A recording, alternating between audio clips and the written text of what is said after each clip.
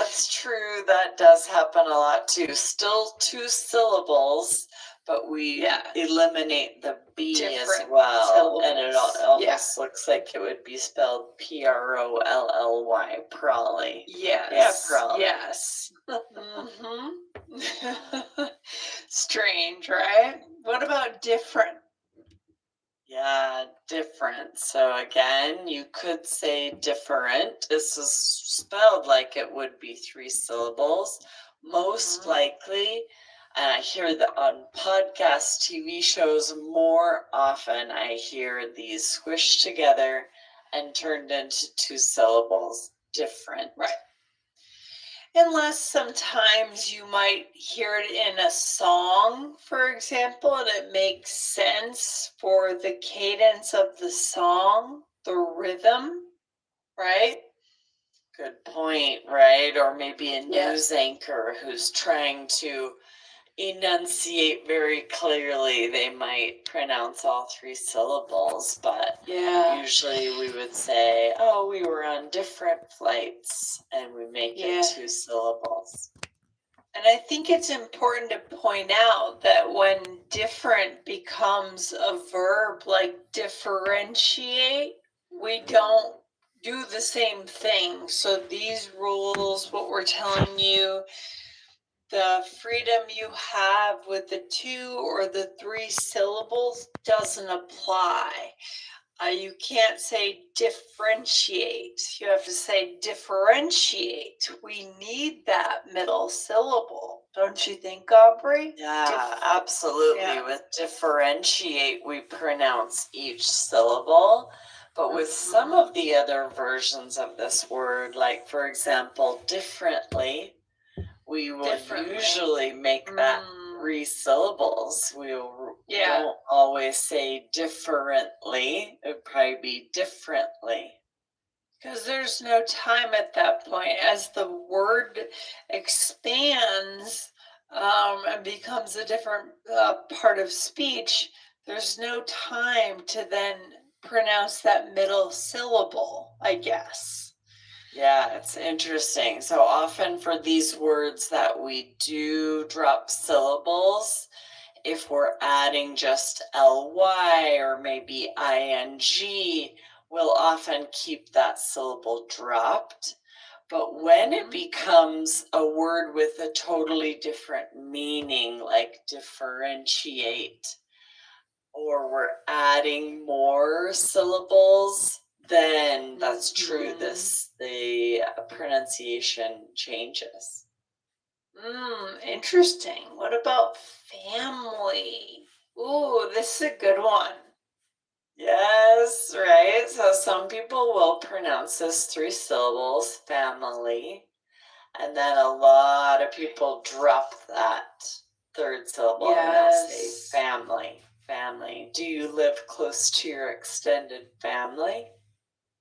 Right. And again, you hear the family more in kind of a sing-songy way. I feel like when you hear songs or poems, do you agree with that, Aubrey? Commercials. Yeah, that happens a lot. Like you said, for the cadence, right? If you're needing a certain speaking rhythm, or if someone is maybe reading from a script, they might say it differently. But in general conversation, daily conversations, often this is about ease of speech, quickness of speech, that we drop that syllable. Did you ever used to watch the show Family Matters? Yes, I loved I loved Family Matters. That's a great show.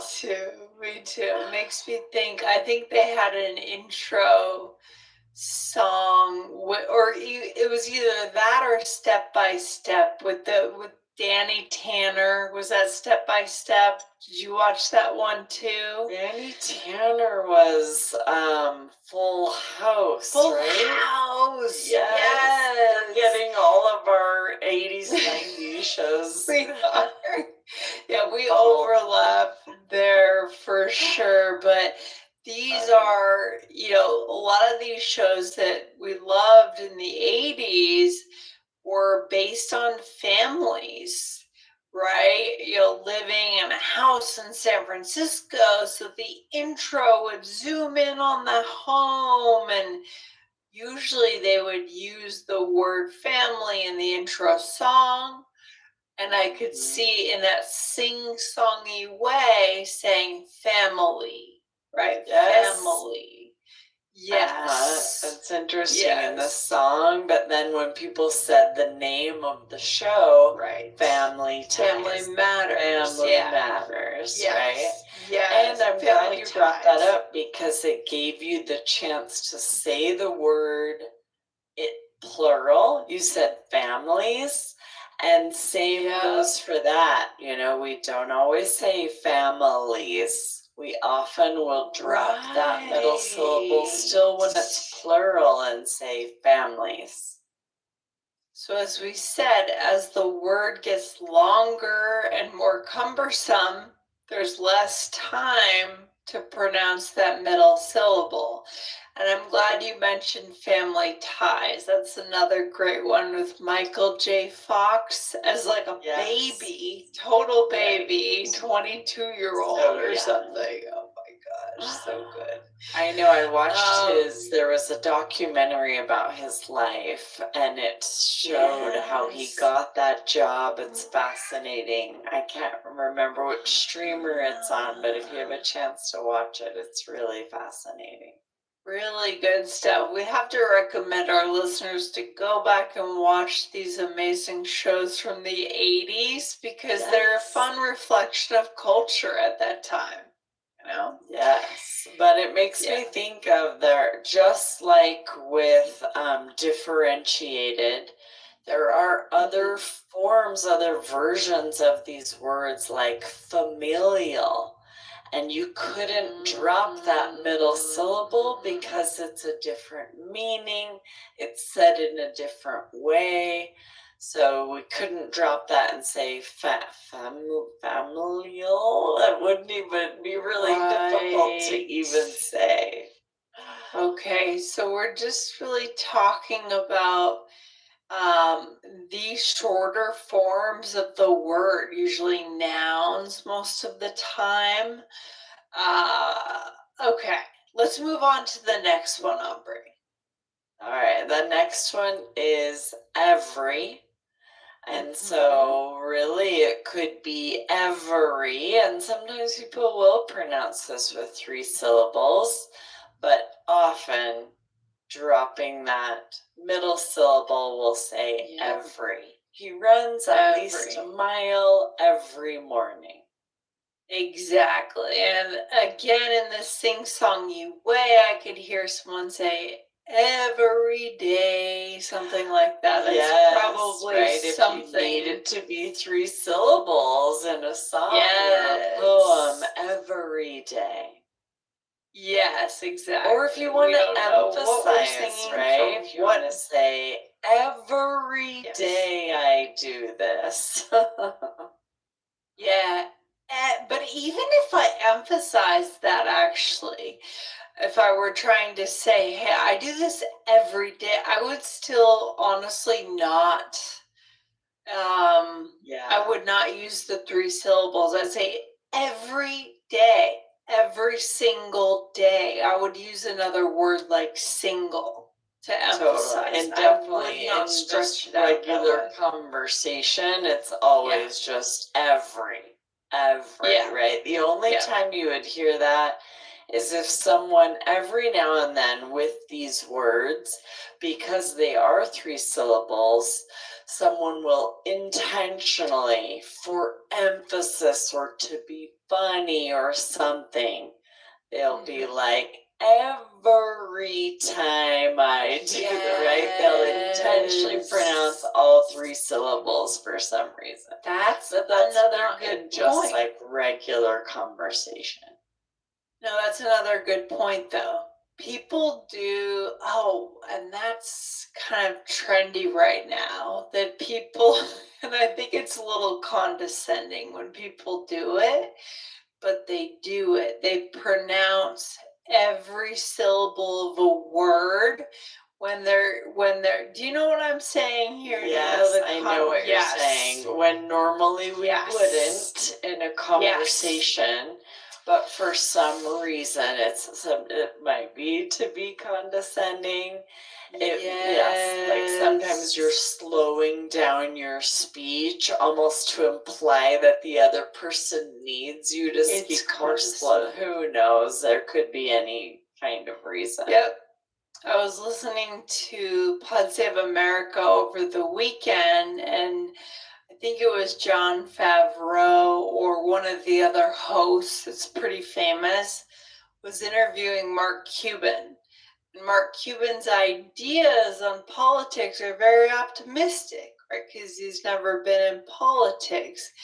And the way that the co-host of Positive America was talking to Cuban was doing that. It was a little condescending. It was pronouncing the syllables, and I was getting annoyed because I was like, you're a Washington insider. Listen to some different ideas, you know? Oh, that's interesting. Yeah. Interesting. It's okay, I That don't one's feel gonna come up like on part 2. Interesting. anyways, good stuff. So listen for this, guys, in podcasts, movies, TV shows, little jingles at the beginning of a show. You'll hear it. Really interesting. What else, Aubrey? We have more, though. Point. Yes, we have a few more here. So chocolate, right, is just actually spelled and is 3 syllables, chocolate, but rarely will you hear it that way. We almost always drop it and say chocolate. Yeah, exactly. And then camera. I rarely hear camera. Camera is what I say.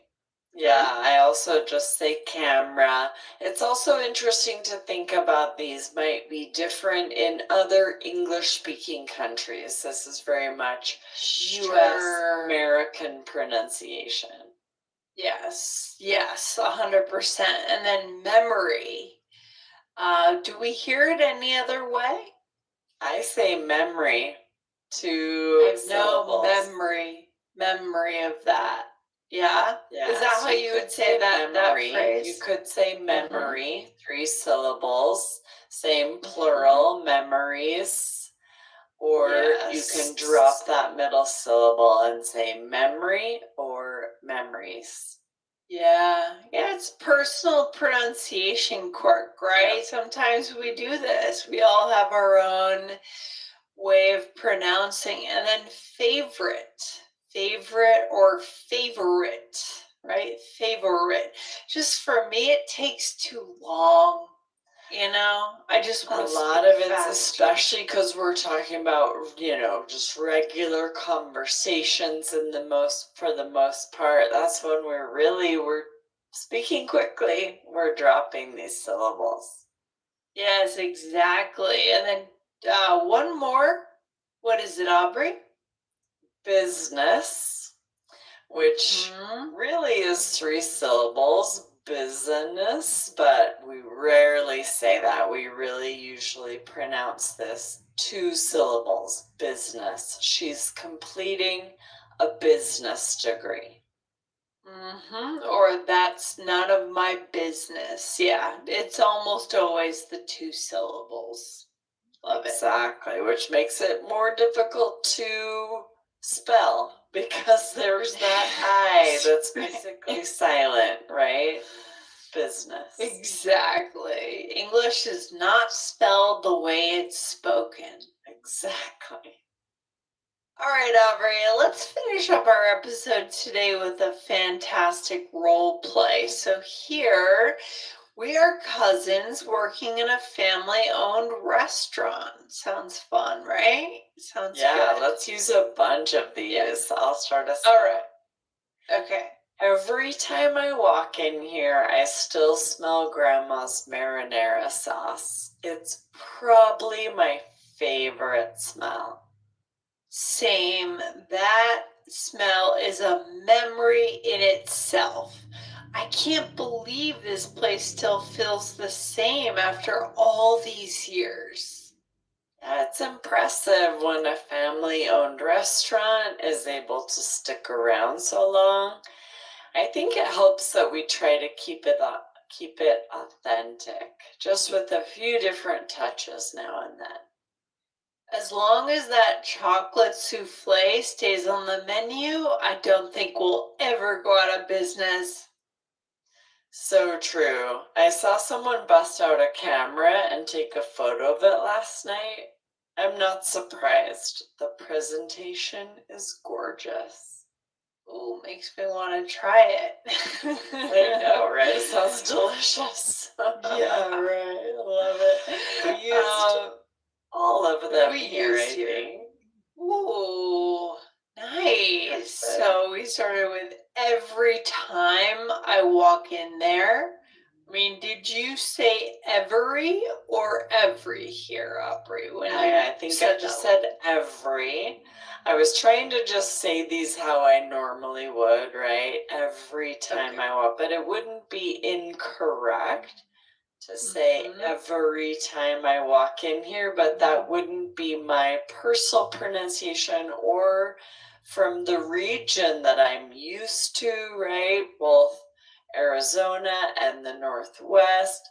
Also, it is about what we hear most on podcasts, TV, movies that have the American accent. A lot of these, what we're saying, this is what native English speakers say. That's what we hear most often as well.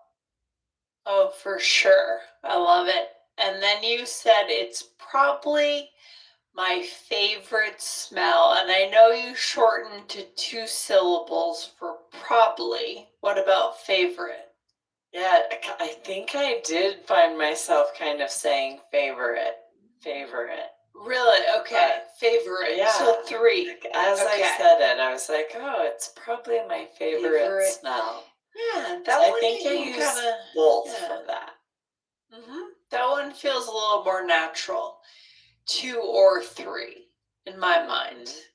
Yeah, I agree. And then you said that smell is a memory in itself, or memory.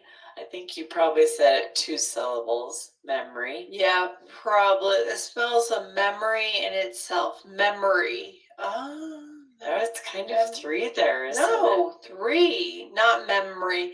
No, wow, it's so it's somewhere in between. It's 2.5, Aubrey. I know, it's true. It kind of is 2.5 because you're sort of saying all 3, but so quickly that the one almost gets assimilated. Interesting. Exactly. 2.5 is my answer. All right. Yes. That's good. Okay.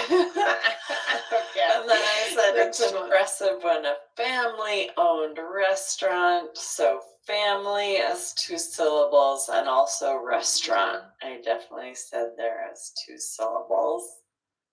And then you said, I think it helps that we try to keep it authentic, just with a few different touches now and then. And you could have said just with a few different touches now and then, but do you have time for it? Is the question. Right. We're saying it quickly, right? With the cadence of our speech. And then you said, as long as that chocolate souffle stays on the menu. This is rare that I hear anyone pronounce those 3 syllables. Chocolate souffle would sound a little strange, but it's possible, right? Depending on someone's speech. Or like we said, possibly in different English accents globally. Exactly. Could be valid. Then you said so true. I saw someone bust out a camera and take a photo of it last night. So I didn't say camera, or you didn't say camera, right? Or did you? Nope, I said camera. I always say that as 2 syllables, camera. Yeah. Chocolate, camera, and business are the three that I don't know that I've ever heard someone say with three syllables, possibly, right? But much more rarely. Yes. What should we leave our listeners with today? This has been an interesting episode, something a little different today. Yes, I know pronunciation in English is really interesting, especially where there's often no right or wrong answer, right? There are regional dialects all over the world from different countries, and even within a country, a lot of different options. So I'm excited about this series, right? Today, you're finding out a lot of these three-syllable words that we actually pronounce with two-syllable words. And you'll definitely want to hit follow for the follow-up with three or four-syllable words. Yeah, and for me, I think a big takeaway here is listening for the context of where a word is placed. We've talked today about jingles at the beginning of sitcoms, songs, condescending language on a podcast. I mean, the syllables can be placed and used in different ways depending on what we're trying to do. Are we just getting the message across, or are we trying to rhyme or create a certain rhythm in what we're saying? So be ready to see a word appear in different places differently. Yes, that's such a good point, right? And observe language as you're hearing it. Is it different in a song depending on the cadence or in just a regular conversation? Yeah, for sure. Yeah, really interesting. All right, so as Aubrey said, hit the follow button for the next part of this two-part series. Aubrey, have a good day. You too. See you next time. All right, bye.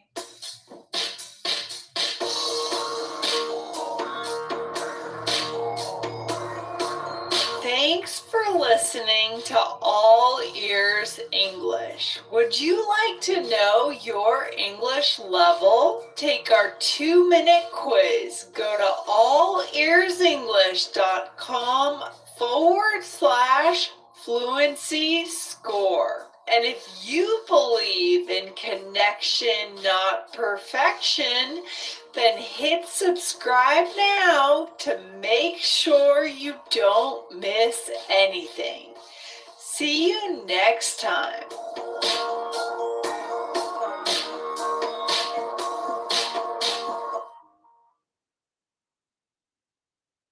This is the All Ears English podcast. Not gonna lie, this episode will keep you honest. Welcome to the All Ears English podcast, downloaded more than 200 million times. Are you feeling stuck with your English? We'll show you how to become fearless and fluent by focusing on connection, not perfection, with your American hosts, Lindsay McMahon, the English adventurer, and Michelle Kaplan, the New York radio girl, coming to you from Colorado and New York City, USA.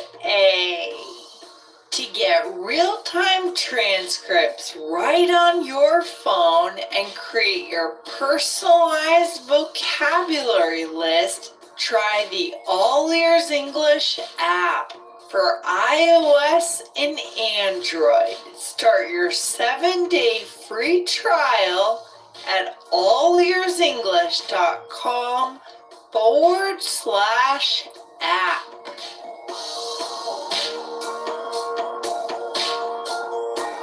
Lying is a huge part of our culture.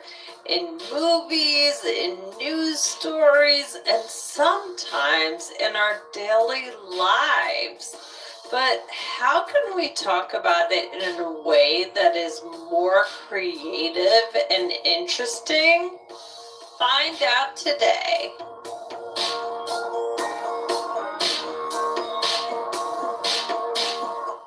Hey, Michelle, how's it going? Don't lie to me. Tell me how you're really doing. I'm really doing. Oh, I'm a little tired today.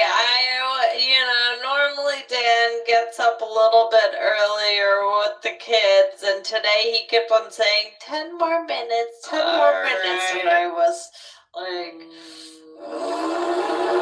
no, comes out. The truth comes out. Truth comes out. So no, so I'm a little tired, but I'm always happy to record. I feel like our recording is kind of a natural cup of coffee. It really is. It really is. It's the best.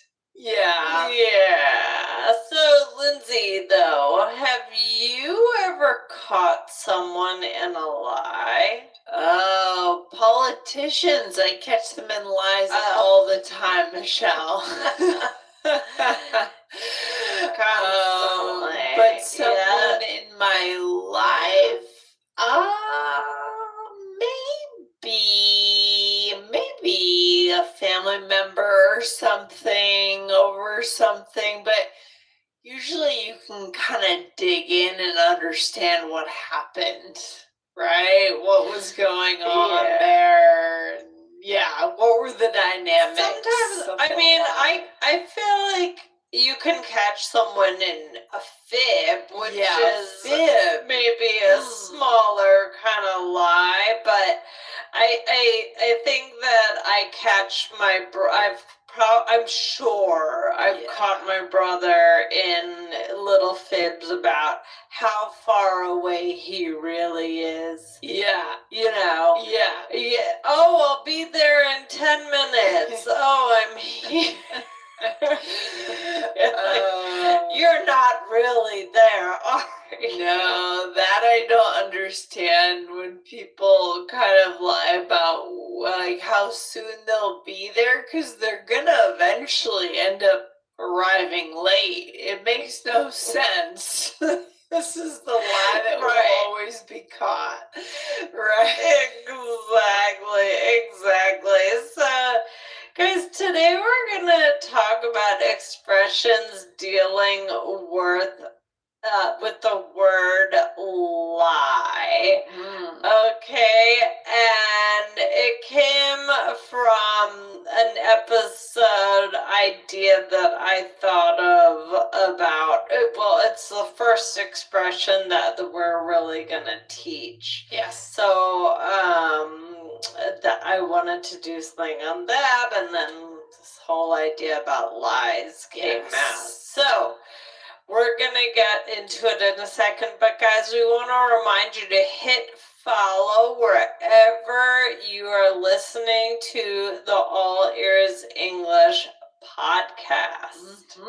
Hit that follow button. And Michelle, we have a poll to share today from Spotify. Remember, guys, you can only participate in these polls if you're listening over in Spotify. So maybe go over to Spotify and check it out. Make your voice heard on the show. What did we ask? What episode was this from? And what did we ask?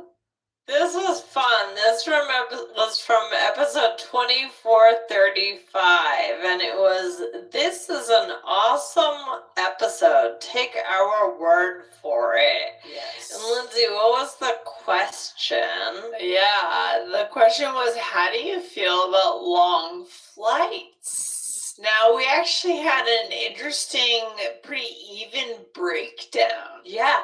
Here. This is interesting. Yeah. But I can understand that because everyone sees the world a little differently. Like, some people might answer that and say, well, a long flight means I'm going somewhere far away, which is exciting. You Right. know, other people might just focus on the fact that I'm sitting in a plane seat with possibly an annoying neighbor for 12 hours, right? So what were the results? All right, so the options were love them, hate them, or indifferent. Yes. So love them was 35% of the people who've answered, and hate them was also 35%. Wow. And then indifferent was 29%, or I guess 30%. Okay. We have some world travelers. Yeah, pretty even. Yeah, we have some world travelers in our audience here, and it kind of makes sense. We all see the world differently. You know, we all focus on different things. That's the cool part, right? Yeah, exactly. All right, let's get into it. So the first one, which inspired this episode, is: do you ever hear people say, "Not gonna lie"? Oh, blah, yeah. blah, blah, blah. Oh, for sure. For sure. All the time. It's just a kind of slang. It sounds a little bit younger. Yeah. It's casual. It's trendy right now. It's been trendy for a long time. That's one of the ones. Long time. I think since I was in college or something. Yeah. Right. That's what well, you know, again, sometimes when we say that something sounds a little younger, is it younger or is it from when we were younger? Because the young people today are saying something totally different. Yeah, they're probably not saying that. I know, that's true. It's what it is. It's stuck around with millennials and Gen X. Right. Since the 90s, let's say that much. Right, exactly. So people say this. I mean, I wouldn't say this sounds super formal. I think it's very, very, very casual. But pretty common. So somebody might just say something simple like, "Not gonna lie, these French fries are the best I've ever had." Yeah, you're just telling the truth, right? Not gonna lie, I skipped the gym this morning. Okay. Or, "Not gonna lie, do you think you should consider applying to that job?" So even if you're introducing an idea, maybe that's, you know, a little touchy, right? And it doesn't have to be about a huge thing. I mean, not gonna lie, that this dress is not fitting me very well. I mean, basically what you're saying is, I'm gonna be honest here. Right, I'm gonna be totally upfront with you and tell the truth. Yes, tell the truth. Yeah, so that's a fun one. Lindsay, do you say it, or do you kind of feel that it's a little too... Sure, I say this sometimes. No, I do. Yeah. Absolutely still.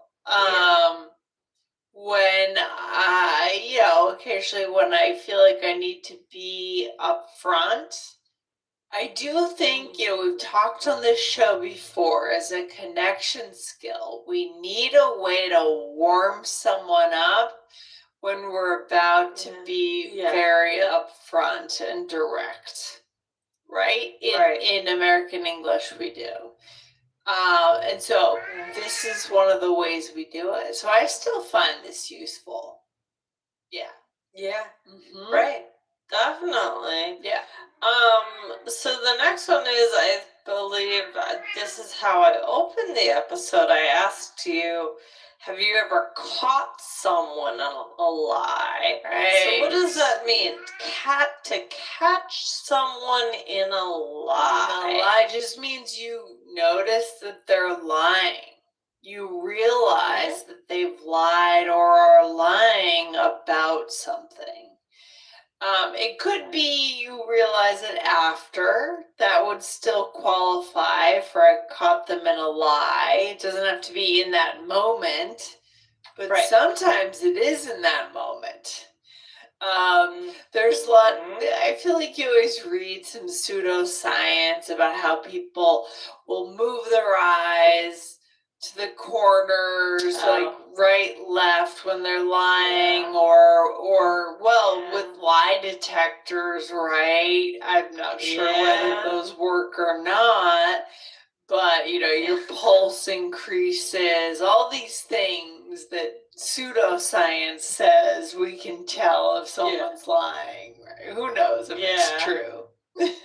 Yeah, who knows? But yeah, so you might say she caught her boyfriend in a lie when he said he wasn't proposing for another month. She found the ring. Ooh. Or if I catch you in a lie, I'll never trust you again. Yeah, that's really hard, when someone lies early on in a relationship, how do you trust them again? It's a good question, right? Yeah. Yeah. Right. Yeah, it's very hard. It can either never happen or it can take a very long time, like a lot of healing needs to happen. Absolutely. All right. There's other ways that we say this or other things we can say related to lie. These don't all mean the same thing, just to make it clear, guys. Just different expressions having to do with lying because it's definitely, I guess many people have the value not to lie. Not everyone has the value, right? Values aren't always universal, but many people do. Yeah, lie through your teeth. Ooh. Yeah. Okay, tell me about this. Yeah, this is lying in a big way, baby. Just a big lie. So you could say, I think she was lying through her teeth. There's no way she met Beyonce. Yeah. Or, oh, come on, you're lying through your teeth. I saw you drop that on the floor. So it's a way of like calling someone out. I see that you're lying. You're saying this ridiculous thing, but you're actually lying. Right? Right. Yeah. And I wanted to point out something about the word lie and lying. Are they spelled in the same way? Is it, how do you spell lying? Good question. Did you research? This one's hard.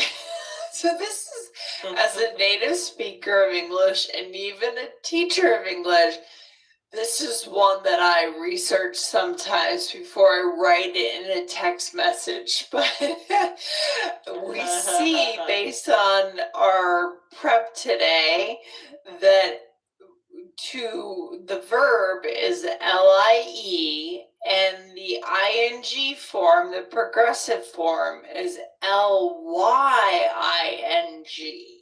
Right? Mm-hmm. Yes. Mm-hmm. That can be a tricky one. Right. Mm-hmm. Yes, exactly. So, and the next one is to lie to someone's face. So, yeah, just how it sounds. I mean, you lie right in front of someone. Right. As opposed to, there are other ways of lying, which would be maybe starting rumors where you're not talking directly to someone. That's what this expression is highlighting. You stood there, you said a lie right in front of me. You know, the presumption is that that takes more guts or is more jarring for people, more hurtful potentially. Right? Right. Mm-hmm. Yeah. Yeah. Yeah, exactly. So he lied to my face and told me he didn't eat the last cookie, but I knew he did. Oh. Or please don't lie to my face. I know what happened. Ooh, sounds like a heated domestic argument. Yes, exactly. Yes. Yeah. And then this one I love. Okay. This is the last one we're gonna do. Lie by omission. Yes. Yeah, this is interesting, right? Because a lie is not always what we say. Sometimes it's what we don't say, right? Right. So you just leave something out, an omission. Right? That's a good word to learn. Yes. So yeah, you're leaving something out. Like, for example, if your friend asks you how she looks and you tell her you love her earrings, right? And you don't think she looks good, but you're leaving that out by giving her a compliment about something else, right? Mm-hmm. Totally. Yeah, exactly. I love that. You could say something like, it wasn't a lie, maybe a lie by omission. Yeah.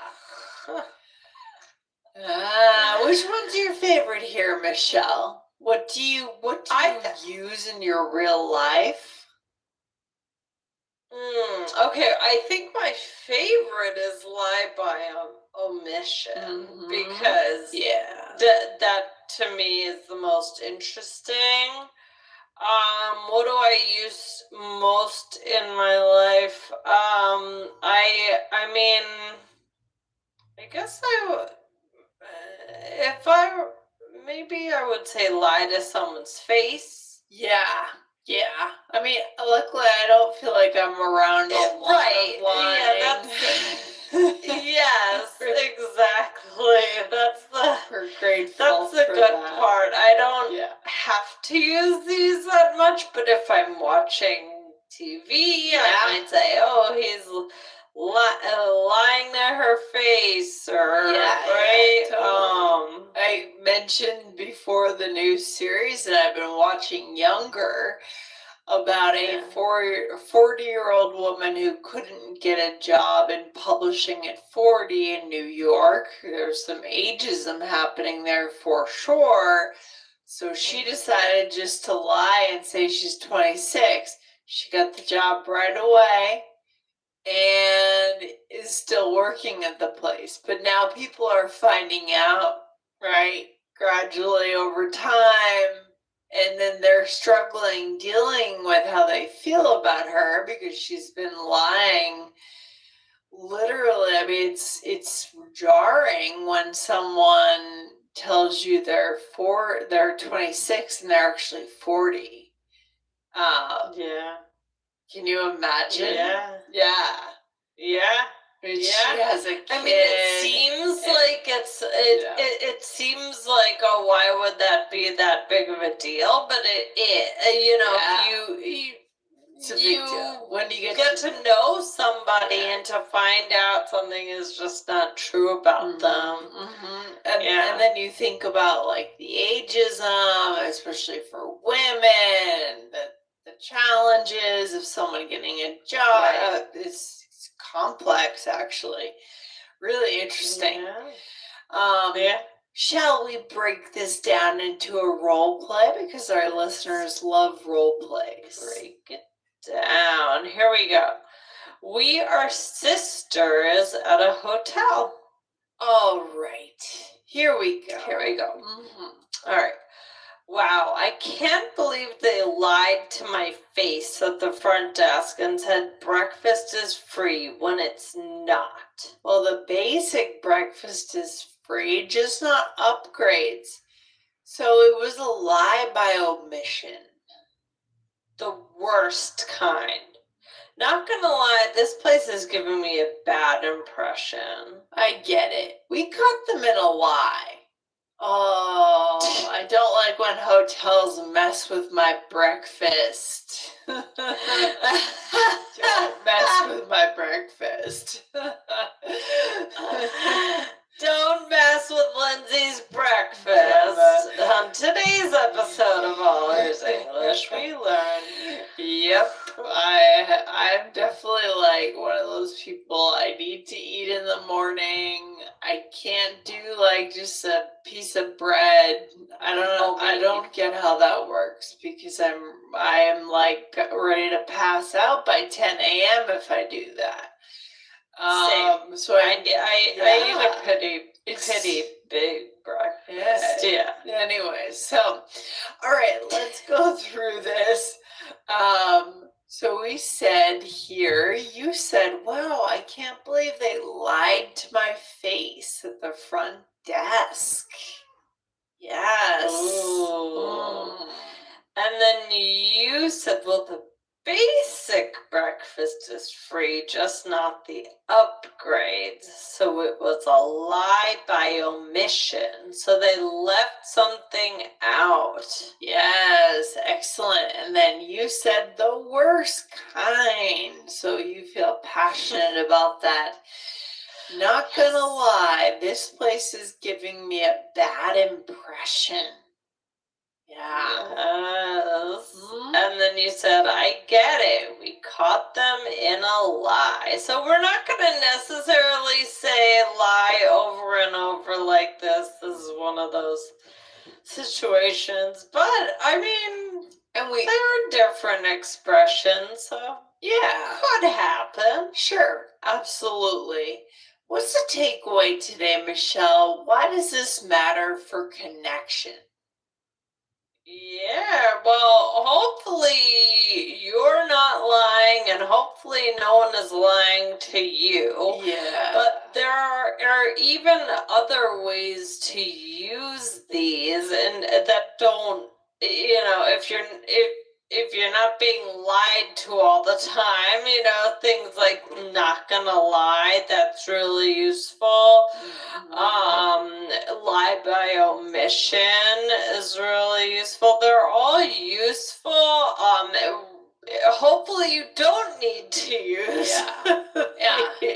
And I would also just say that lying is such a big part of like our movies, media, culture, stories we hear about on the news. It's just everywhere around us, unfortunately. And so having these phrases when you talk about what you read in the news, what movie you saw, what TV show you're watching, that's a connection skill right there. Not just to say he lied. Don't just say that. Say something more creative, right? Right. Yes. Right. Yeah. Yeah. Really good point there. Yeah, I'm glad we talked about this today, guys. Tell the truth, and I'm sure we should definitely do a follow-up episode at some point soon, guys. Hit follow. I'm sure we'll do one about truth. Yeah, maybe we'll do the other side. Yeah, the other side of the coin, right? The other side of life. I love it. All right, good stuff, Michelle. Looking forward to that one, and we'll talk to you soon. All right. Bye, Lindsay. Bye, guys. Bye.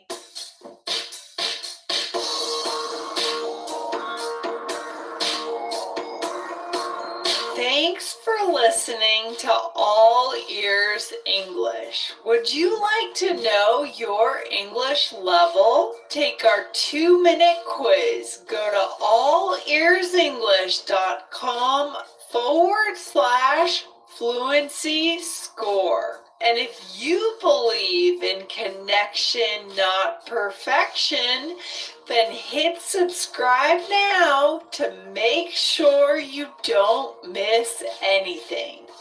See you next time.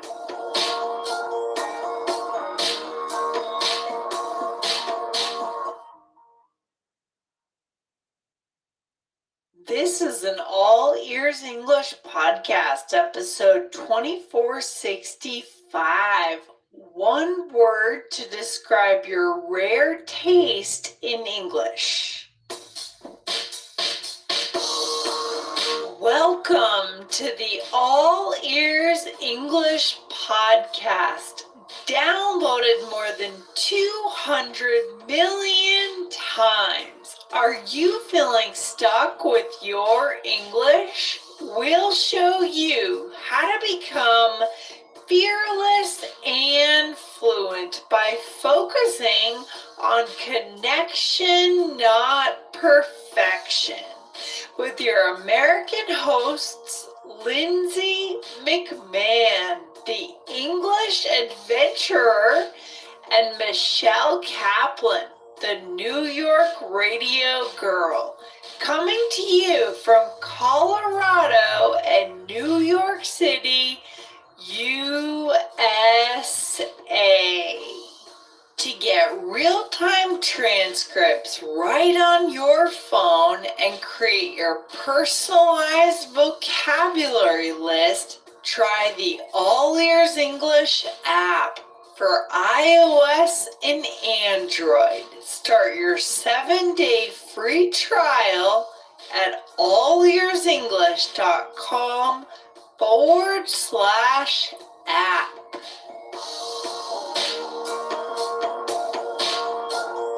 Do you have obscure taste in something? Maybe you like unusual books or movies that no one knows about. Today, find out how to talk about your obscure taste in your conversations.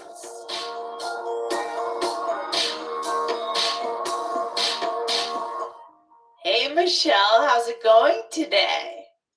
Good, Lindsay. How are you? Good, I have a question for you. You ready? Okay. So, do you have obscure taste in things? Ooh. I guess in some things, of course. I think everybody has some obscure taste, right? Like, I don't think that everybody likes everything completely mainstream. What do you think? But I can't think of anything off the top of my head. I know.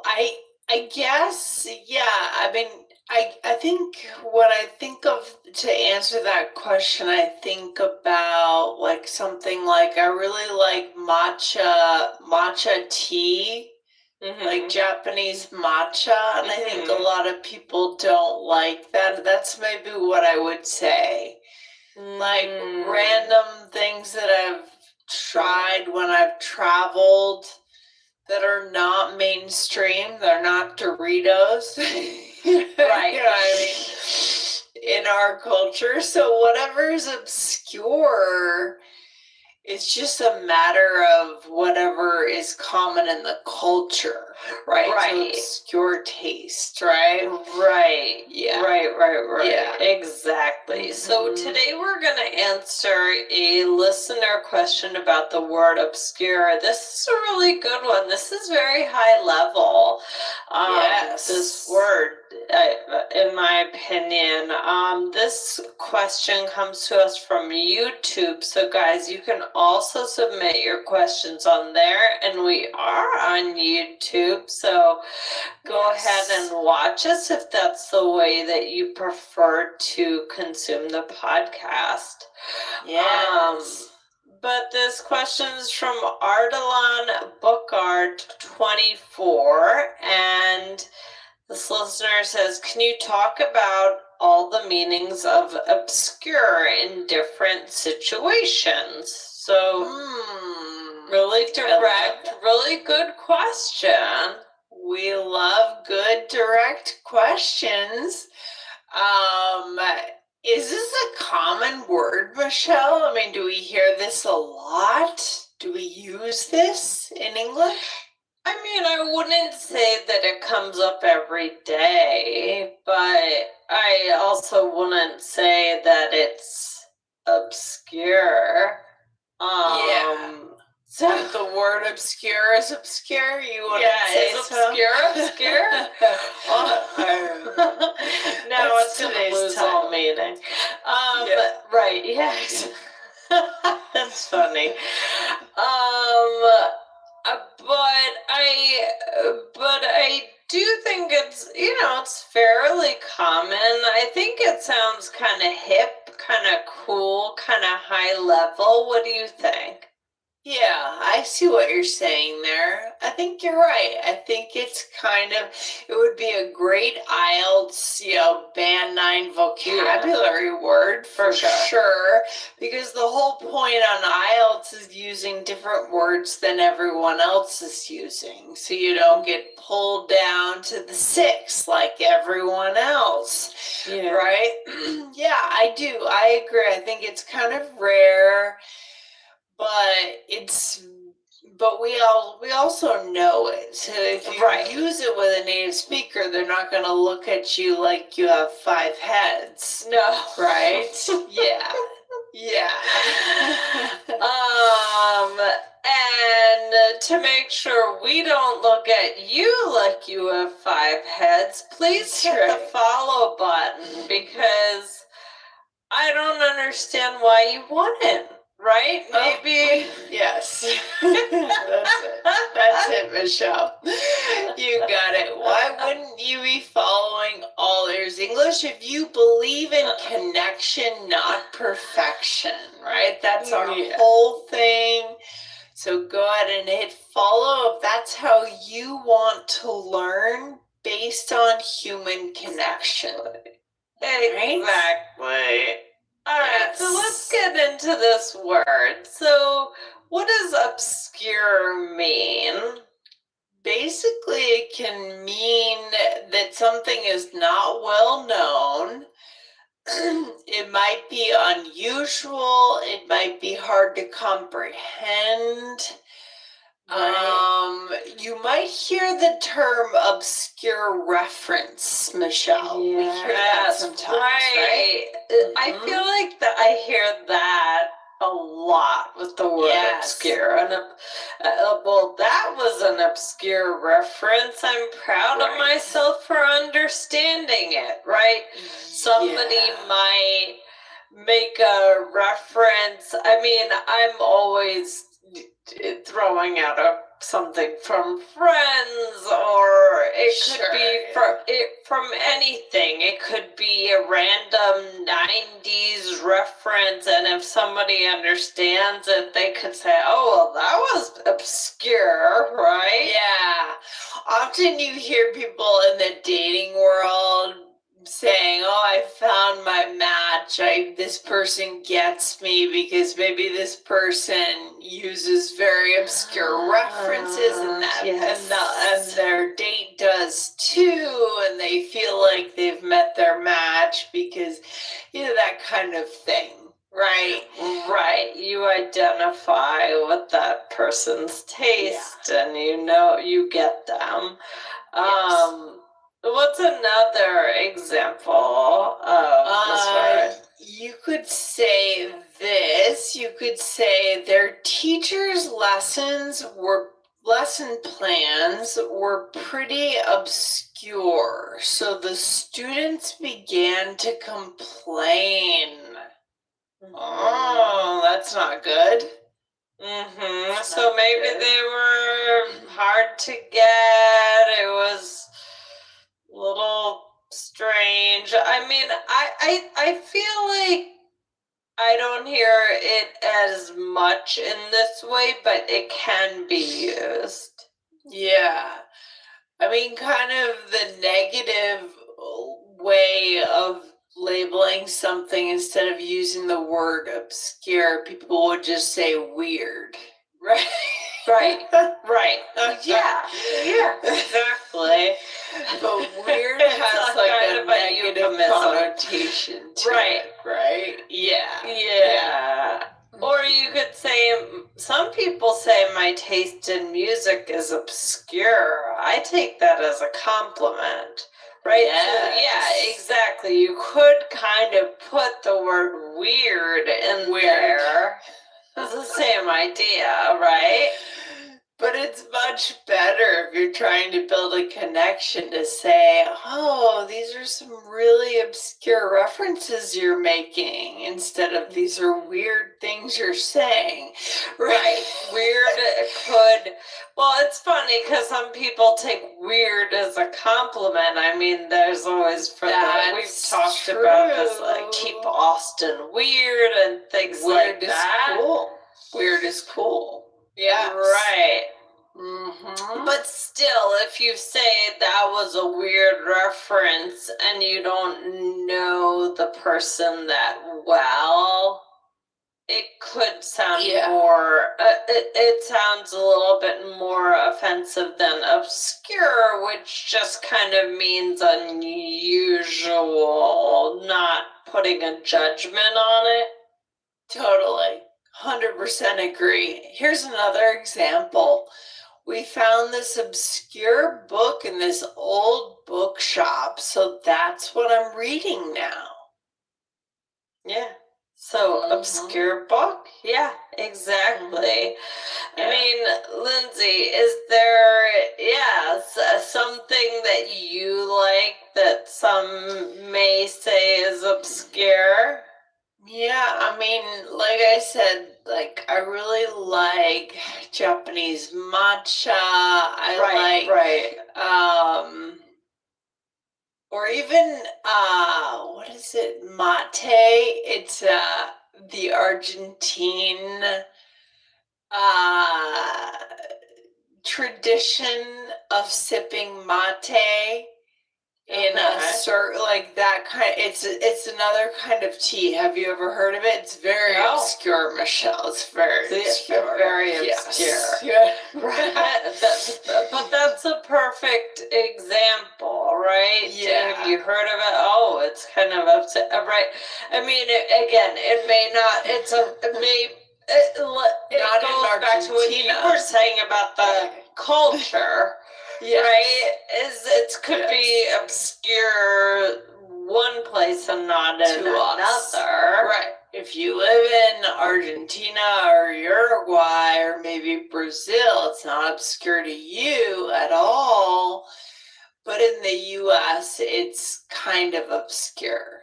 The mate. The mate tradition. Yeah, I would say so. Yes, exactly.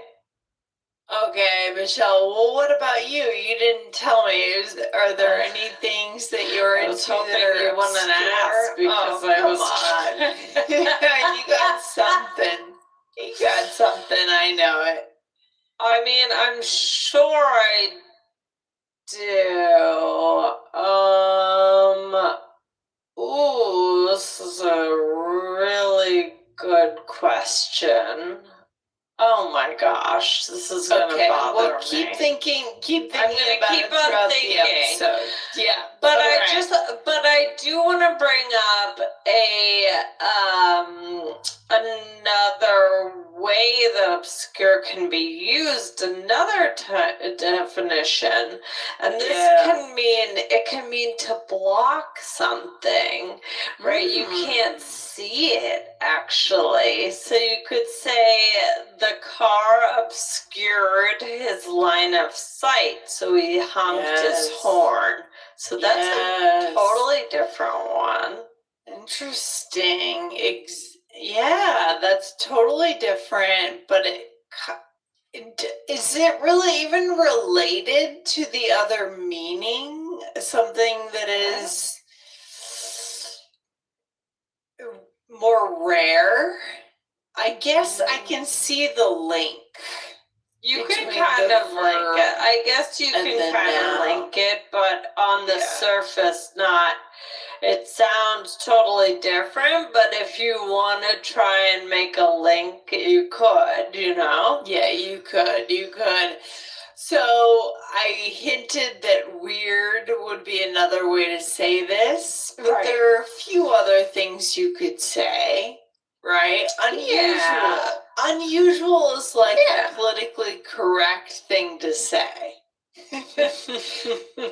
Right. Unusual. So my taste can be a little unusual, so not everyone understands me. Yeah, that's the politically correct form of weird, right? Instead of saying weird, it's politically correct to say unusual. Yeah. Vague.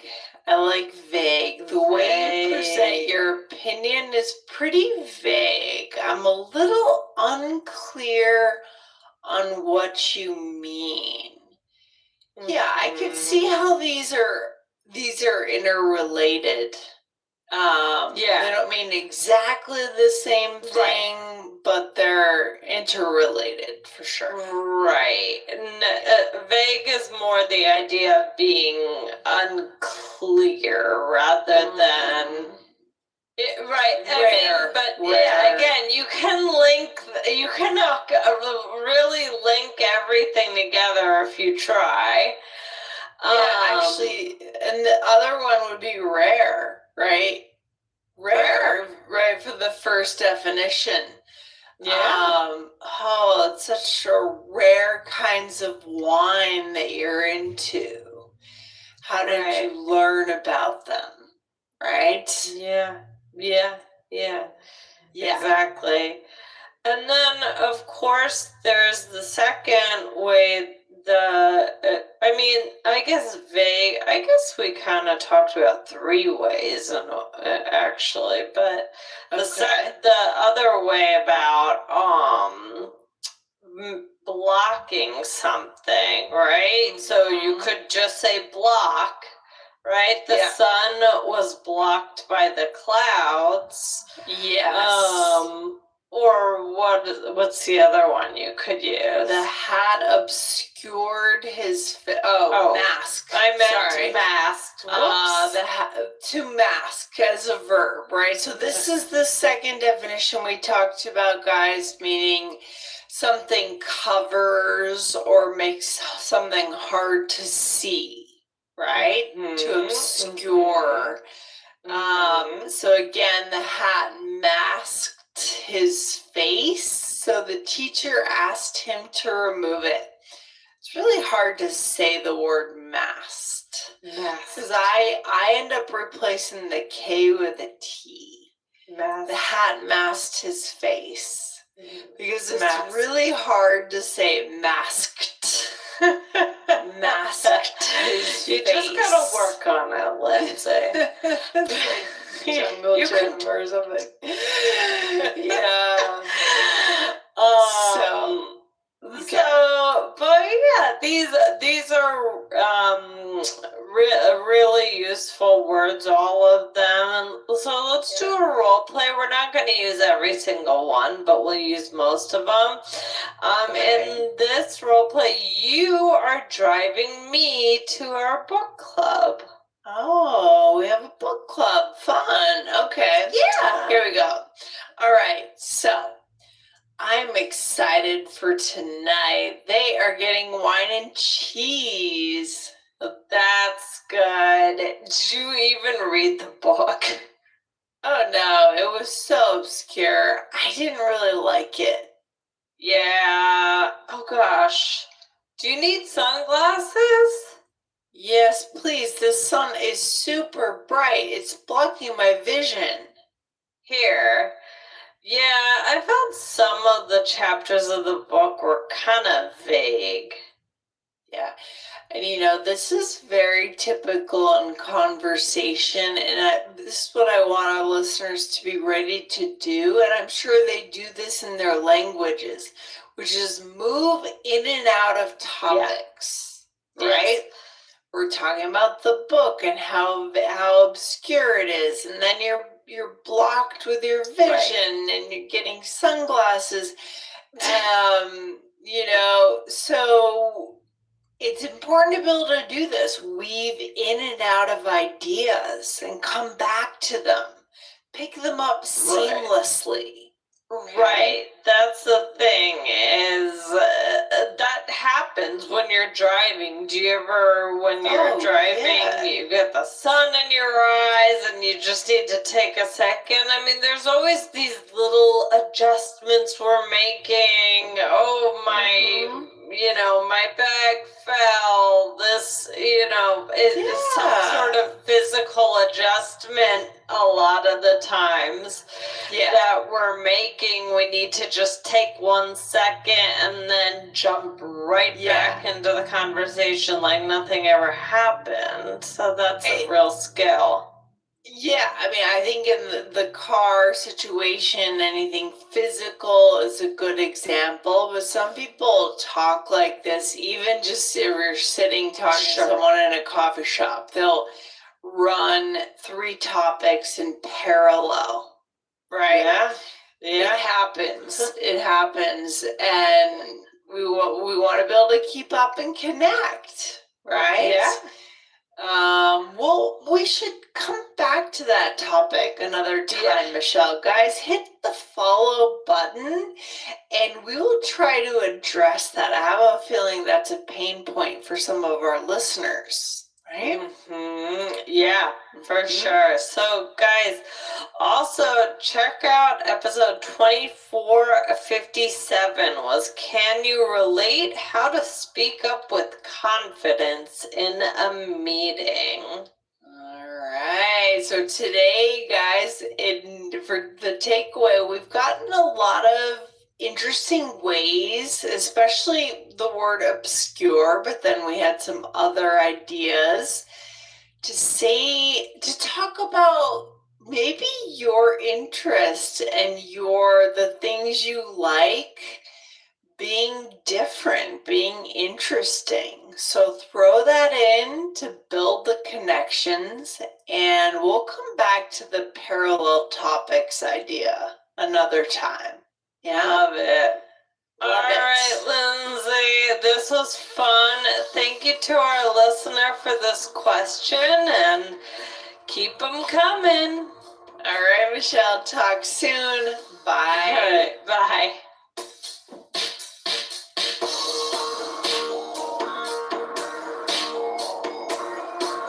Thanks for listening to All Ears English. Would you like to know your English level? Take our 2-minute quiz. Go to allearsenglish.com/fluency score. And if you believe in connection, not perfection, then hit subscribe now to make sure you don't miss anything. See you next time.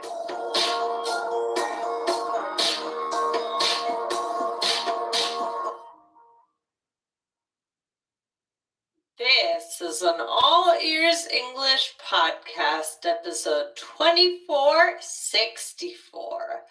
Build a better English conversation with this bridge.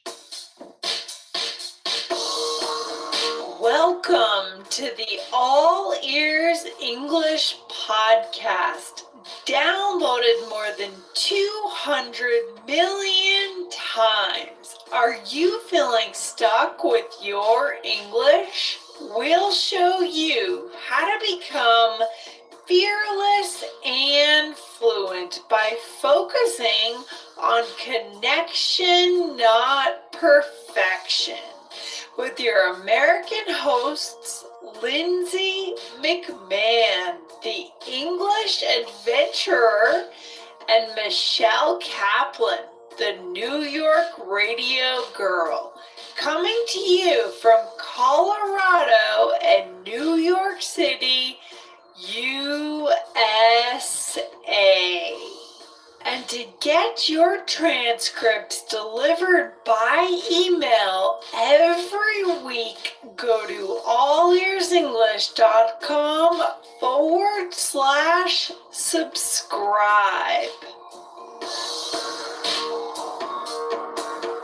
We all know that the weather is a great small talk topic to get started, but don't get stuck there.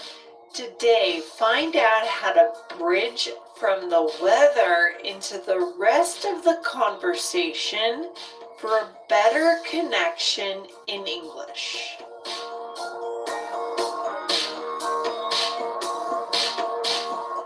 Hey, Michelle, how are you? Hey, good, Lindsay. How's the weather today? Oh my gosh, yeah, it's been pretty hot this week, to be honest. I was down in southern Colorado and it was steaming hot. The sun was just incredible. So yeah, what about in New York? How's the weather there? Also very hot. Well, the whole East Coast is very hot, but yeah,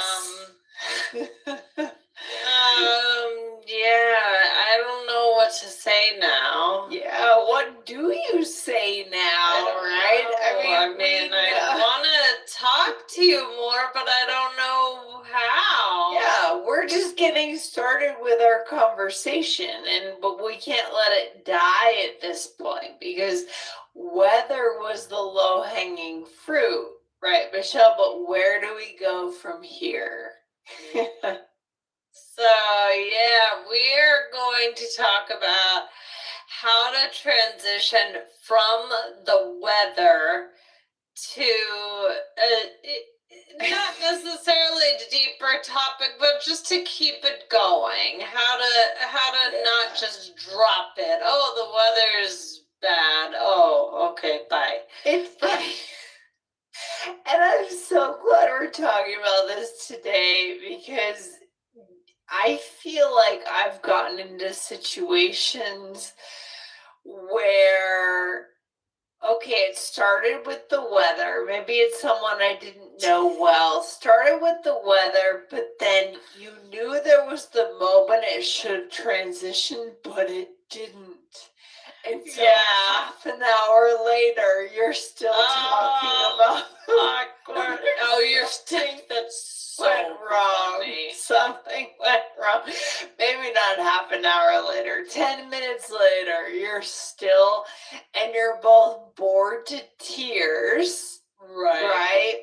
Because it's a in a previous episode, which we'll let our listeners know about that one, we talked about more interesting and relevant ways to talk about weather, but in the end, weather's kind of boring to talk about, right? Yeah.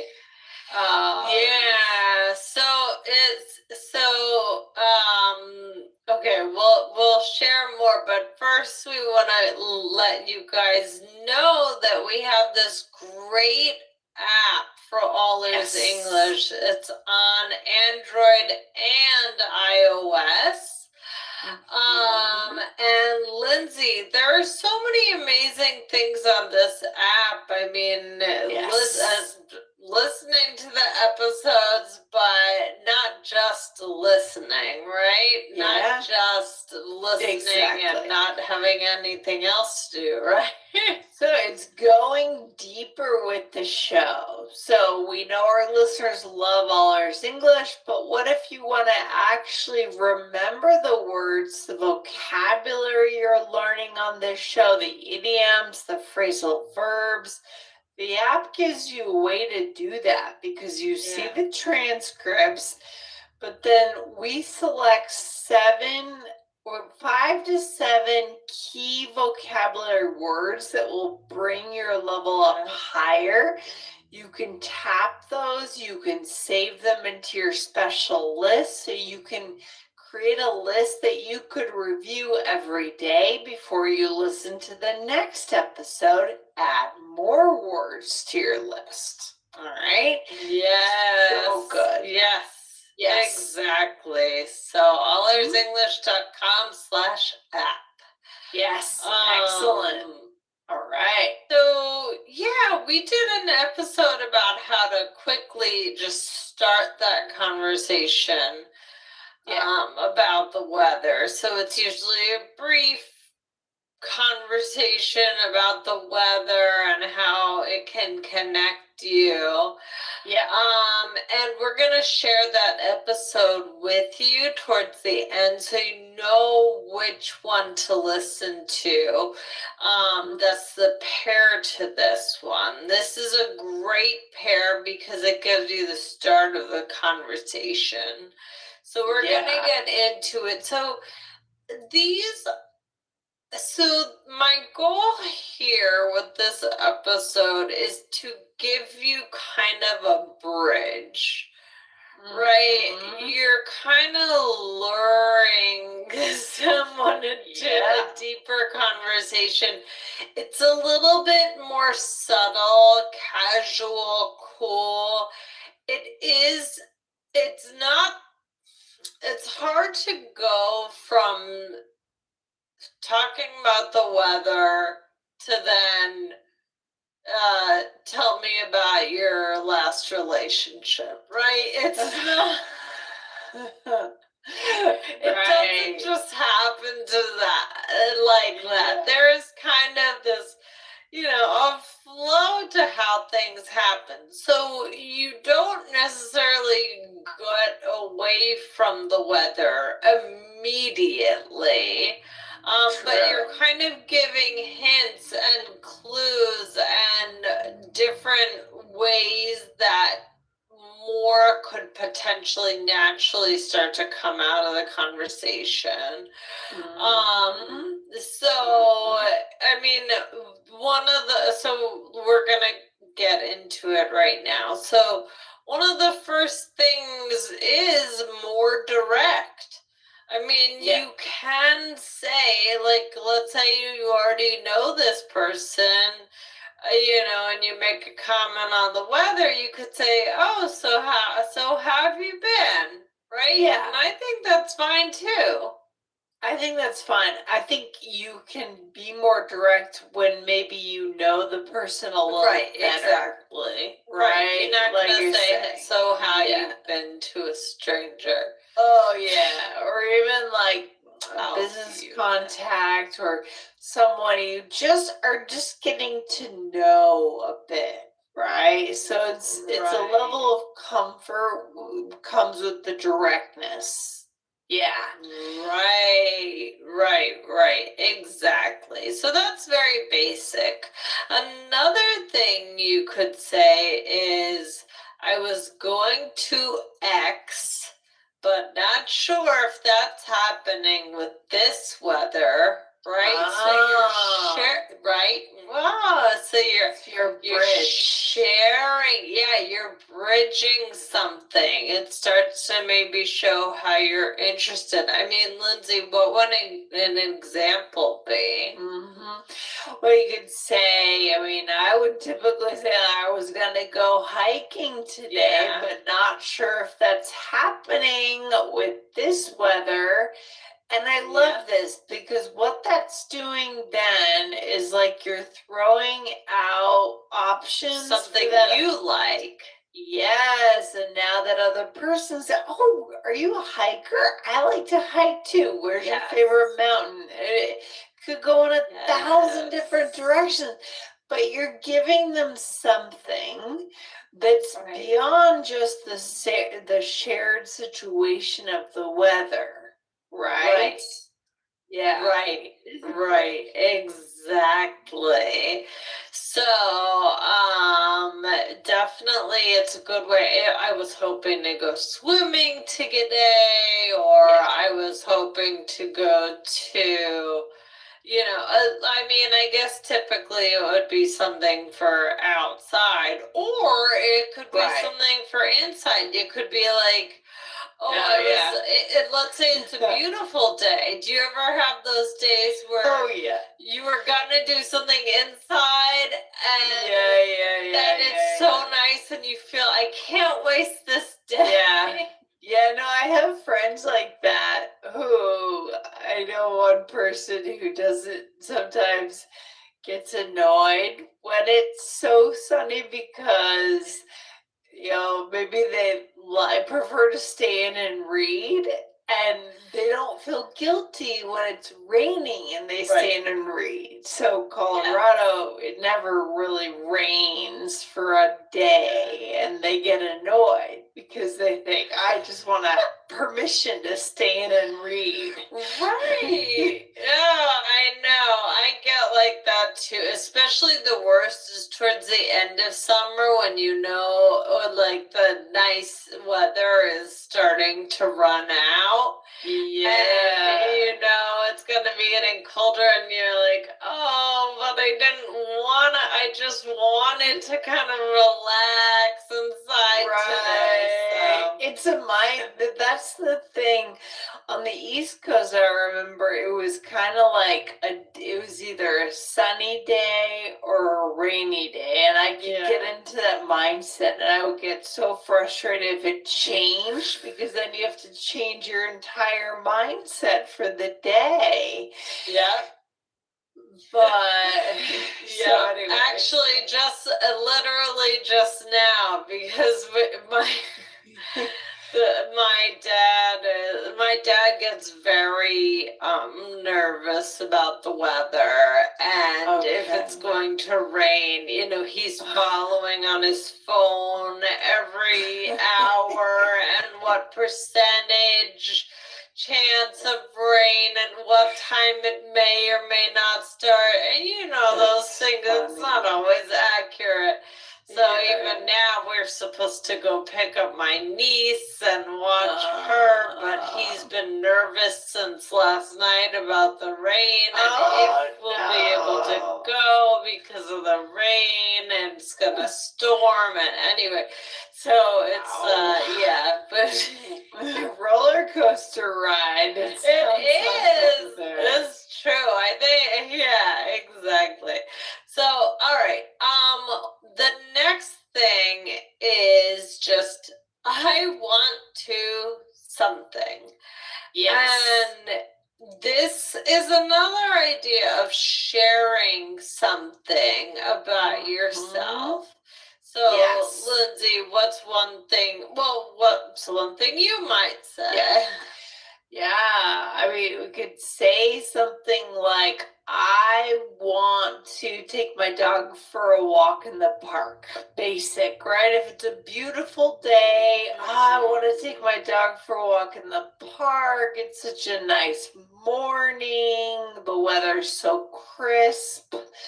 Right, so what are the things we do depending on the weather? I want to jump in the pool, right? Maybe you're talking about East Coast humidity. The humidity on the East Coast is incredible, right? Out of control. Yeah, it's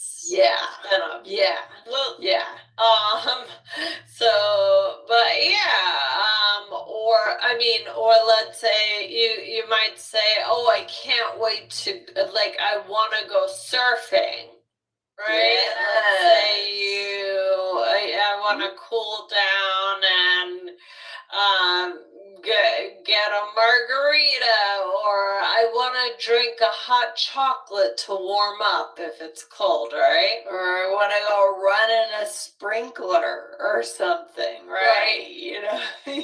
Right. Or if it's raining, I want to hide away from this rain and curl up in a blanket, right? I want to curl up in a blanket and read a book. Yeah. Yes, exactly. So, and then the next thing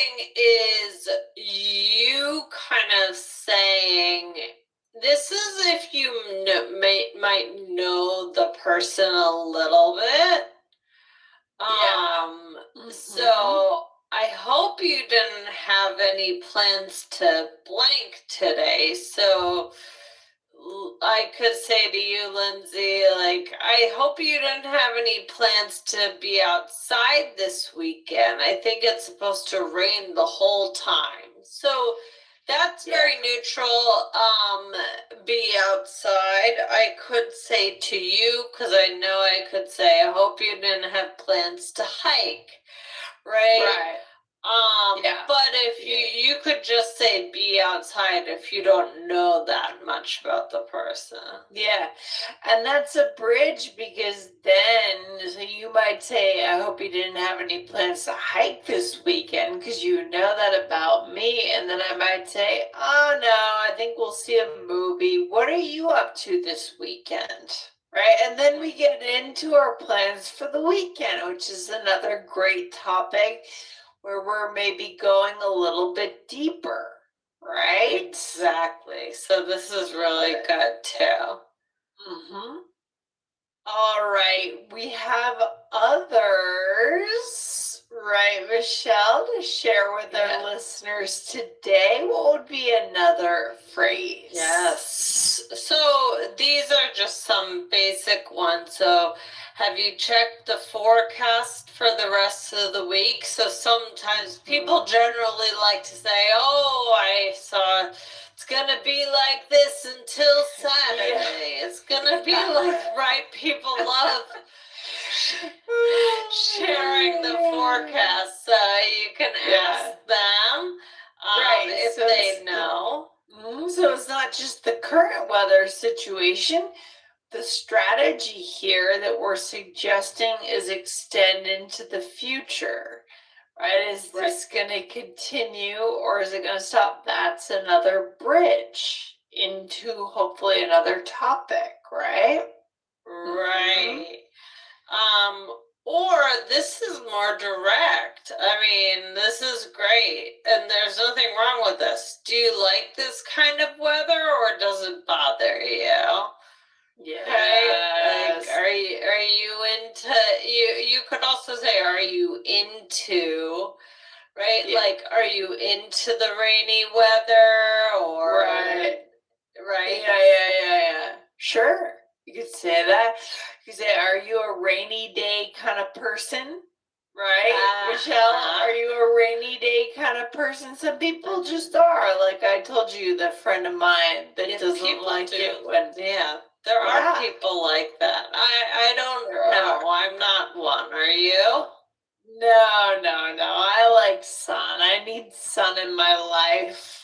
Yeah, exactly. Yeah. But yeah, and then you could even just ask something basic like, are you gonna do whatever later? Are you gonna swim later? Are you gonna have some hot chocolate later? Are you gonna stay inside, right? Yeah. I guess these are maybe, if you know the person already, it's maybe a little awkward to be like, what are you doing later if you don't know the person? Right, exactly. You know, Michelle, which of these do you like the best in terms of sparking conversation and starting to show a bit more of who you are?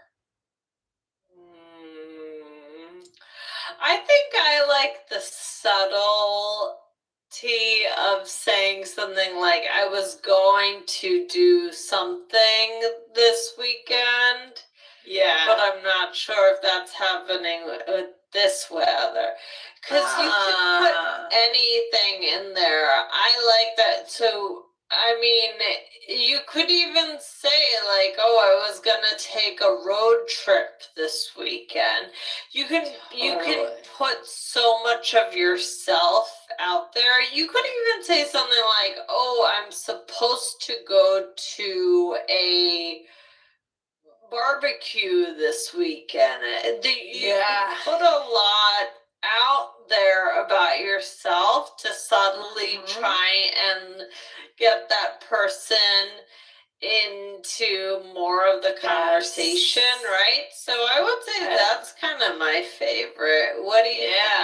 I love that answer, Michelle. I think that's great because we talk a lot on this show about how do we share things about ourselves without directly saying that thing.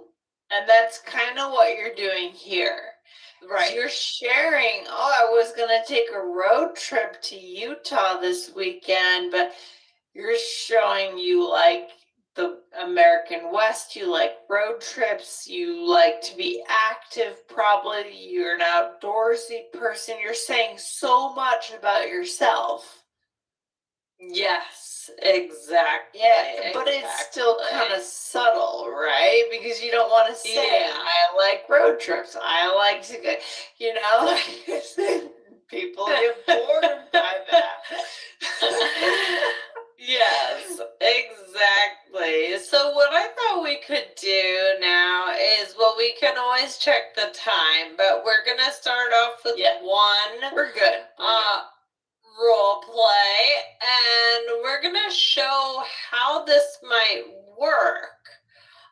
And where it could take you. And this is mixing in some of the things from the other episode. And again, I'll give you that episode at the end. So that is definitely, like, I can't imagine listening to this episode and not listening to the other one. It's really imagine it.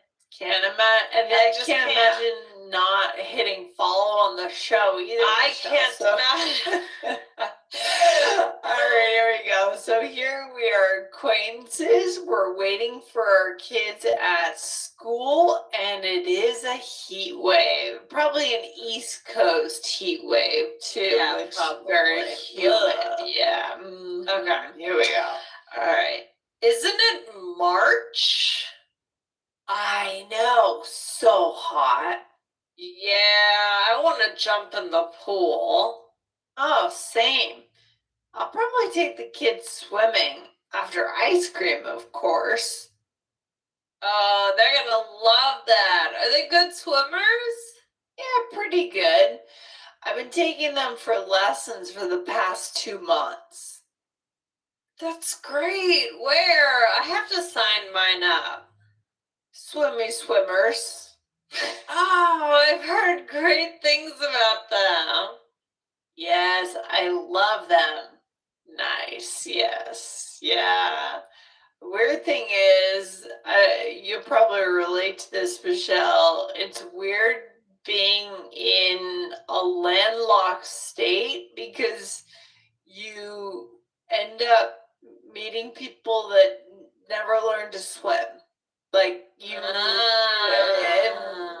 I grew up on the coast. Like you just learned to swim as a kid. That's just what you did, right? Yeah. Of course. I'm not a great swimmer, but I know how. You know to swim. It's interesting. Yeah. So, all right, this was actually my favorite one, is when you respond by saying what you want to do, because I think it also says a lot about you. It's like a visceral thing, right? You're just sharing on a really interesting level. So I like both of our answers. You like the subtlety, I like the directness of,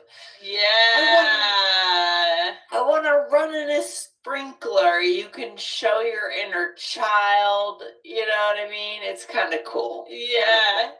I want to get a popsicle. I want to get ice cream, right? Like, there's a lot there. Yeah, I forgot to ask which was your favorite one. I'm sorry. That's okay. We got it right here. So again, that's what you said. You said, isn't it March? And another, that one might have come out of the other episode. Yes.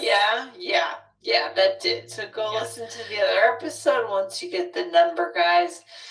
And then I said, I know, so hot. What did you say, Michelle? I said, I want to jump in the pool. And that really sparked it because we're waiting for our kids. So you're saying I'll take the kids swimming. So probably you have an indoor pool in March that you go to. then you said after ice cream, of course. So now you're kind of throwing out more things. Yes. And then I ask, are they good swimmers? And we really get into this whole conversation. Yes. So it worked well. I mean, listen, it doesn't always work. It does. Yeah. It's not like So you might say, "I want to jump in the pool," and Lindsay could have just said, right? It does. Not everybody is always open to talking. Maybe they're thinking about something else. Maybe they're busy. So, but these give you a good chance for sparking something. Well, I think it's also a good way to find who your people are, right? True. I mean, if you said, I just want to jump in the pool, and, you're an adult and it sort of shows an inner playfulness. And if I'm just like, okay, right, then we're probably not going to connect, Right. You can tell. Yeah, this is a way to show who your people are, who you maybe want to have another conversation with, right? Really?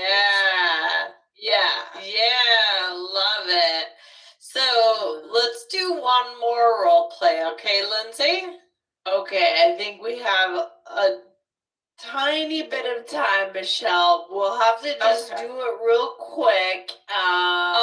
Okay. Let's go for it. So here we are at work, and we are colleagues in the lunchroom. All right? Okay. We know each other, but we don't know each other very well. Okay. All right. Here we go. All right. Hey, Lindsay. Hey, Michelle. What is this weather? I don't know, but I don't like it. I hate all these storms. Yeah, I hope you didn't have any plans to play softball with the work team this week. Luckily, no, but have you checked the forecast for the rest of the week? Yes, rain, rain, rain. Yeah, but we have softball next week. Hopefully it's better by then. I hope so. How's the season going so far? Nice. Yeah. We successfully bridged here, Michelle. We did. Yes, we did it. So you did. What is this weather? Which is from the other episode. And then you said, I hope you didn't have any plans to play softball with the work team this week. So you're showing you know something about me, right? You're kind of picking on one of my interests you already know about. Which is very powerful. We hear it on the podcast, but once you see it being done in conversation, a very powerful connection skill. We've talked about it many times on the show. Yes. And then you said, luckily, no, but have you checked the forecast for the rest of the week? And that one's probably also from the other episode, not sure. But I said, yes, rain, rain, rain. Oh, it's from this episode. Never mind. It's from this one. Yes, you're right. So this is moving forward into the future, right? What's coming? That's that strategy. I love that. Yeah. And eventually we bridge it into you asking about softball, the softball season. So really useful and productive here. So guys, I know you've been waiting to hear what the other episode is. That was on episode 2448. That was weird and wonky weather in English. So check that one out. Very important. to listen to these two together. Lindsay, takeaways for today. Don't get stuck talking. Don't fail to build a bridge, right? Don't get stuck talking about the weather for 15 minutes. You'll both be bored to tears. But how do you do it? This is how you do it, Michelle. I love this concept of bridging into something more interesting from a low-hanging fruit topic, right? Yes, exactly. All right, well, this has been a lot of fun. Let us know how it goes, guys. And yeah, I'm looking forward to hearing about your great conversation. All right, talk soon, Michelle. Bye. Bye.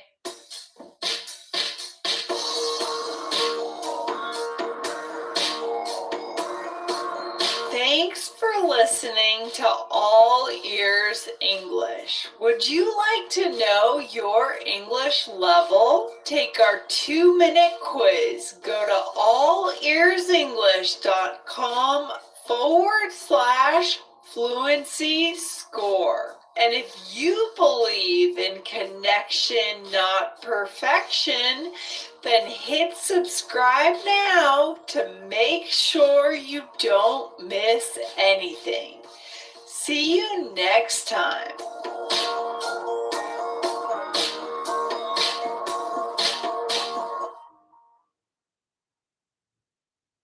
This is an All Ears English podcast, episode 2463. Like a moth to a flame, share your temptations in English.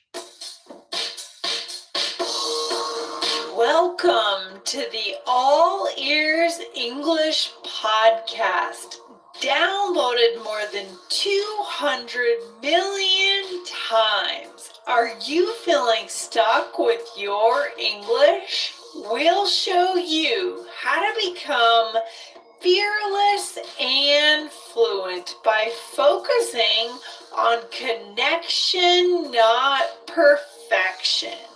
With your American hosts, Lindsay McMahon, the English adventurer, and Michelle Kaplan, the New York radio girl. Coming to you from Colorado and New York City, USA.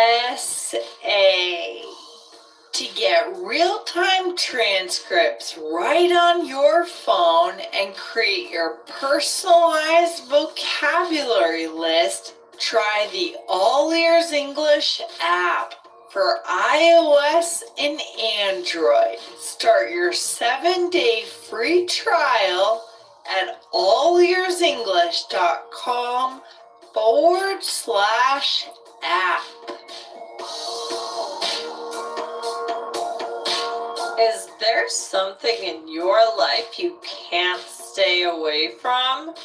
You might be like a moth to a flame.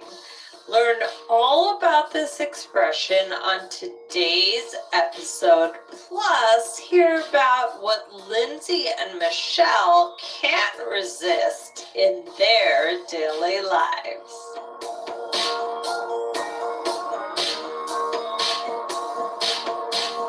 Hey, Michelle, how's it going today?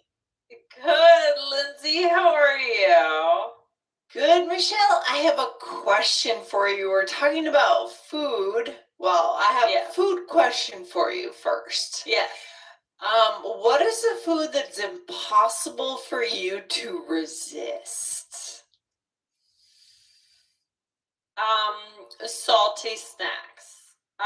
Salty. Yeah. I mean, I know everybody, if you've been listening to this podcast for a long time, you know I love French fries. I would say it's the popcorn, the chips, the fries, it's the stuff that's terrible for you. I can't, honestly, if I have it, sometimes I'll put it on a higher shelf. Oh, smart, strategic.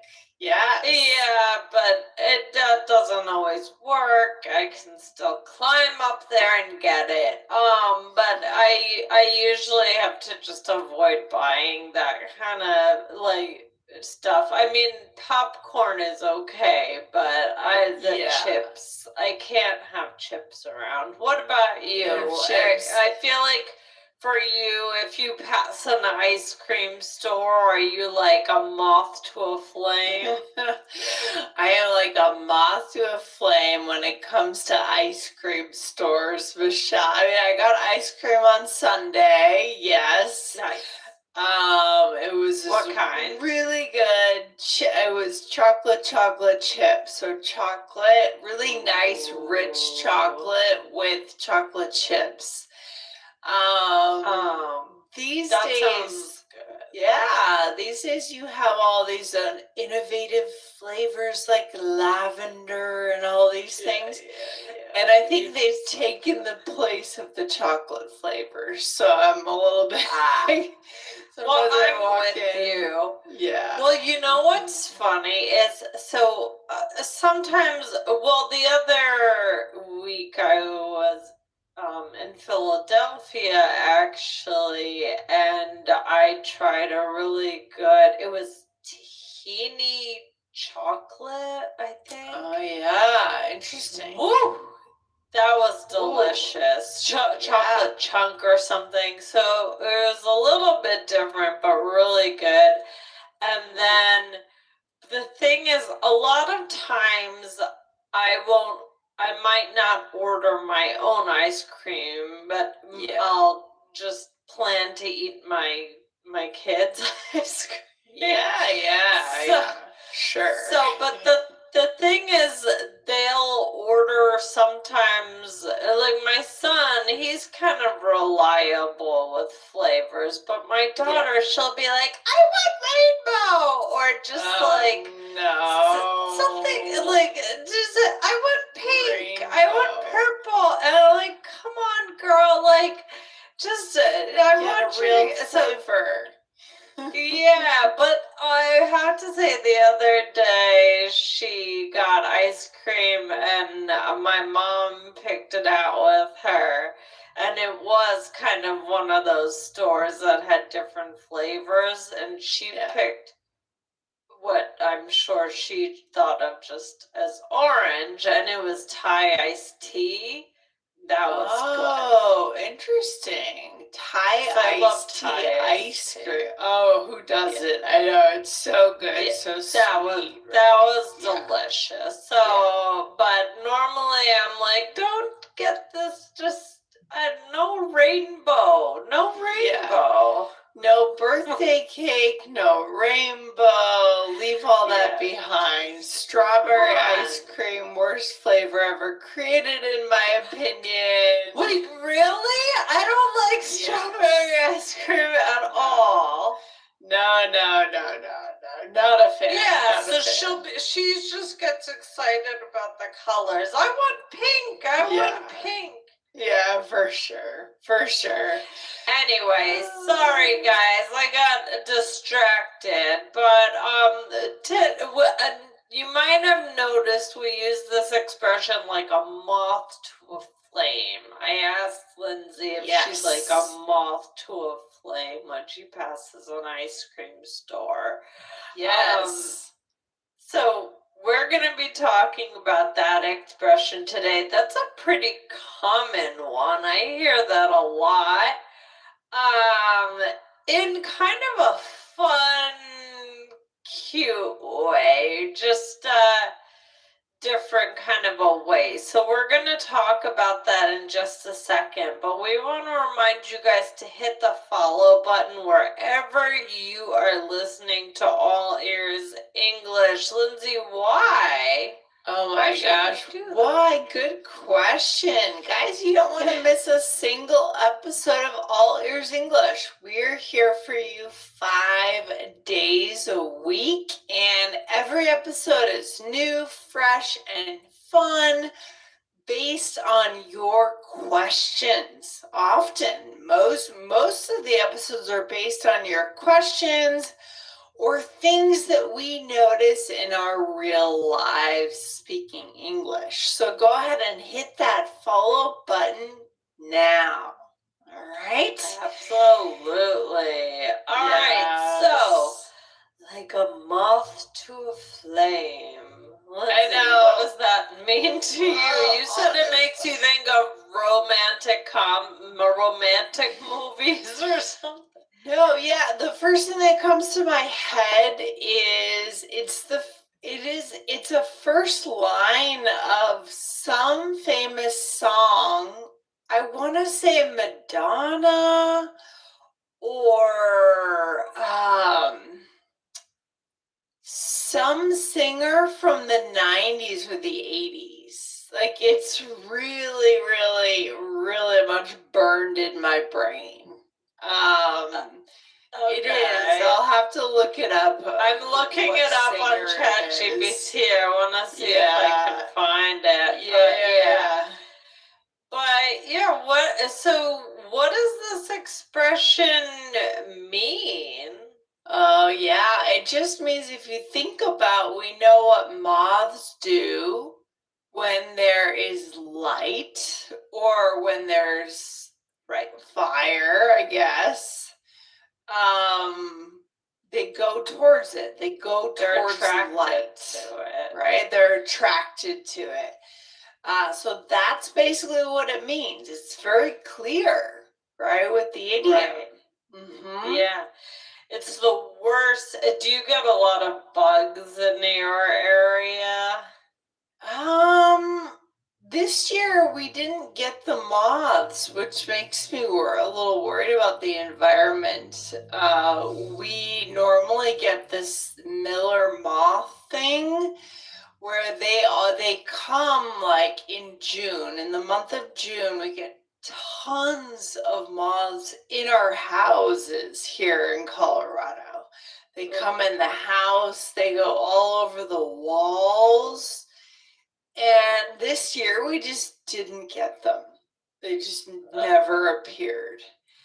So I don't know. And it's like, it's kind of nice, but it does make you wonder what's going on, right? I understand what you mean. Yeah. Mm-hmm. What about you? Do you get a lot of bugs in Jersey and in New York? I'm sorry to say, I just killed a teeny tiny little worm. I don't know what. I don't know. It was so small. Anyway, yeah, I mean, our big thing in this area, although it's more now in Maryland now, is the spotted lantern flies. Do you get those? No, we do not get those. Well, you're actually supposed to, they encourage you to kill them because they destroy trees. They're like, it's kind of a whole wide campaign to kill these things. They're actually kind of pretty. They have red on them, but when they smack, they'll just fly right into it. Gross.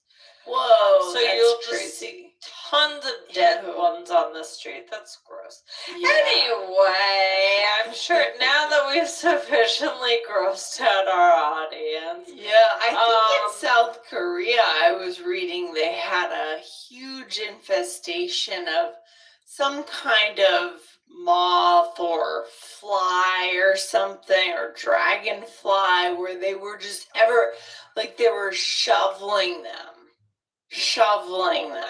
God. from the streets. Yeah, for any of our listeners from South Korea, feel free to chime in and let us know what happened there.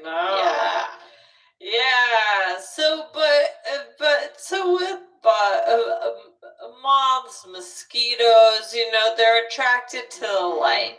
So it's like they can't keep away, and I find it's worse in the summer when you're outside, or even if you open your door for a minute and it's dark outside, they're all gonna come in, right? Yes, yes. But yes. we're not actually using it. This expression, we're not using it about bugs when we actually use this expression. It's more in a figurative way, Lindsay.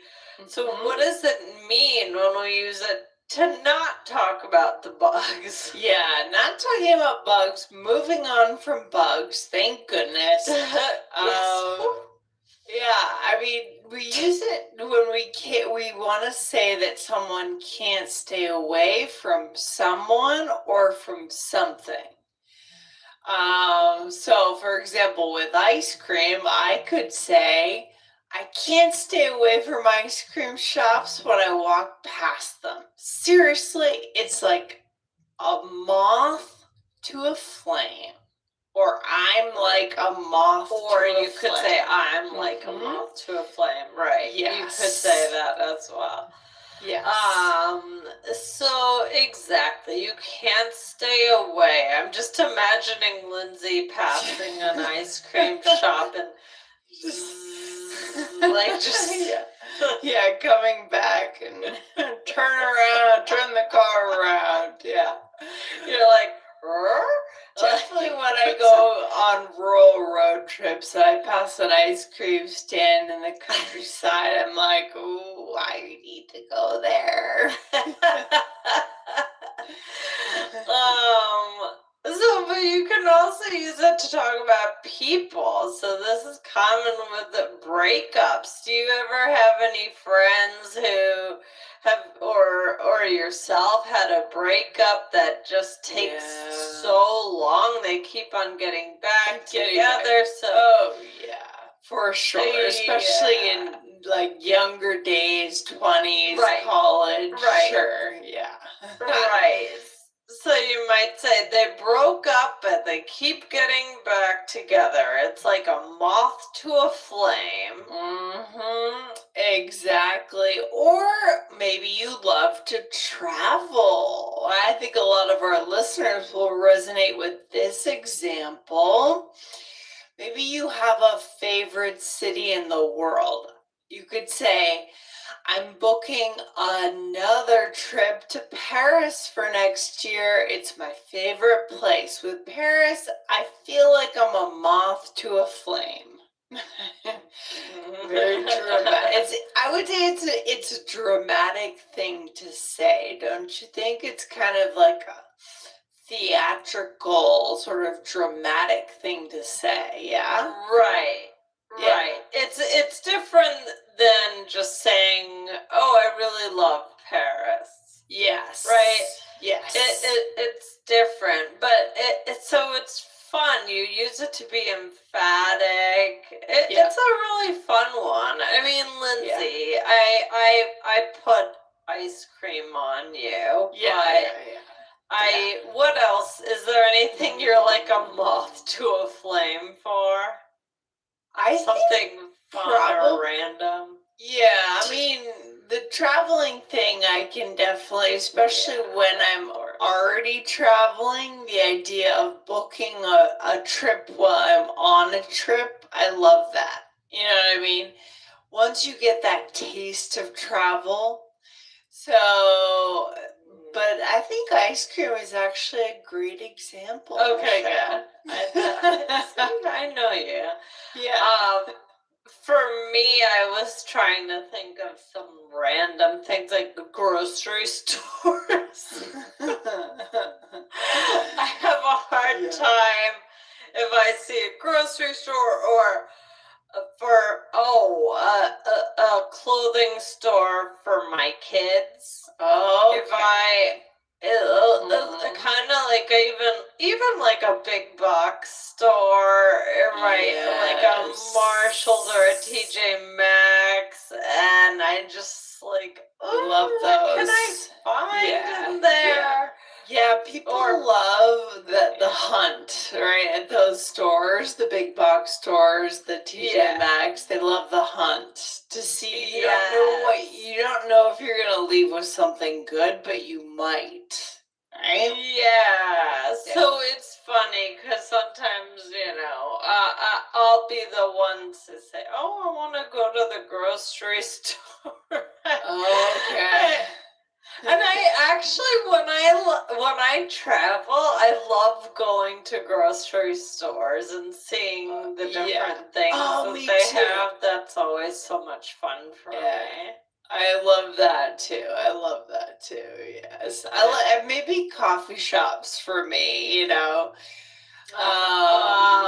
Coffee shops, especially like fancy ones. I love them. Yeah. I know. It's bad. I do. No, I have them too. Yeah. All right, Michelle, we're back. So, why do we think this is good for connection? What do you think? Yeah. What's the idea here? Well, I think it shares a piece of you, or it lets you talk about someone's preferences or their habits. So it kind of, on one hand, if you're using it about yourself, you're sharing information about yourself. Or if you're commenting on something else, you're showing that you kind of know someone, you know something about them. Yes. Yes.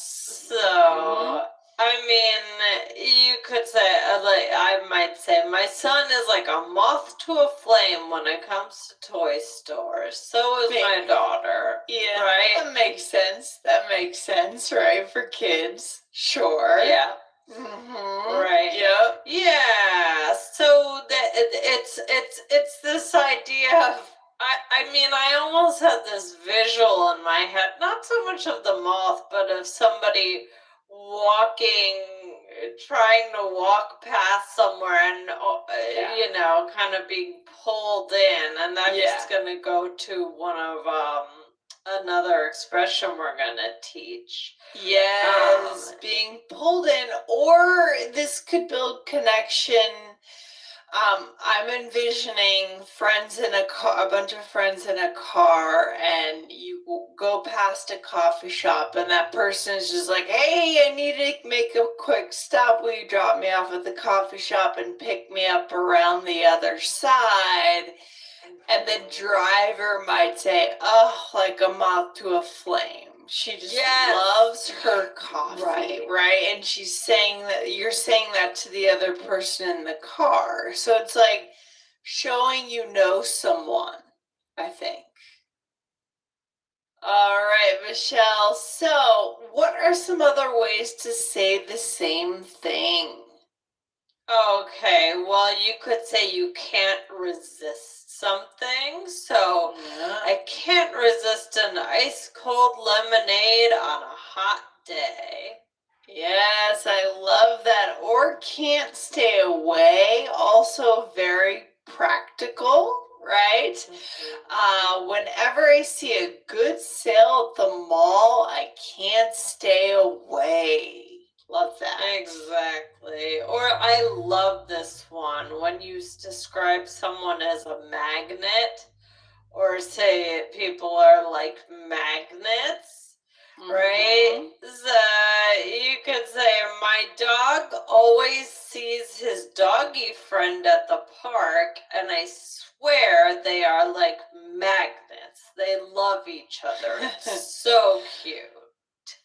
Yeah, that always happens to me too. I love that. I love watching that. Little dog friends. It's so cute. They really do make friends, right? They do. Oh, they absolutely do. All right, let's go into a role play, Michelle. So here we are friends going through the grocery store together. Okay. Here we go. Yes. Oh my gosh, there's a sale on my favorite ice cream. Oh, I can see. Look at you. You're like a moth to a flame when it comes to that ice cream. Got it. My favorite flavor, too. I can't resist it. I get it. That's how I am with popcorn. I can't stay away. I love popcorn, too. My kids are like magnets to popcorn, really. Yeah, so all these kinds of foods tempt us, right? And we can't stay away from them. I love that. So in this example, again, you are then buying the ice cream, right? You're the ice cream crazed person. Yes. So Yes, I we say switched roles. you're like a moth to a flame, right? Yes. And then I said, my favorite flavor, I can't resist it. And then I saw the popcorn, or I said that that's how I am with popcorn, right? I can't stay away. Right. And then I said, my kids are like magnets to popcorn. Yes, I love it. So this is really good for our listeners to show what they love, you know, whether it's food or maybe even like a kind of music or concerts, going to concerts. Right. Traveling, whatever you love, you can use this to describe yourself. Okay? Exactly. Yes. Exactly. So, guys, we also recommend that you listen to episode 2455. That was Should You Poke Fun at Someone's Niche Interests? Right? So talking about interests or maybe things that they can't stay away from, whatever it may be.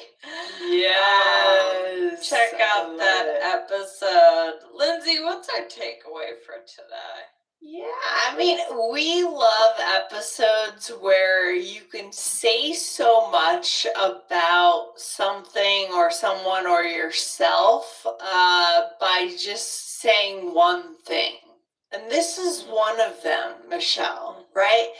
Where we can really, in a more dramatic way, this is kind of a theatrical, dramatic expression.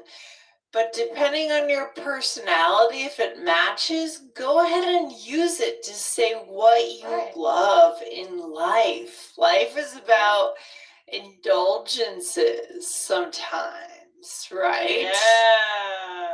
Yes, exactly. Yes. And we all have our indulgences, our things that we can't resist. It's definitely a good thing to share and a good way to connect with people over these things, because probably most people like ice cream, and so talk about, you can get in a whole conversation with them. It kind of brings down the barriers, and it, you know, no one's perfect. No one can resist all their temptations. And so if you can admit that, then it breaks down those walls. Okay? Exactly. Love it. All right, Lindsay, thanks for chatting about this with me today. And I'm going to go get some ice cream. Oh my gosh, me too. I know. It's early for ice cream, but I'll do it anyways. All right, Michelle, you have a good day. Take care. All right, bye. You too.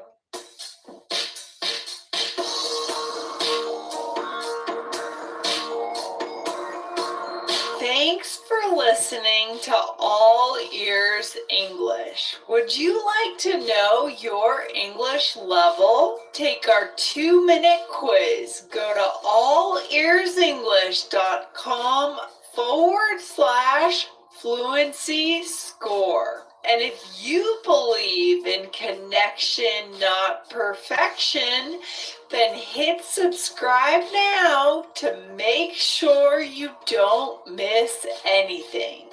See you next time.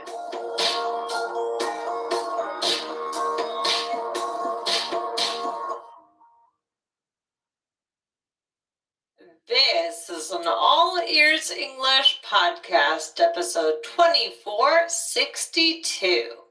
Intonation is connection.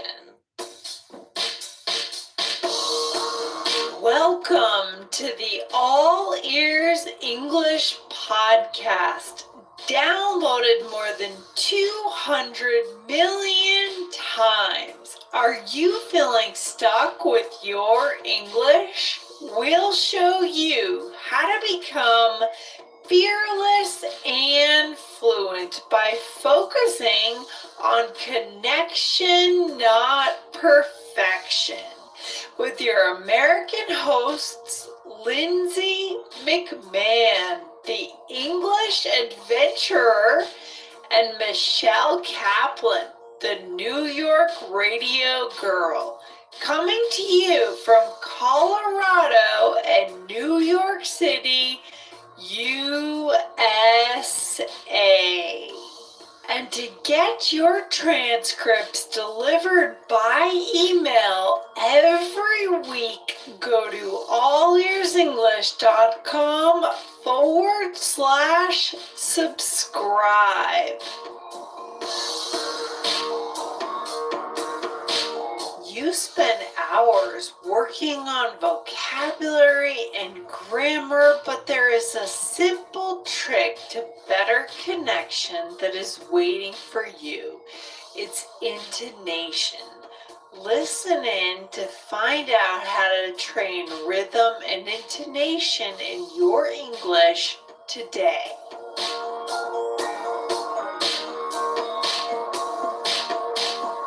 Hey there, Michelle. What's going on today? Not too much, Lindsay. I have a question. Yeah.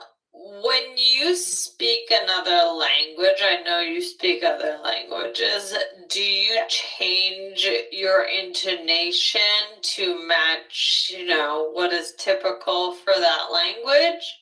Or is it hard for you to? I do. I am kind of like I mimic pretty well. I'm pretty naturally gifted at mimicking.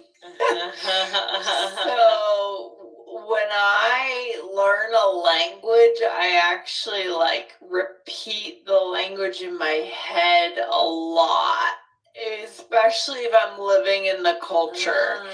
I'm always repeating things, and naturally the intonation comes with that. Now, there's a lot of work that could still be done to perfect that, to make it better and correct, but I do pick up on rhythms and intonations quickly. I do. It's just, I don't know, maybe it's a thing. That's pretty cool. Yeah, it's cool. Your secret special power. Yeah, it's my special power, which I've not exploited as much as I should, but oh well. That's okay. Yeah, we're here for our listeners today, right, Michelle? I mean, exactly. We got a really good, important listener question, and a very nice one as well.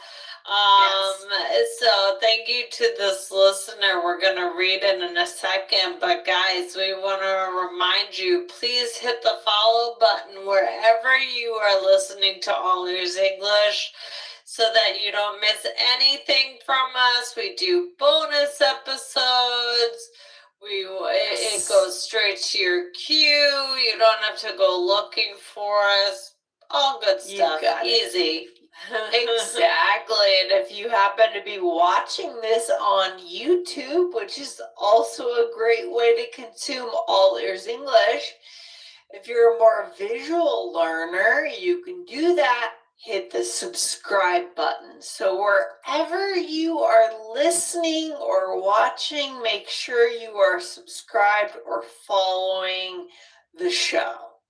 All right, Michelle. Now, we saw this come in and we were overjoyed because we love this kind of Yeah. feedback. First of all, do you want to read the first paragraph and I'll read the second? Sure. This is from Farisalt Owati 6395, and I'm sorry for butchering your name. Yeah. This name. I'm so sorry, but thank you for this. It says, I've been listening to All Ears English for over a year now, and it has truly made a big difference in my English learning journey. That's so great to hear. That's so good. I love it. Yeah. The way Lindsay, Michelle, and Aubrey teaches fun, practical, and full of real life examples. I love how the episodes are not just about grammar. They focus on connection, culture, and confidence. Wow, I get Ooh. this listener really picked up on exactly what we're trying to do, right? Exactly kind of our mission, right? Yes, the 3 C's, connection, culture, and Yes. confidence. I love it. And here is the listener's question. I have one question for the All Ears English team. I'm trying to make my speaking tone sound more American. Do you have any tips or exercises on how to change or improve my sound tone, my intonation, or my rhythm so I can sound more natural and confident when speaking English? Such a good question. That is Yeah. the question, right, Michelle? Super That's it. important. Yeah. We and we have discussed intonation in past episodes, but I want to definitely answer this listener's questions because Yeah. this is not something that can be overstated, right? Yeah. We can pay too much attention to. Yes. This is very important. Intonation and rhythm are huge in American English. Lindsay, what do you think? Yeah, I really think you're right, Michelle, especially when you get to the higher levels. So this summer we've been building professional English level 2, which will be coming out in September. I'm so excited.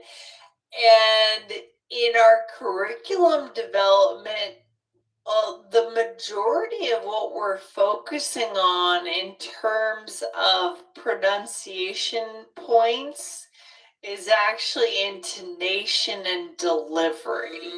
It's no longer so much the sounds and pronouncing. You still have a little bit of that in the course, but as you get into the C1, B2 level and higher, it's about delivery and what are the words we're punching and stressing so people listen to us and frankly respect us. They hear us. It's one thing to be heard, it's another thing to be listened to. I like that, Lindsay. That's very nice. So this listener wants to quote sound more American. I always think it's more about being able to be understood, not necessarily sound American. The goal is that you want to be understood. And you can do that even if you don't sound American. Don't you think, Lindsay? I I totally agree. I mean, you may have accent preferences. Personally, I love the Aussie accent. You know, if I were learning English, I'd want to sound Australian. Yeah, yeah, Just because I think it sounds so cool. yes. But so we all have our preferences, but what we want to be focusing on more so is, again, being clear, delivering so that people actually listen to us and so that they want to hear more from us. Right? We're And seen a as a huge- leader. Yeah. Yeah, exactly. And a huge piece of that is that rhythm and that intonation, right? Mhm. Because you can say something in English and not use rhythm and intonation. And not only is it just not as interesting to listen to, but sometimes it can actually impact the meaning. Yes.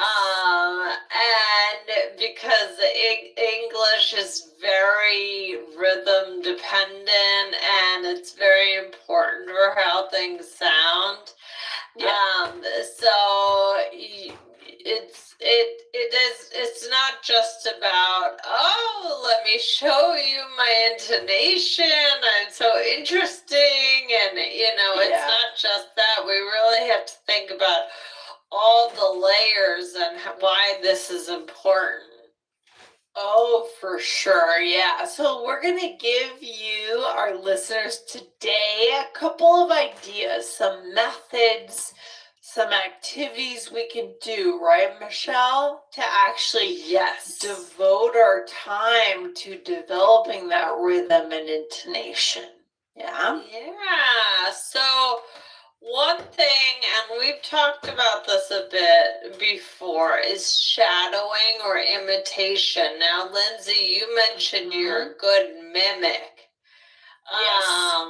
So what kinds of things, I mean, is it just pretty much what you hear from people? Yeah, it's when weird. You talk to them, or how do you? Yeah. Yeah, it's like a weird mental quirk. So when I'm learning, like I said, it works better when I'm actually living or staying in the place. But even if I go to like a meetup, a Spanish meetup in Denver, in the hour or something after the meetup, I'll go home and on the train or my scooter scooting around Denver, and I'll be speaking Spanish in my head, and I will carry with that not just the words but the rhythm too, and I'll be narrating kind of, oh, there's a car over there,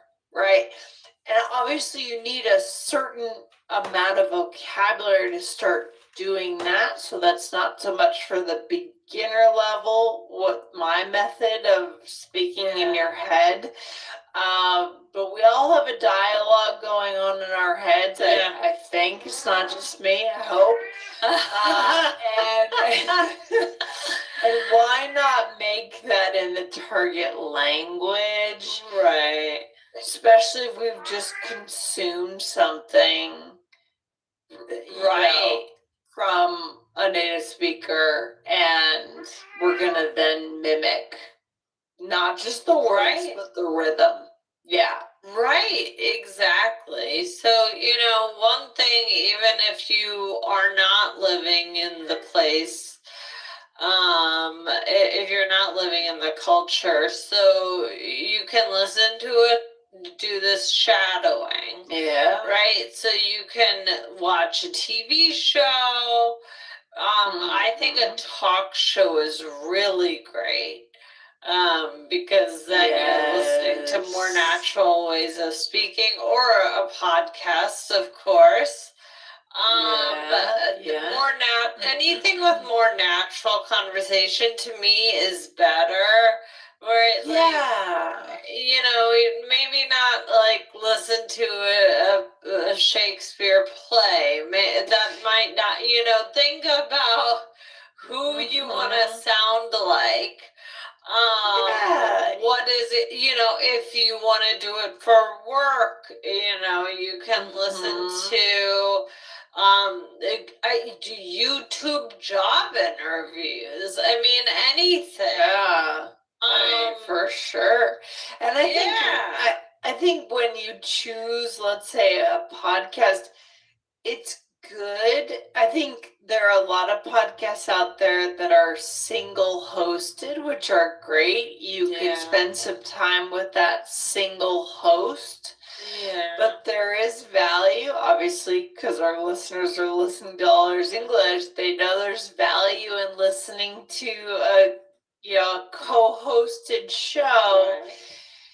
There is something that happens in the back and forth, Michelle, that's really important. The way I wait for you, because I think you're going to interject something. These are the nuances of high-level conversation that eventually we're at the B2, C1, C2 levels.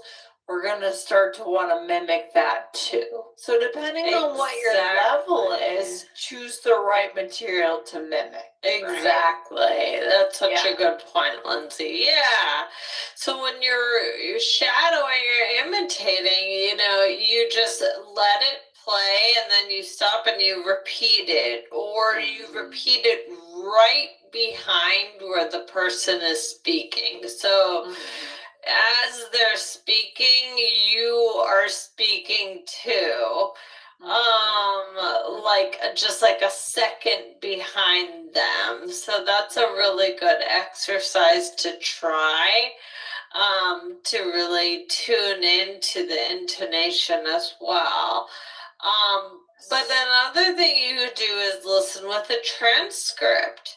So to many different things, and circle points for intonation changes, right? So you're kind of doing a little case study, you're listening, and can you find some commonalities between different things you listen to?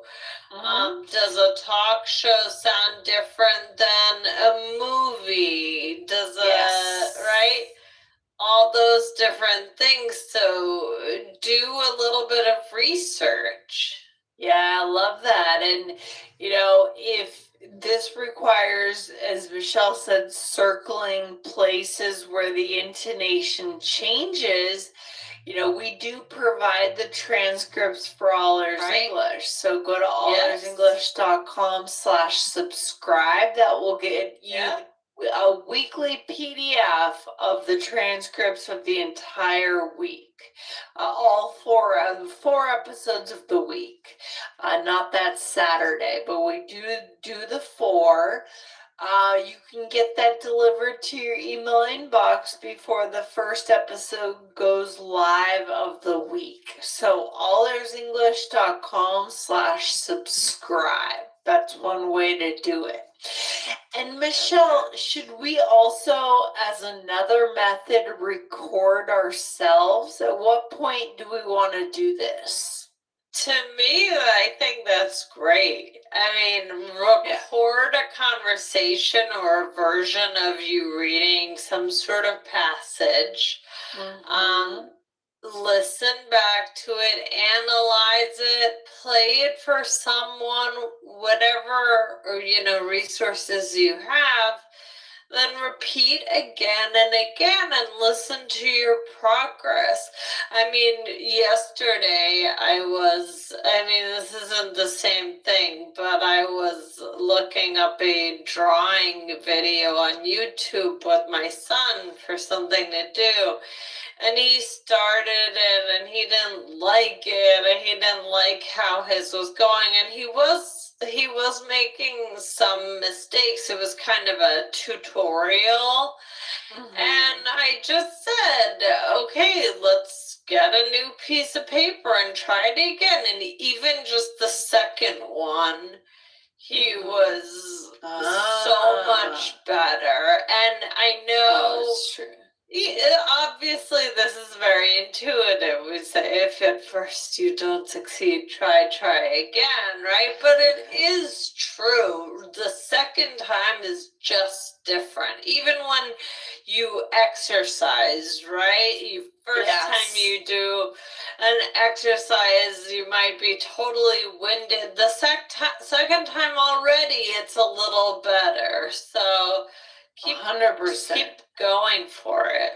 Yes, you're right. You try again and again. I mean, even children, when they're learning a language at a very young age, they're mimicking their parents. They're trying again. They're trying many times, right? Yeah. It's so true. And recently, we've just added some really cool AI pronunciation scoring activities to Right. some of our Yes. courses, Michelle. So that's another place we could try again. But not only can we try multiple times, we can get a score each time and try to improve our score. So this is currently inside our B2 course. It will be in the B1 course very soon, and it will probably be in professional level 2 when we launch it this fall. So check out our courses for that. Really cool. Awesome. Really cool. Love it. Yes. All right, Michelle. What else should we be doing here to make sure we're getting the right intonation? Right. So yeah, I think another good thing is to journal, right? So keep Mhm. some sort of an intonation journal.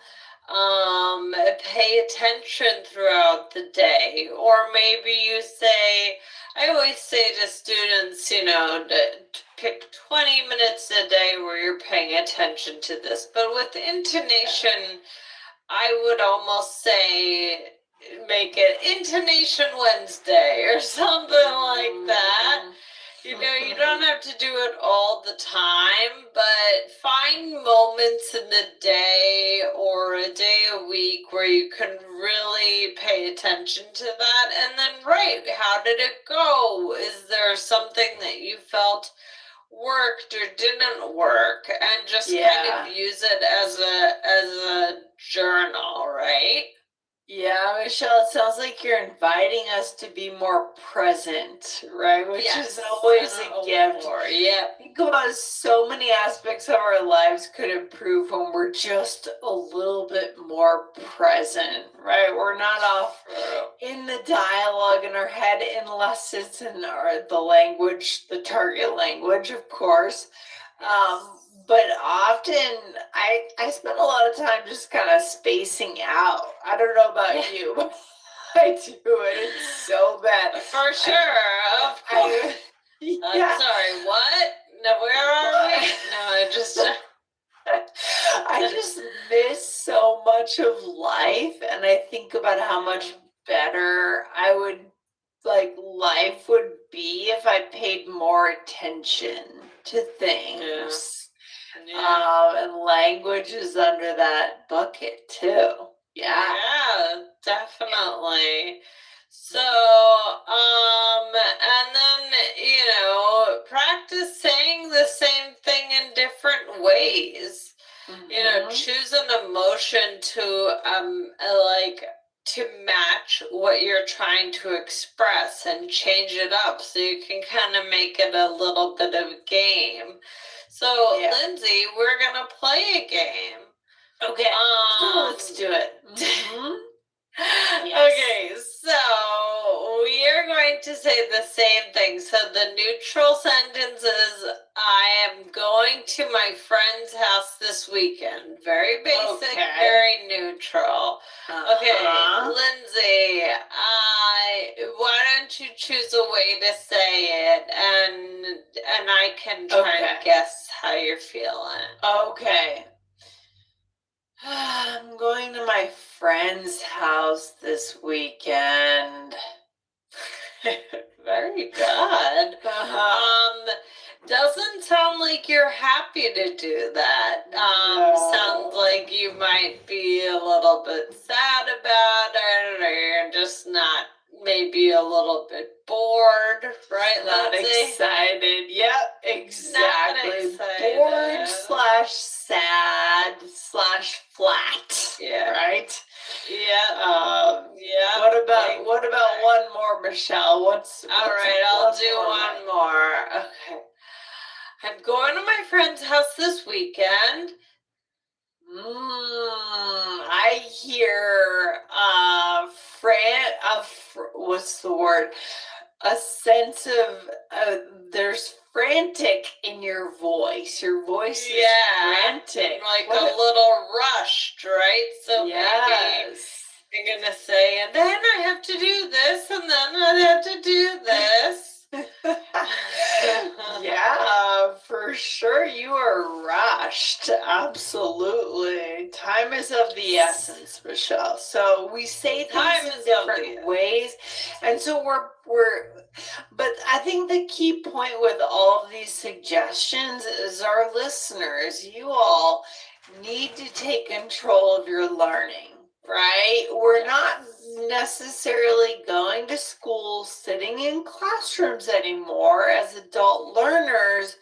We need to create our own study plan, right? And in our courses, we give you that, but if you're listening to the podcast, you need to be creating your own study plan here. I totally agree. Yeah. So now we're gonna do 2 different role plays. One with no intonation. Okay. Initiation. One with no intonation and one with more intonation. And again, intonation can mean a variety of things, really. It's number one, it's your emotion, but it's also the rules of intonation and stress and rhythm, and that we've done other episodes about as well. So today that we're just kind of focusing on this. The purpose of this exercise, we're focusing on monotonous versus not monotonous. So, Lindsay and I here in both of these role plays, we're talking about summer plans. Okay, so in this one, we're speaking in a monotone. Okay. All right. And so then I'm going to the beach. For how long? A week. Nice.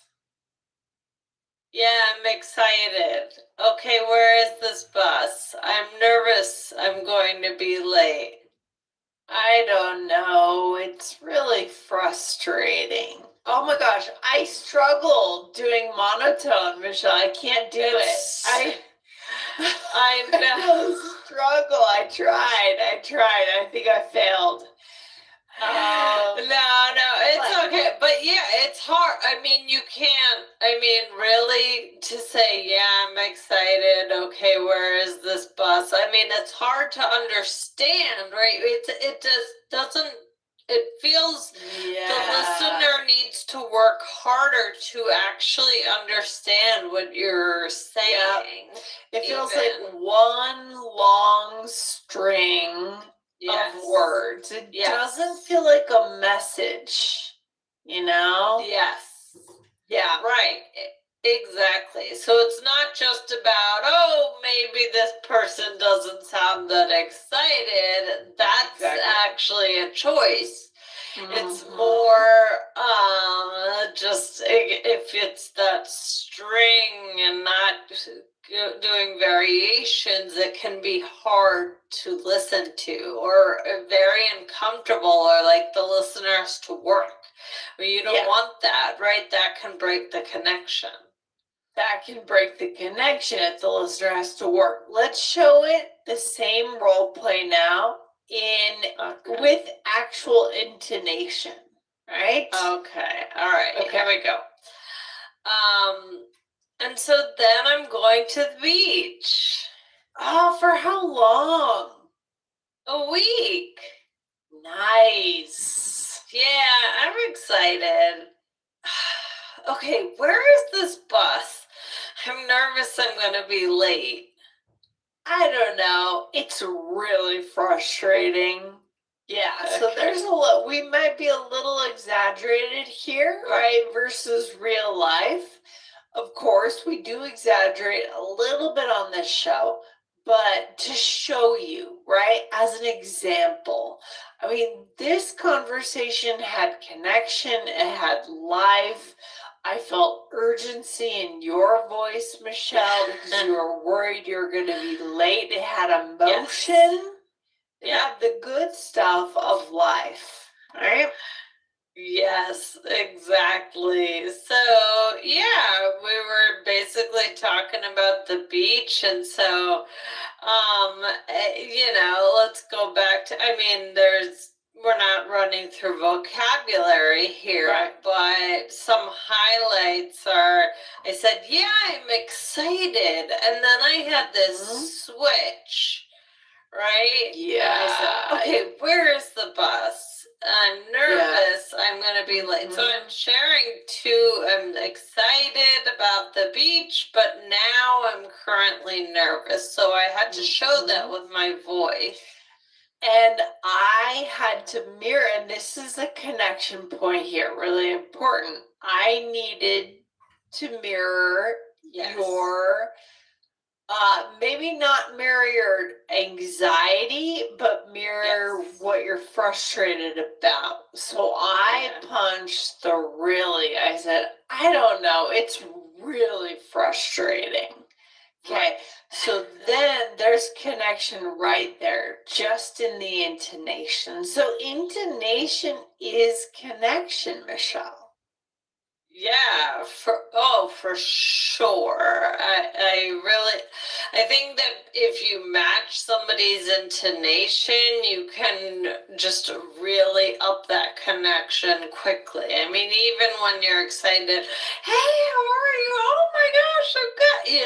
But it's just, it's contagious, really, or it should be, how intonation is, right? Yes, so incredibly important. We focus so much on grammar, vocabulary, but we forget the intonation. You can get so far in your connections with just intonation, mirroring how someone feels. Michelle, what's another episode our listeners should go to right away if they love our style? All right, guys, head on over to episode 2457. A few episodes ago was Can You Relate? How to Speak Up with Confidence in a Meeting. So I love it. So Michelle, we've given our listeners today a lot of good ways to practice. So one takeaway, guys, is you need to create your study plan here. Take this episode, create a plan. It's up to you to insert these activities in your lives. And then the next piece for me is intonation is connection. Like I said, that's what it is. If we don't have it, we don't connect. Huge. Love it. All right. Thank you again to this listener for that great question. Such an important topic. And thank you for listening today. And Lindsay, this was fun talking with you. Good stuff, Michelle. I'll talk to you soon. Have a good day. All right. Bye. All right. Bye.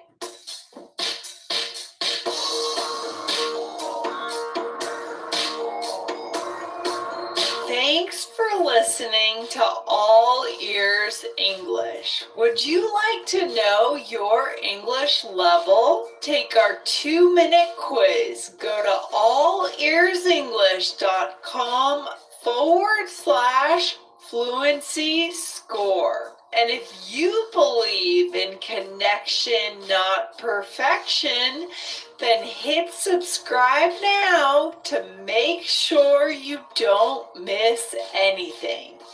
See you next time.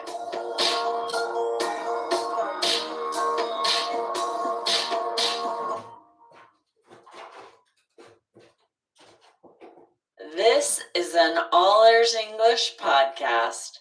How to dance around tricky past participles. Welcome to the All Ears English podcast, downloaded more than 200 million times. Are you feeling stuck with your English? We'll show you how to become fearless and fluent by focusing on connection, not perfection, with your American host, Aubrey Carter, the IELTS whiz, and Lindsay McMahon, the English adventurer, coming to you from Arizona and Colorado, USA. And to get your transcripts delivered by email every week, go to allearsenglish.com/subscribe. There is a funny thing that native speakers do when they want to avoid using certain less common verbs in English. Find out what they do and how you can do this too. Hey there, Aubrey. How's it going today? How you feeling? I'm great, Lindsay. How are you? Good, good. It's really hot today here in Denver. It's 99 degrees out, I just saw. Ooh, So, that is hot. It's hot in Idaho too. I'm like trying to escape the Phoenix heat, and I think it's 95 here, so still quite warm. It's pretty summer. hot. Yeah. Well, have you drunk a lot of water today because it's so warm out, Aubrey? Oh, great question. I haven't drunk a lot of water. That question sounds a little weird to me. Does it sound weird to you? It totally sounds weird. It totally sounds weird. Before I said it, I was like, is this right? Let me just double check in my head. Right? Yes, right? Because we avoid saying the word drunk, even though that is correct grammar to say, have you drunk a lot of water? That's the past participle. Yes. We really avoid it everywhere. I feel like in the United States, you don't hear this a lot. And even when I've taught this, you know, you and I have both been teaching English for 20 plus years. Every time I've had to teach this, I will go back and double check that the grammar's right. Right? Yeah, because it feels strong, because we don't hear it very often. Totally. Yes, exactly. So this is what we're going to get into, this little funny thing that native speakers do, which is what, Aubrey? What exactly do they do when they feel weird about a past participle of a verb? Yes, we have a few techniques we use to avoid them. We dance around these past participles, and we're going to teach you today what natives do that you can do too. If ever you're not sure about a past participle, there are a couple of little hacks you can use. Yeah, this is a real art, and I know that we've taught the phrase dance around just, I think, this summer. We taught that on All Ears English. So I'm really excited about this because our listeners know what that means now.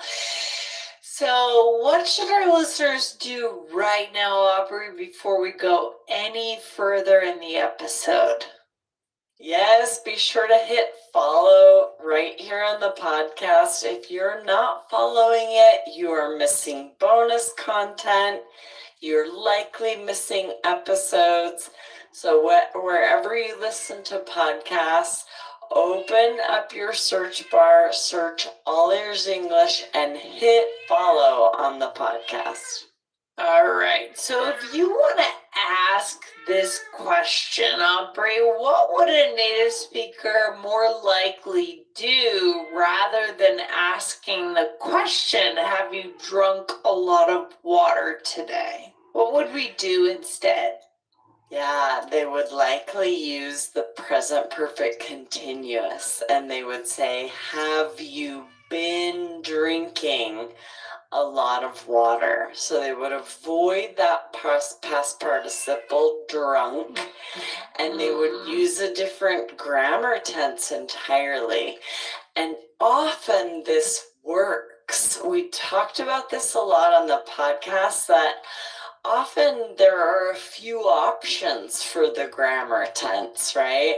Maybe depending, like, does time matter? If the exact time doesn't really matter, sometimes you have options. Yeah, and it totally works here because we're still in that day, right? The day's going on. It makes complete grammatical sense. The other thing that I do, just as an asterisk in this kind of situation, is I just grab another verb, right? And that's not what we're talking about today, I don't think, but we could do another episode on that. That's a great idea. Be sure to follow. I agree, right? You might say, are you staying hydrated? Oh, yeah, right? Good one too. Yeah. Sounds like a Mountain West a question, right? Everyone in the Mountain West is always, hydration is really important. But, or even just saying, like, have you had a lot of water today? Just something really basic, but I know that the past participle of have is had. Don't have to worry about it. I feel comfortable, right? Yes. That's what's fascinating, right? A lot of native speakers do this. We even do it, and we both have master's degrees in English, right? But because we don't hear it a lot, because everyone else is avoiding it, even though we know the correct grammar, we often will also dance around it. We often will also use a different verb tense. So you guys out there listening, you certainly can too. That is so funny. How did you think of this topic today, Aubrey?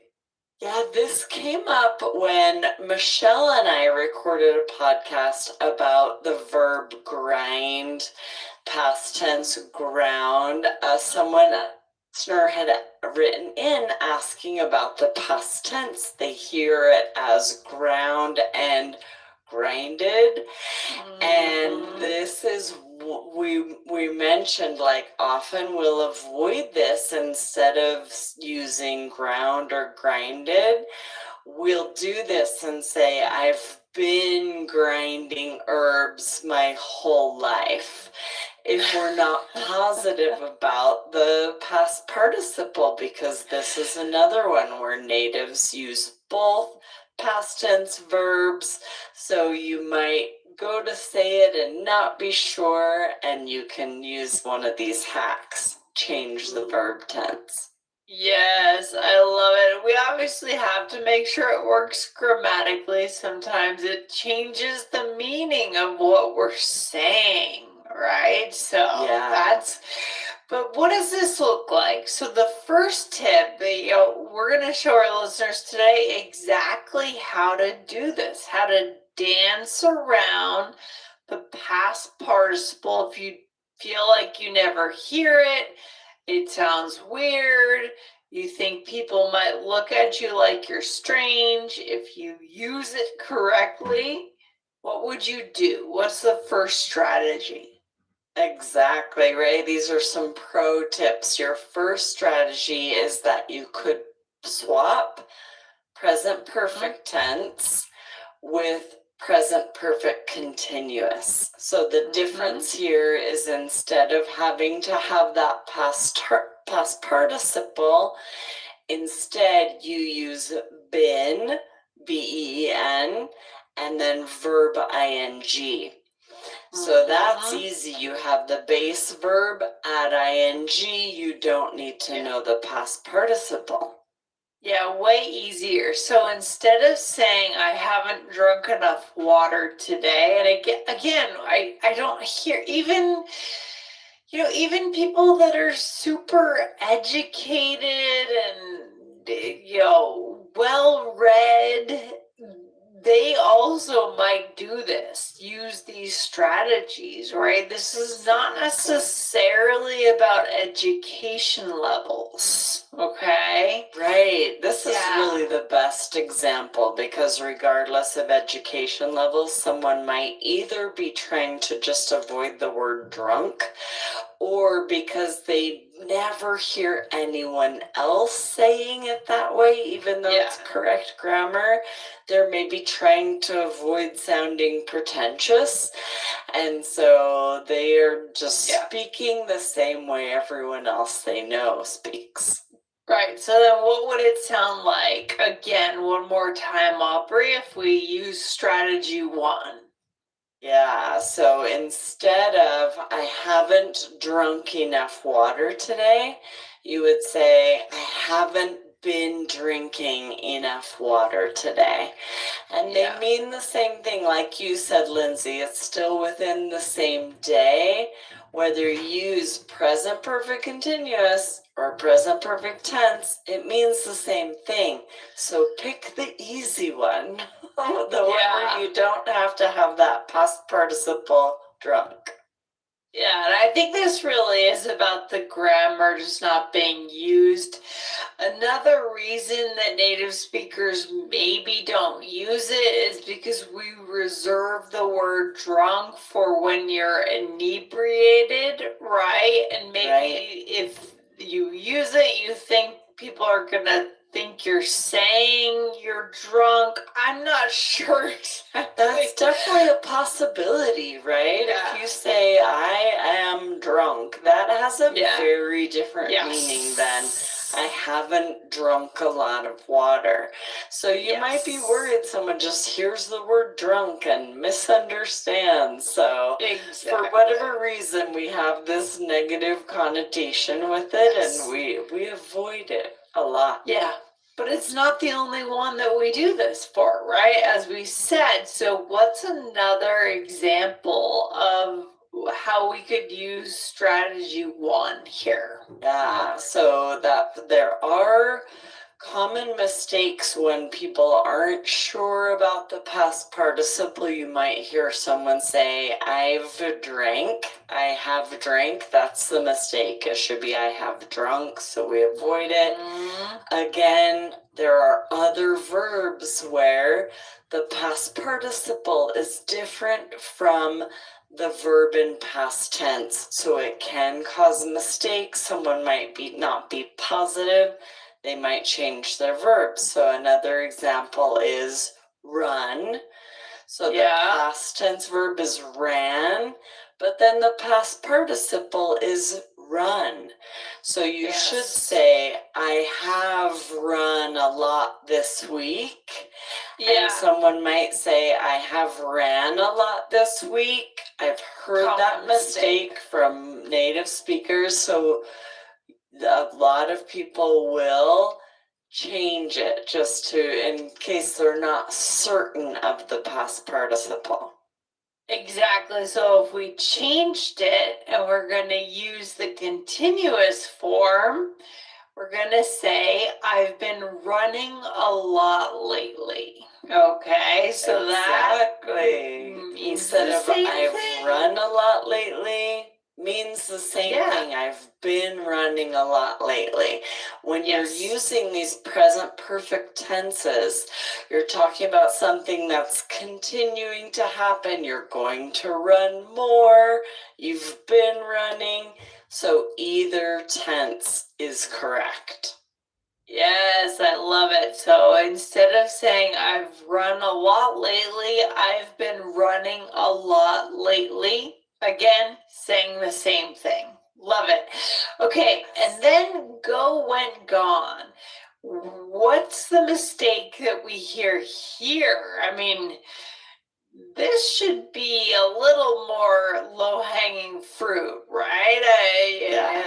This Yeah. is interesting. This, So yeah. go is the verb, went is go in past tense, but then the past participle is gone.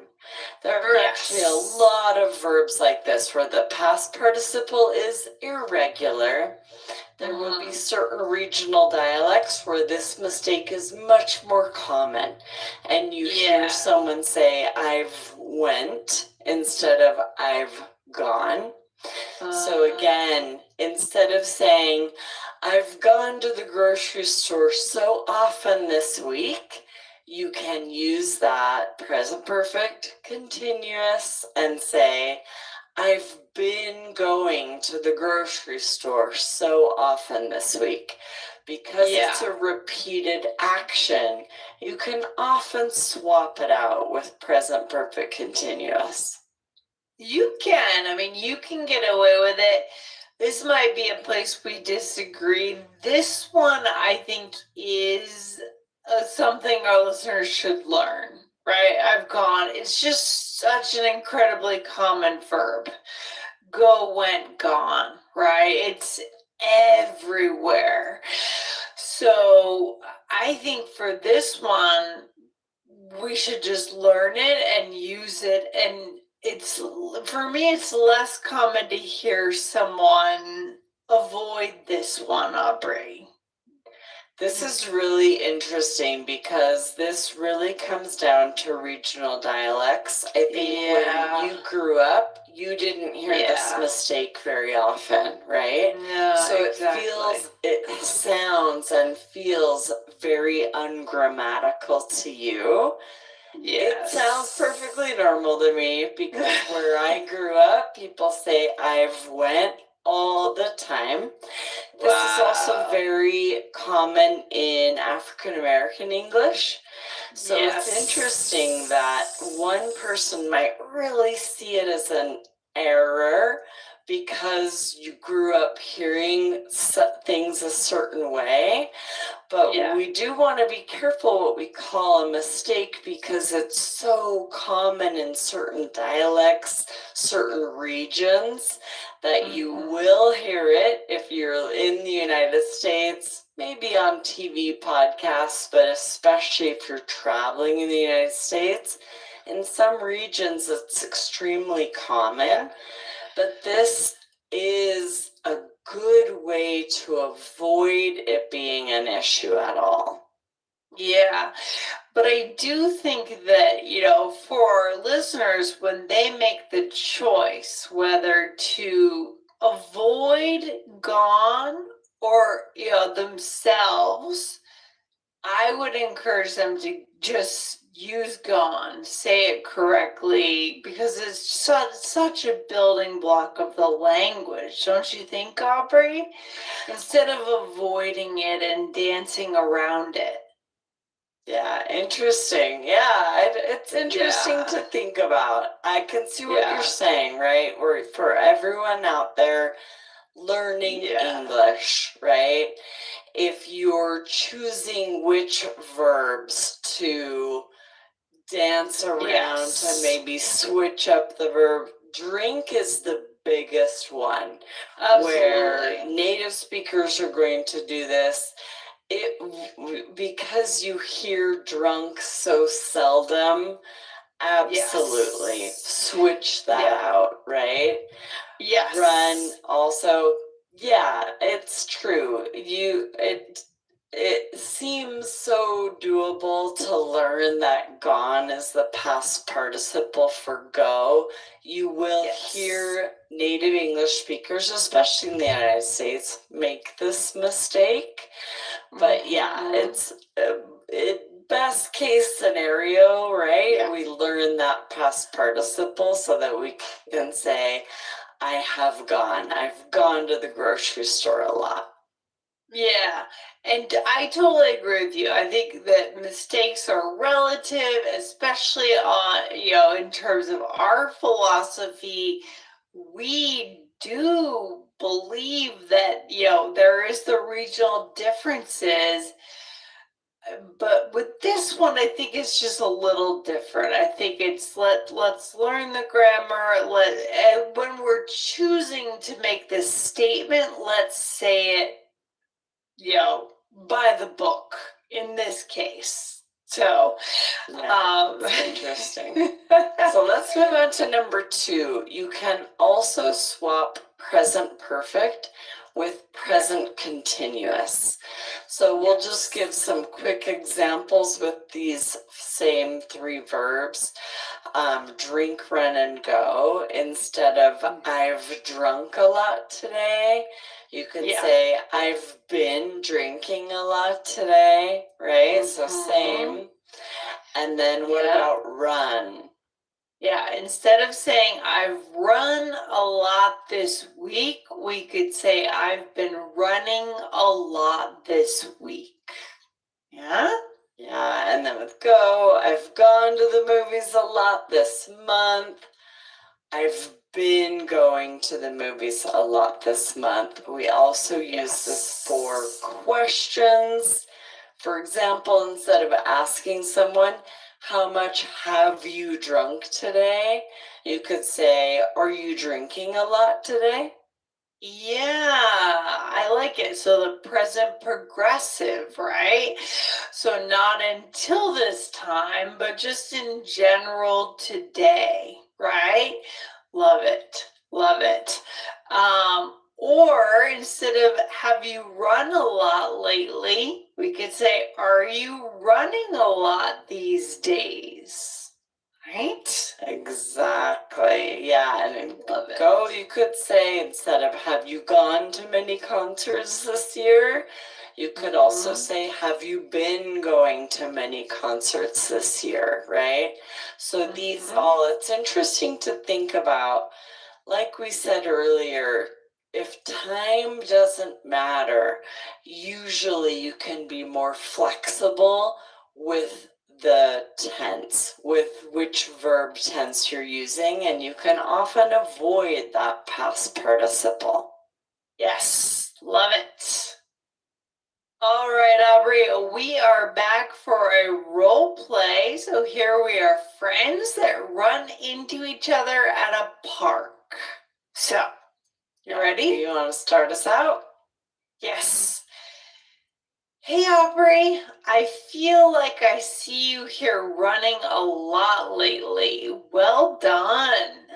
Hey, good to see you. Yes, I've been running every day. I'm training for that marathon next month. Impressive. I hope you're staying hydrated. Have you been drinking enough water? Trying to. What about you? Have you been running much lately? I used to see you jogging here at the park all the time. Not as much. I've started focusing on weight training, so I've been going to that new gym across town. Okay. All right, so shall we go through this and see what verbs we danced around here? Yeah, we got a lot of examples here. I first said, yeah, I've been running every day.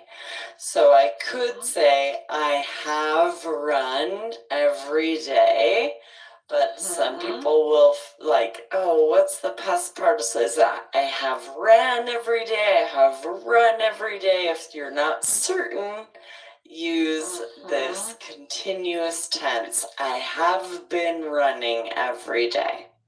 Yes, and then I said impressive. I hope you're staying hydrated because we need to drink to be able to run. And then I said, have you been drinking enough water? Instead of saying, have you drunk enough water? Drunk enough Right? water, yes, exactly. And this is more common. This dancing around, right? You won't often hear, have you drunk enough water today? Instead, have you been drinking enough water? Exactly. And what's the last one here, Aubrey? And then I asked, have you been running much lately? So same thing. when you're asking a question, you can also change up that verb tense. And then you said, I've been going to that new gym across town. And in this case, it's interesting to think about sometimes the continuous tense makes more sense. Yeah. You can say, I've gone to that new gym across town, but because it's a repetitive action, often this present perfect continuous makes the most sense anyway. And it is the easiest to create because you don't need the past participle. Yeah, totally agree. It wouldn't convey the same meaning, right? You'd have to say, yes, I've gone to the gym across town 3 times so far this week, right? To say the same thing. Yeah, you could say I have gone to that new gym a lot. You can keep it general, but yeah, it's when both work, if you're not sure about the past participle, stick with the continuous. Love it. All right, what's another episode our listeners should check out right away? Yes, this is the one we mentioned where Michelle and I were talking about grind and that common native speaker mistake where you'll hear grinded instead of ground. So check it out. It was 2434 vocabulary to help with your English grind.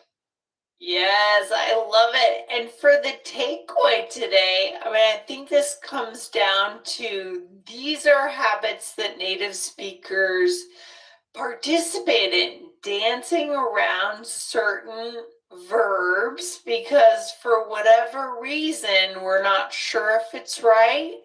We don't hear other people say it or we feel awkward saying it. It is okay to do it. You just choose which verbs you want to do this with, right? Definitely, and you're going to hear native English speakers make these mistakes. Don't worry about it. It is interesting to think about when should you speak like the people you're hearing speak, and when does correct grammar really matter? Depending on the situation you're in, it really does change how important it is. Yeah, this is a theme that comes up a lot on the show, right? And so those are choices that we make in each moment, depending on the context, who we're around, and how we want to connect, right? There are different ways to connect, okay? Absolutely. Love it. Yes, so interesting. Really interesting grammar today. Thanks for joining me, Lindsay. All right, Aubrey, talk to you soon. Bye. Talk to you soon. Bye.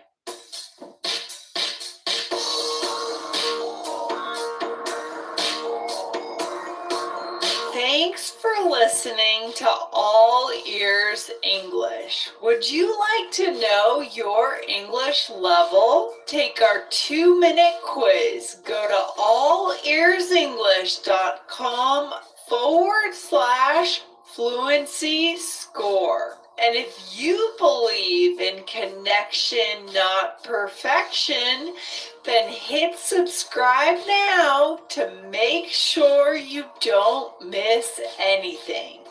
See you next time.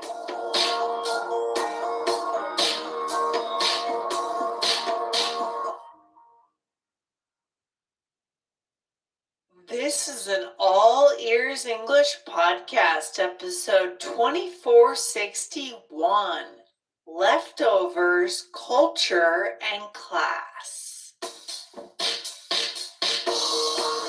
Welcome to the All Ears English podcast, downloaded more than 200 million times. Are you feeling stuck with your English? We'll show you how to become fearless and fluent by focusing on connection, not perfection.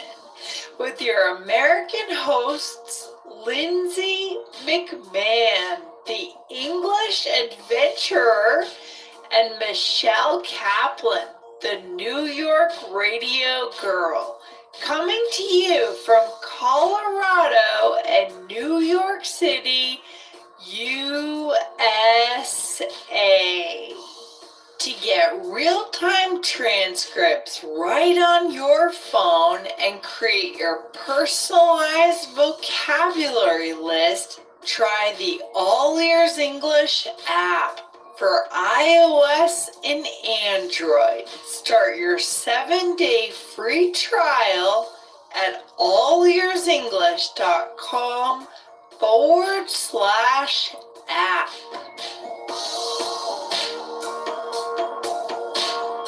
In today's episode, we ask, do you take leftovers home from a restaurant? Is this accepted in your culture? Plus, find out how to ask for a doggy bag in English.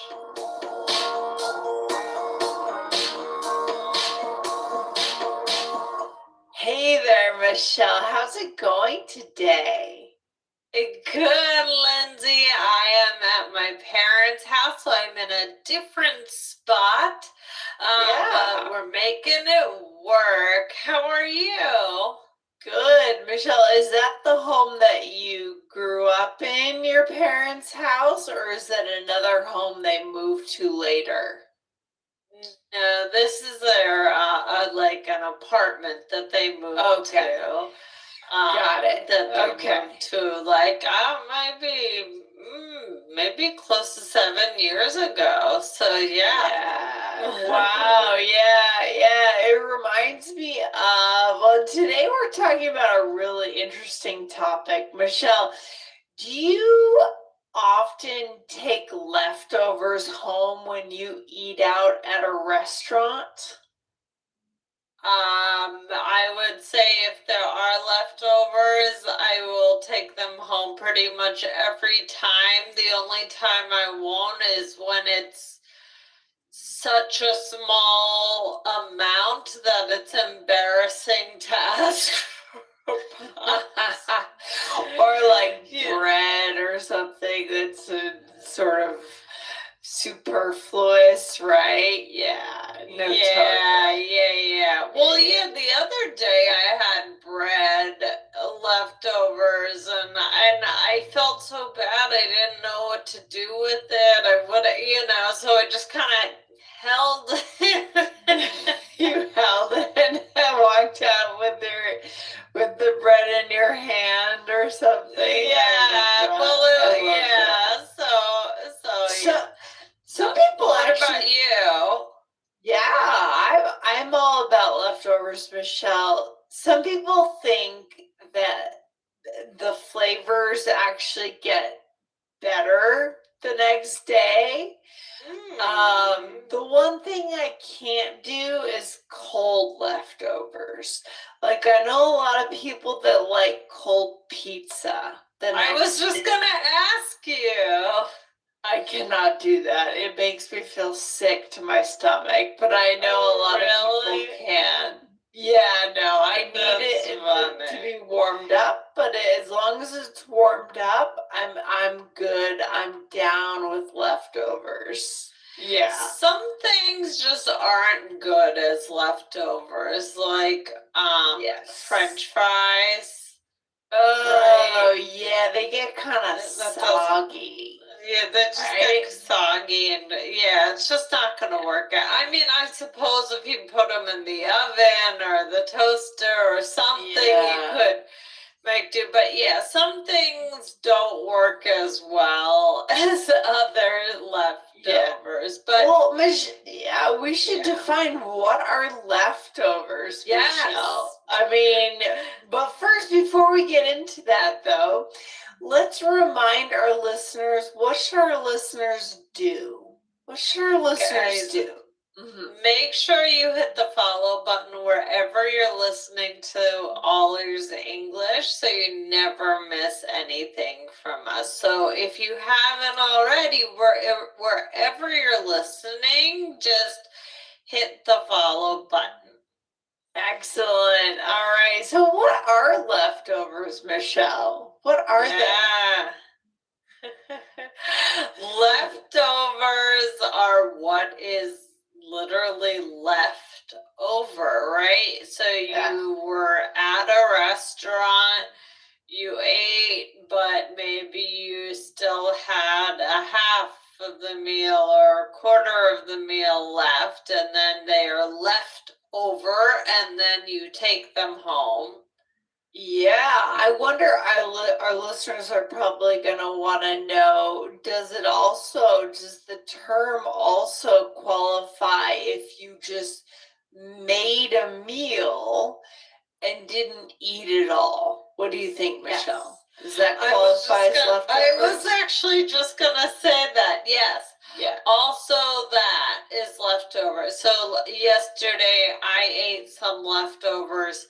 So it was, I ate some leftovers, but also to kind of supplement the leftovers, which is kind of, I feel like that's a good word for talking about leftovers, because sometimes you just have a little bit, but you need to make something a little bit more, so you could say to supplement. So then we also had some salmon. So yeah, I love that. Yeah, some people will cook one meal and then plan to have leftovers, like to take into work or something, or to school. Meal prep.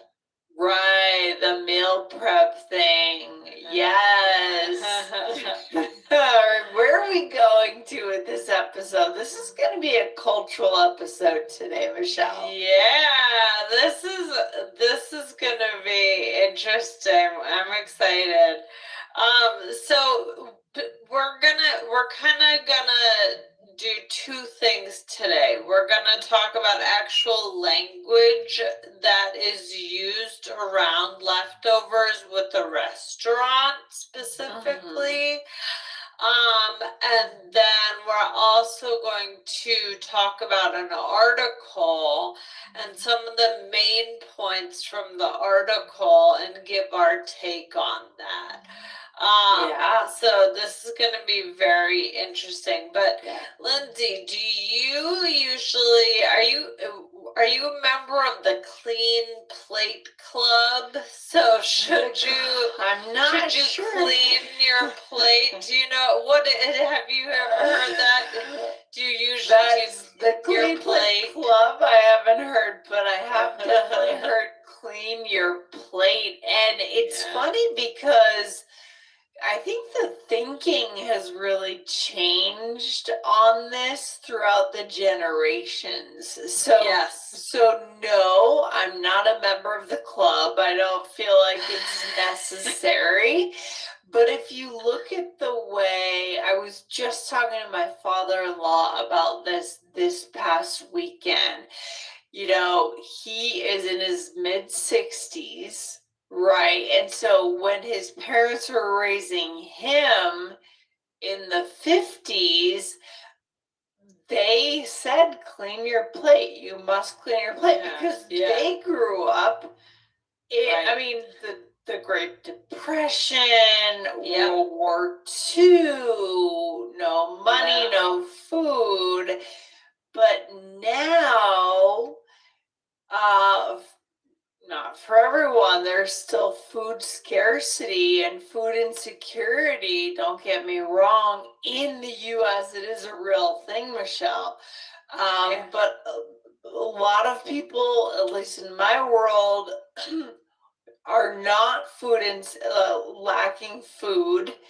And so that's no longer really a thing that parents that I know are telling their kids. What do you think, Michelle? You have kids. Tell us what you will say. What I've seen is on a lot of there's kind of this effort of like not for forcing kids, right? Yeah. And trying to get them to follow their natural hunger cues.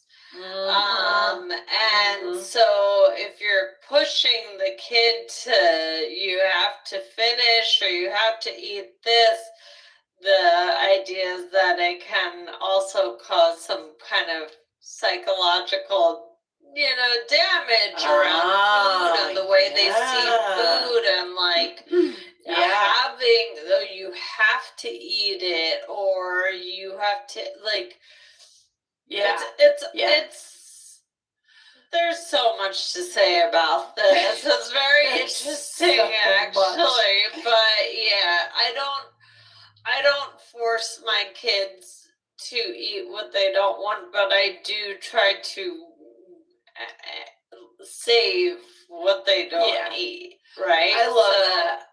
Yeah. No, that's a good approach. Yeah, I think it's interesting. It's how do you teach children to have that internal monitor of, I know in Japan they have this, or they used to, I'm not sure if this is still a thing, they used to say that they eat until they're 80% full.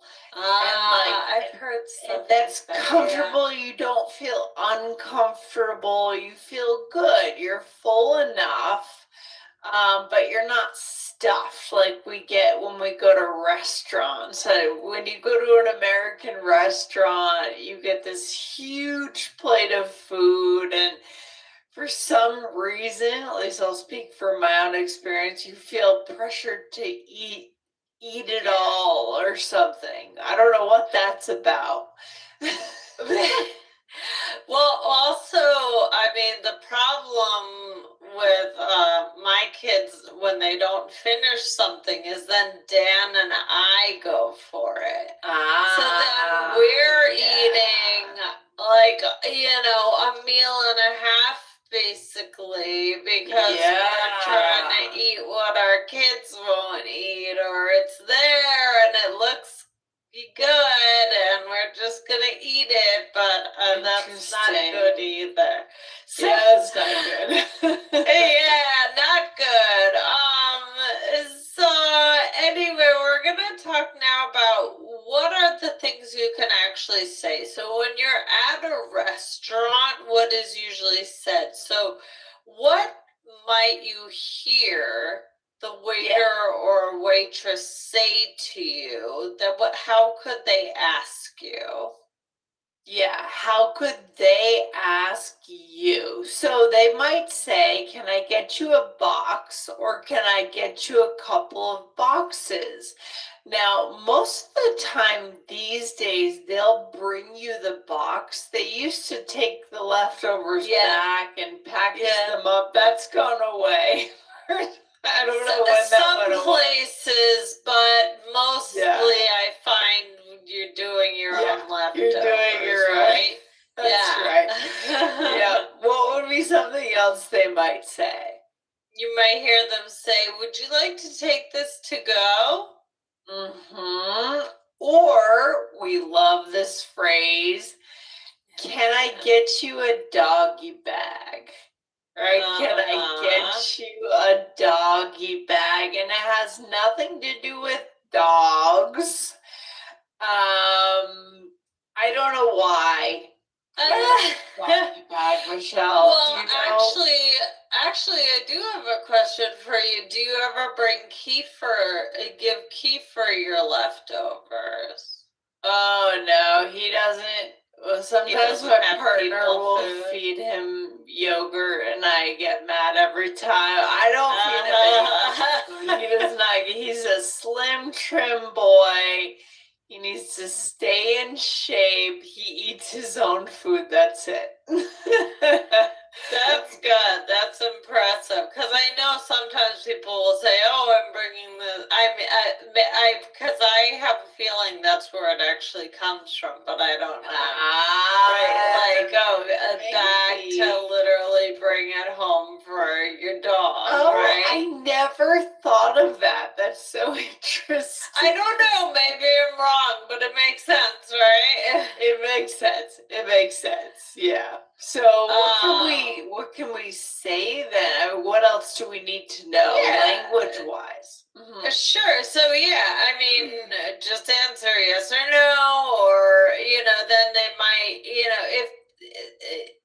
if they might say how many boxes do you need, and just tell them. So, and if they don't ask, they might be coming back to check on you, and they might say something like, and I think we've talked about this, are you done with that, or are you still working? And that could also be a really good opportunity for you to then ask for the doggy bag, or whatever you want to call it. Yeah.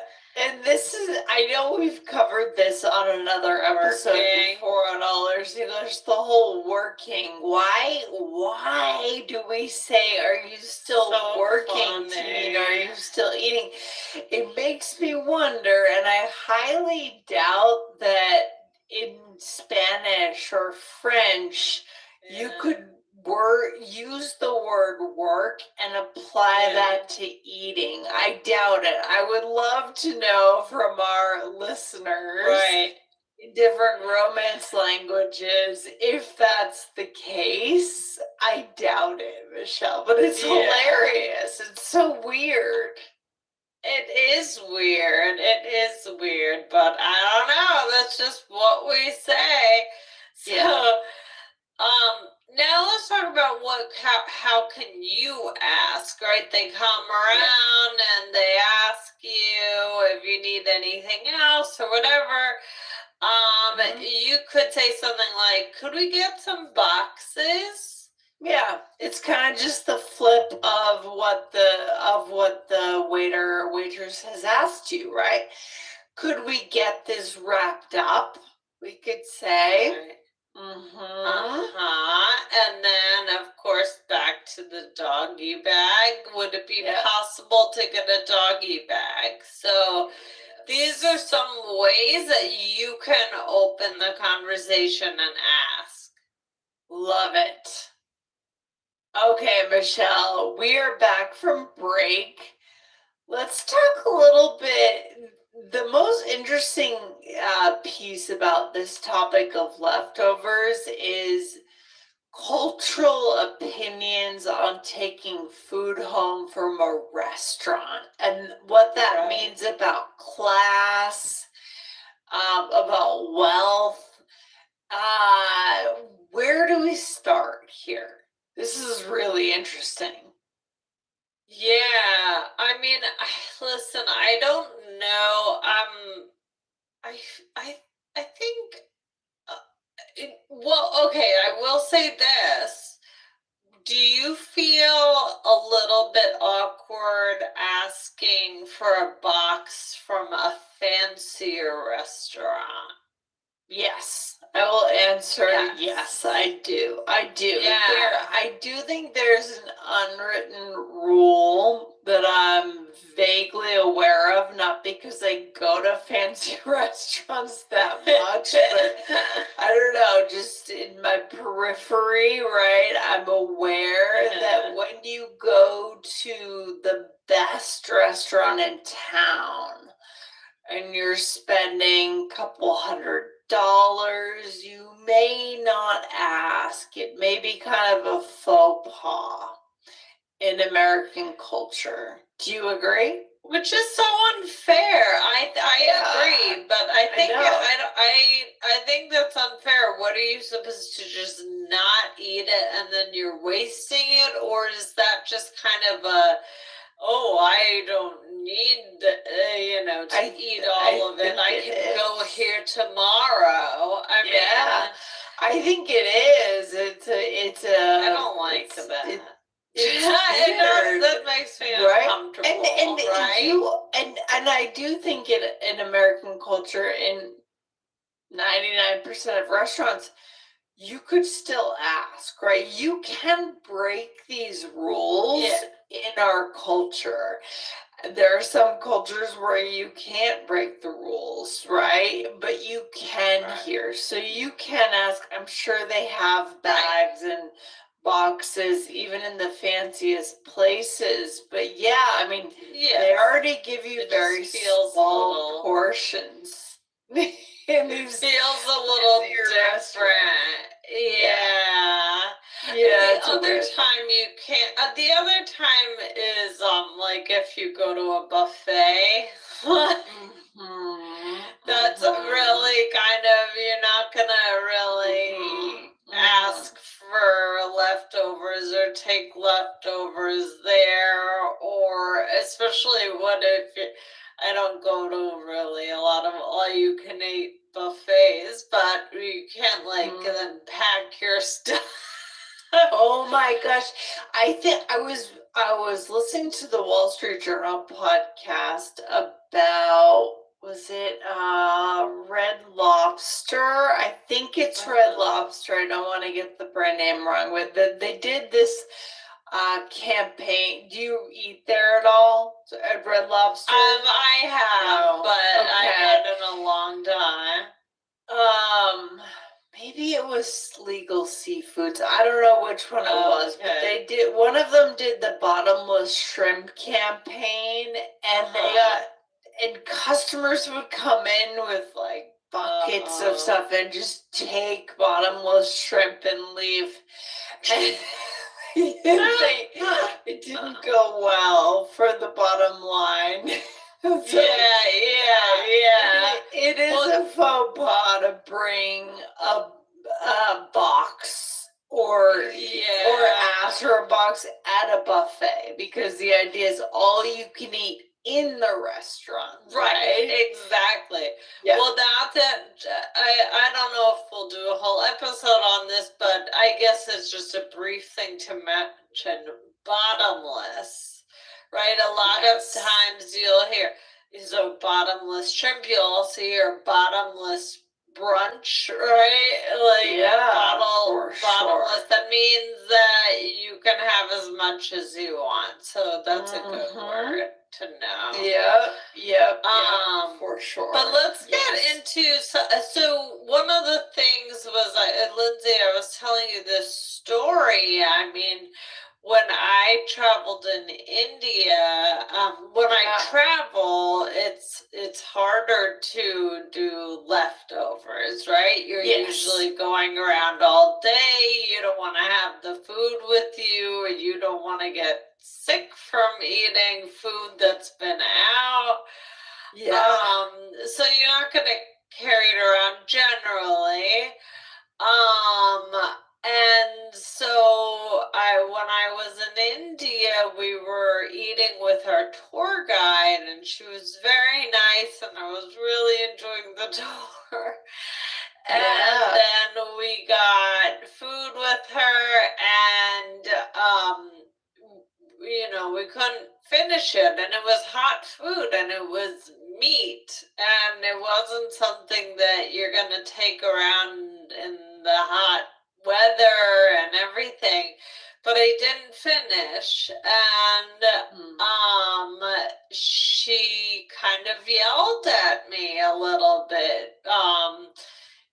Because I guess the idea is, that food scarcity is so real, and she felt, oh no, you have to finish your food.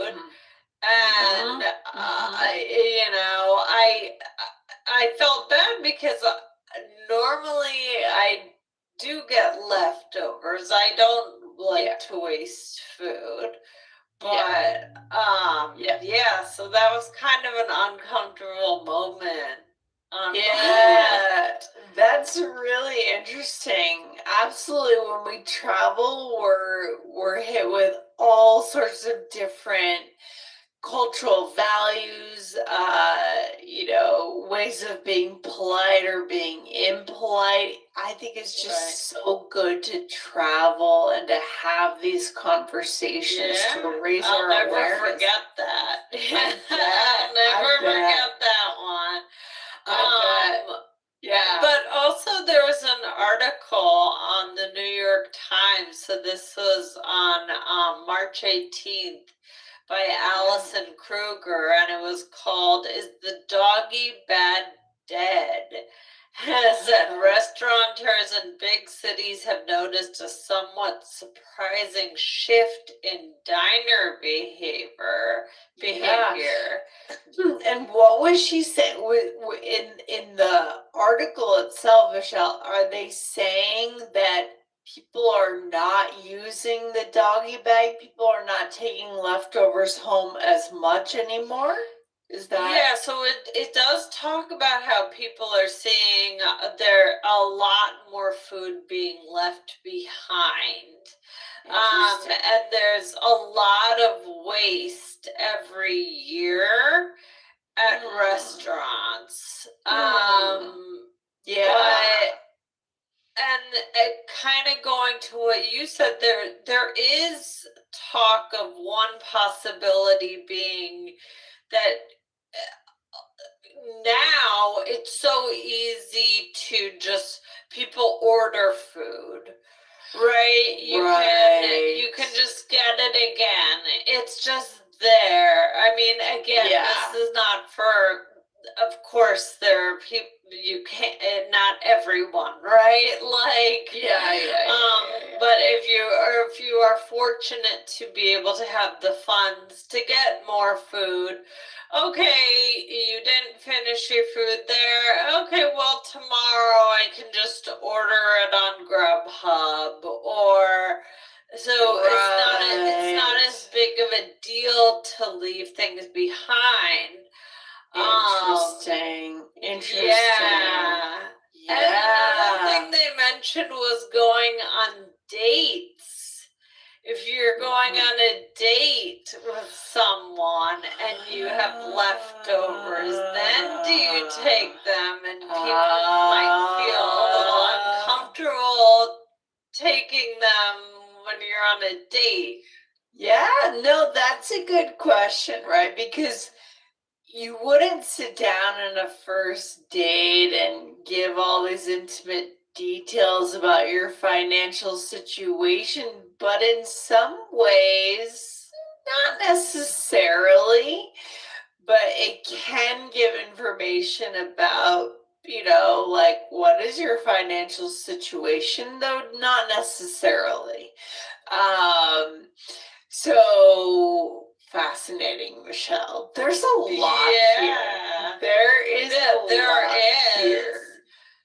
One other thing that I thought was very interesting was they were talking about the pandemic and how people were, of course, not sharing food then, but now they do. And sometimes they even mentioned how there's this question sometimes with, well, like, who takes the food? Yeah. Right, you're going out, and then people are sharing, and it's like, who takes ownership of the food? So, wow. Yeah, lots of very interesting points, even around food just going bad. If you're not going home right away. Yeah, absolutely. Yeah, no. Some did say that leftovers are still very common. So those were just some of the things that I wanted to point out from the article. Yeah, I mean, anytime we can look at how culture might be shifting. I know in the US right now we have like major clashes going on, kind of. There's an underlying tension around class more than anything happening in the US right now, which we're all tracking, right? We're seeing it happen, and there are little things we can look at that give evidence of this, and even something as simple as leftovers might be in there. Really fascinating, Michelle. Do we have time for a role play? I don't know, do we? I don't know either. Let's do one of these role plays, Michelle. Okay. Which one do you want to do? First or let's second? go for it. Let's go for number 2. Okay. Here So we here go. you are the waitress and I am the customer. Okay. All right. Here we go. Are you done with that, or are you still working? I'm done, thanks. Would it be possible to get a doggy bag? Absolutely. I'll bring out a couple boxes. Thanks. Excellent. So we just showed you here in this role play that I asked as the waitress, are you done with that, or are you still working? Again, there's that weird use of the word to work, meaning eating, right? Yes. We're working on it. Are you still working on that? You might hear, right? Working on it. Yeah, you could say that as well. And then I said, I'm done, thanks. And then I used this. I said, would it be possible to get a doggy bag? Excellent. So we see just a few of those vocabulary words. Michelle, what's another episode our listeners could go to? Where could they go? Yeah, check out episode 2455 was should you poke fun at someone's niche interests? Really good stuff there. Yeah, and just as a takeaway, this has been fascinating because we're not just talking about restaurants, ordering, and leftovers. We're actually talking about culture and politeness and class and food insecurity, really deeper issues, which our listeners could use this as a model to get into a great conversation and connection with someone to talk about each other's countries. Right? Absolutely, because I wish we had a whole panel of listeners on this conversation so we could hear their opinions and how it is. This is this is just a very universal topic, and so to hear how it could vary between areas of the world, between class, so interesting. Really good stuff. Guys, if you love our style of connection, not perfection, hit the follow button right now, or the subscribe if you're on YouTube. Okay, Michelle, good stuff today. I'll see you back here very soon. Have a good week. All right. Have a good Bye, day. Lindsay. All right. Bye, guys. Bye.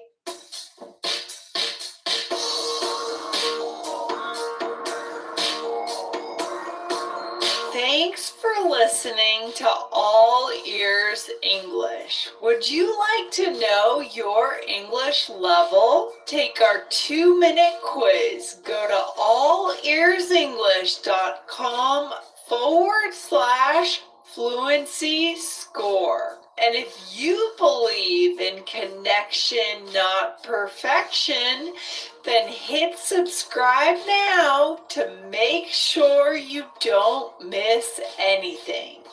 See you next time.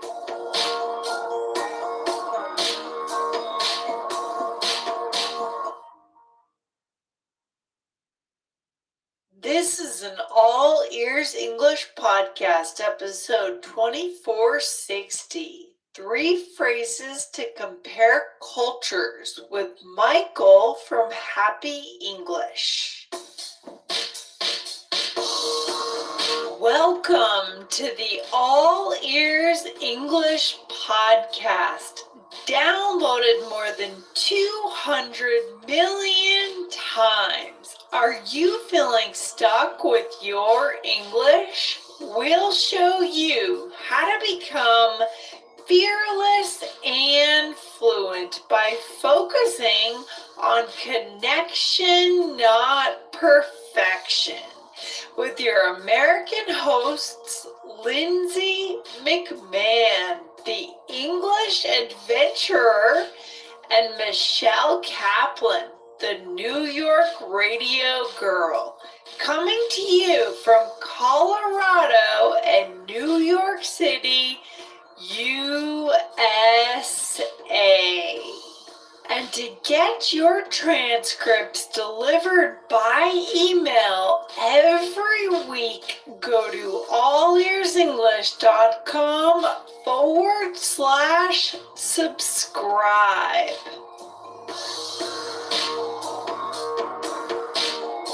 So many of our most amazing connection conversations come from comparing our cultures.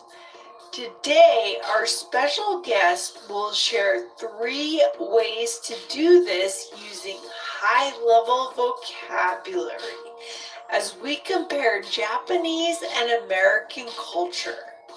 Let's get into it today.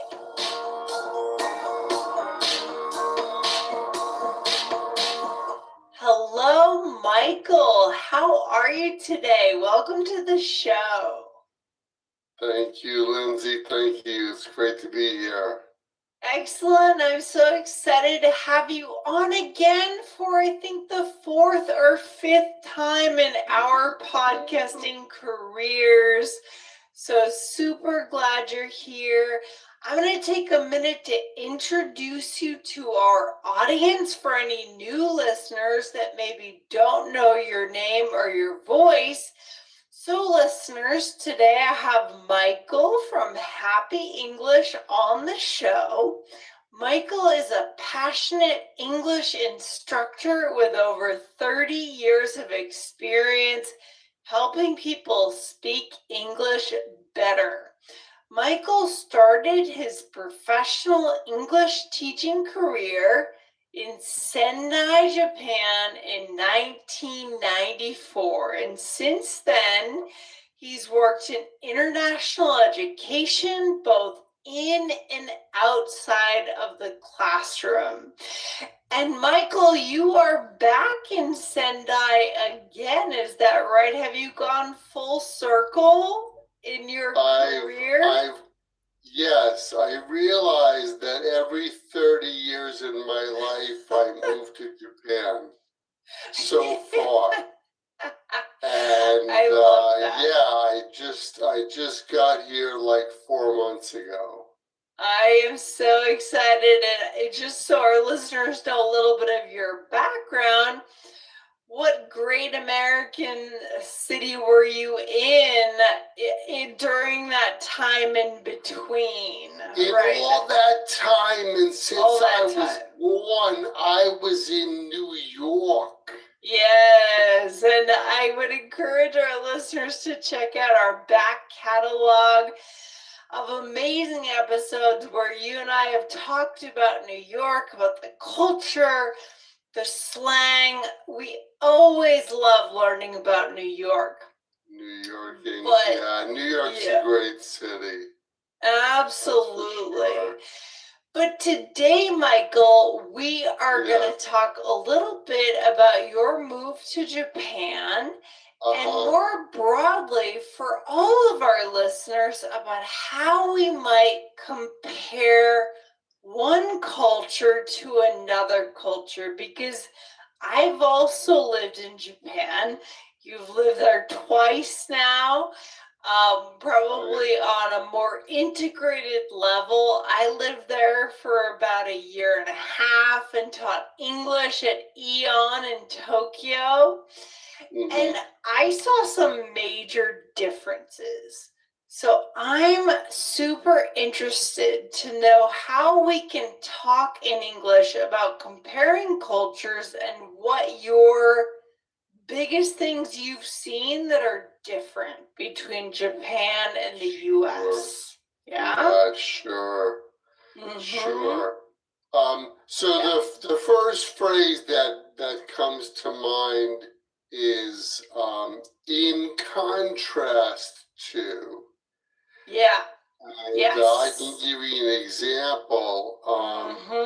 In contrast to living in the U.S., here,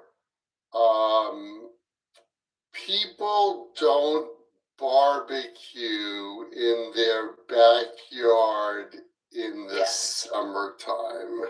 Yeah. Let me just back up before we go into the first phrase, Michael. I want to ask you a more broad question. When you stepped off the place, so you've been there for about 3 months now, since March?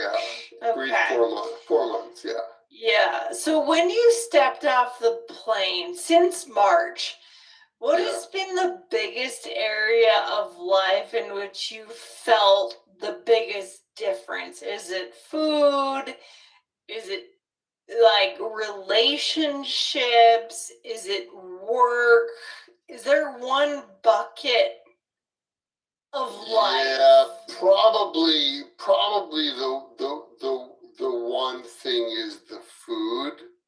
Okay, the food. Yeah, a typical American meal, there's a protein, we'll have a meat, or a fish, Yeah. and then a starch and a vegetable. That's a really typical American dinner, for example. Okay. But here, there's always a salad and some pickled vegetables, and there's a variety of smaller portions of each thing, but more of each thing. And it's something that I hadn't really remembered.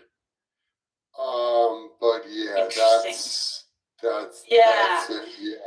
So in the US, you're more used to eating maybe more of fewer things, like a higher quantity of fewer items. Is that right?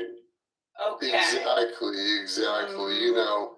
A baked potato and some chicken and some broccoli on the side. That's kind of a typical, American dinner. But here it'd be like, you'll have like 2 small pieces of chicken and some rice and some salad and some vegetables and some miso soup, and it's like there's always this huge thing. That resonates with my experience too, Michael. In Tokyo, we used to go out a lot with coworkers, and we'd go to izakaya, right? And we would sit and order so many different dishes and share them, and it was such a nice variety of things.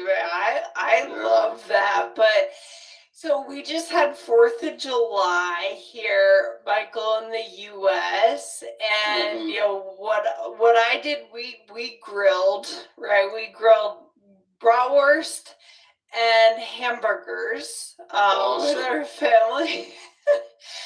And so tell me more. Let's bring back in for our listeners that phrase. That first phrase to compare. Tell us about the food culture, grilling culture. Yeah, so here's the grilling culture. Like, I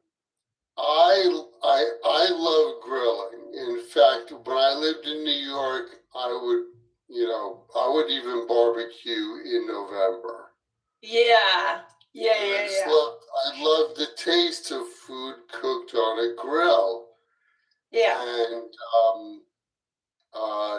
the distance between our house and the property line on one side to the neighbor's house is 1 meter, right? About 3. And to the other side is 2 meters. Okay. And the backyard is really small. And so I said, looking forward to the summer. We can barbecue. I'll make Japanese yakitori, chicken on a stick. Sure, you see them at the festivals, right? You always see that when and you I'm go to the living street with my in-laws, right? And Okay. my father-in-law Okay. said, "Oh no, can't do that." So, like in contrast to living in the States, Mm-hmm. people don't barbecue here. Interesting. And I'm like, but you guys like grilled meat. There are grilled meat restaurants. Yeah. That's right. Yeah. So the thing in Japan is the amount of livable land Yeah. is very small. So everyone Yeah. has the house is really tucked into the edge of the property. So Yes. nobody wants to grill outside Right. because they don't want to offend the neighbors Mm-hmm. with the smell or the smoke of Yes. a barbecue. Interesting. So, go even further and use the in contrast to, right? In contrast to the US, it seems like we're talking about politeness being or respect for neighbors being maybe more important in Japan than in the US. Would you say Absolutely. so? Yeah. Absolutely. Yeah. And again, in contrast to my life back in the States, Mhm. like you have to always be very careful about you don't want to put the garbage out too early because that'll bother the neighbors. So we're always aware of not annoying the neighbors. Interesting. But in New York, I mean, you're also living on top of other people, essentially. When I lived in New York, you and I have parallel lives in a sense. Life in New York, life in Japan. I lived in those buildings, the apartment buildings with the external fire escapes. And 4th floor walk-ups, right? 4th floor Right, walk-ups. Where did you grill in New York? Did you go to the roof of the building, or did you have No, a I backyard? live in the suburbs in New York. Okay, So nice. I had a house and I had a backyard, and everybody grills in the, Yeah. 5 or 6 p.m. you walk out in your backyard and all you smell is, oh, okay, maybe he's making steak. Oh man, I smell burgers over there. Like That's a great smell. Yeah. right, that's the smell of summer. Yeah. And here, Yeah. Yeah. we're missing that. No, I can understand your feeling. I'm not a big meat eater, but I actually love the smell of barbecue, the whole thing, being outdoors, eating outside. Right. So maybe you'll have to go to a lot of street festivals to get that smell, right? Or the beach or something. Exactly. I'm not sure. Yeah. Okay. So that is. I think in contrast to living in Japan, in the States, like you said, like the barbecue, even if you're not a big meat eater, that's an event, right? You cook the food outside, you eat the food outside. It's a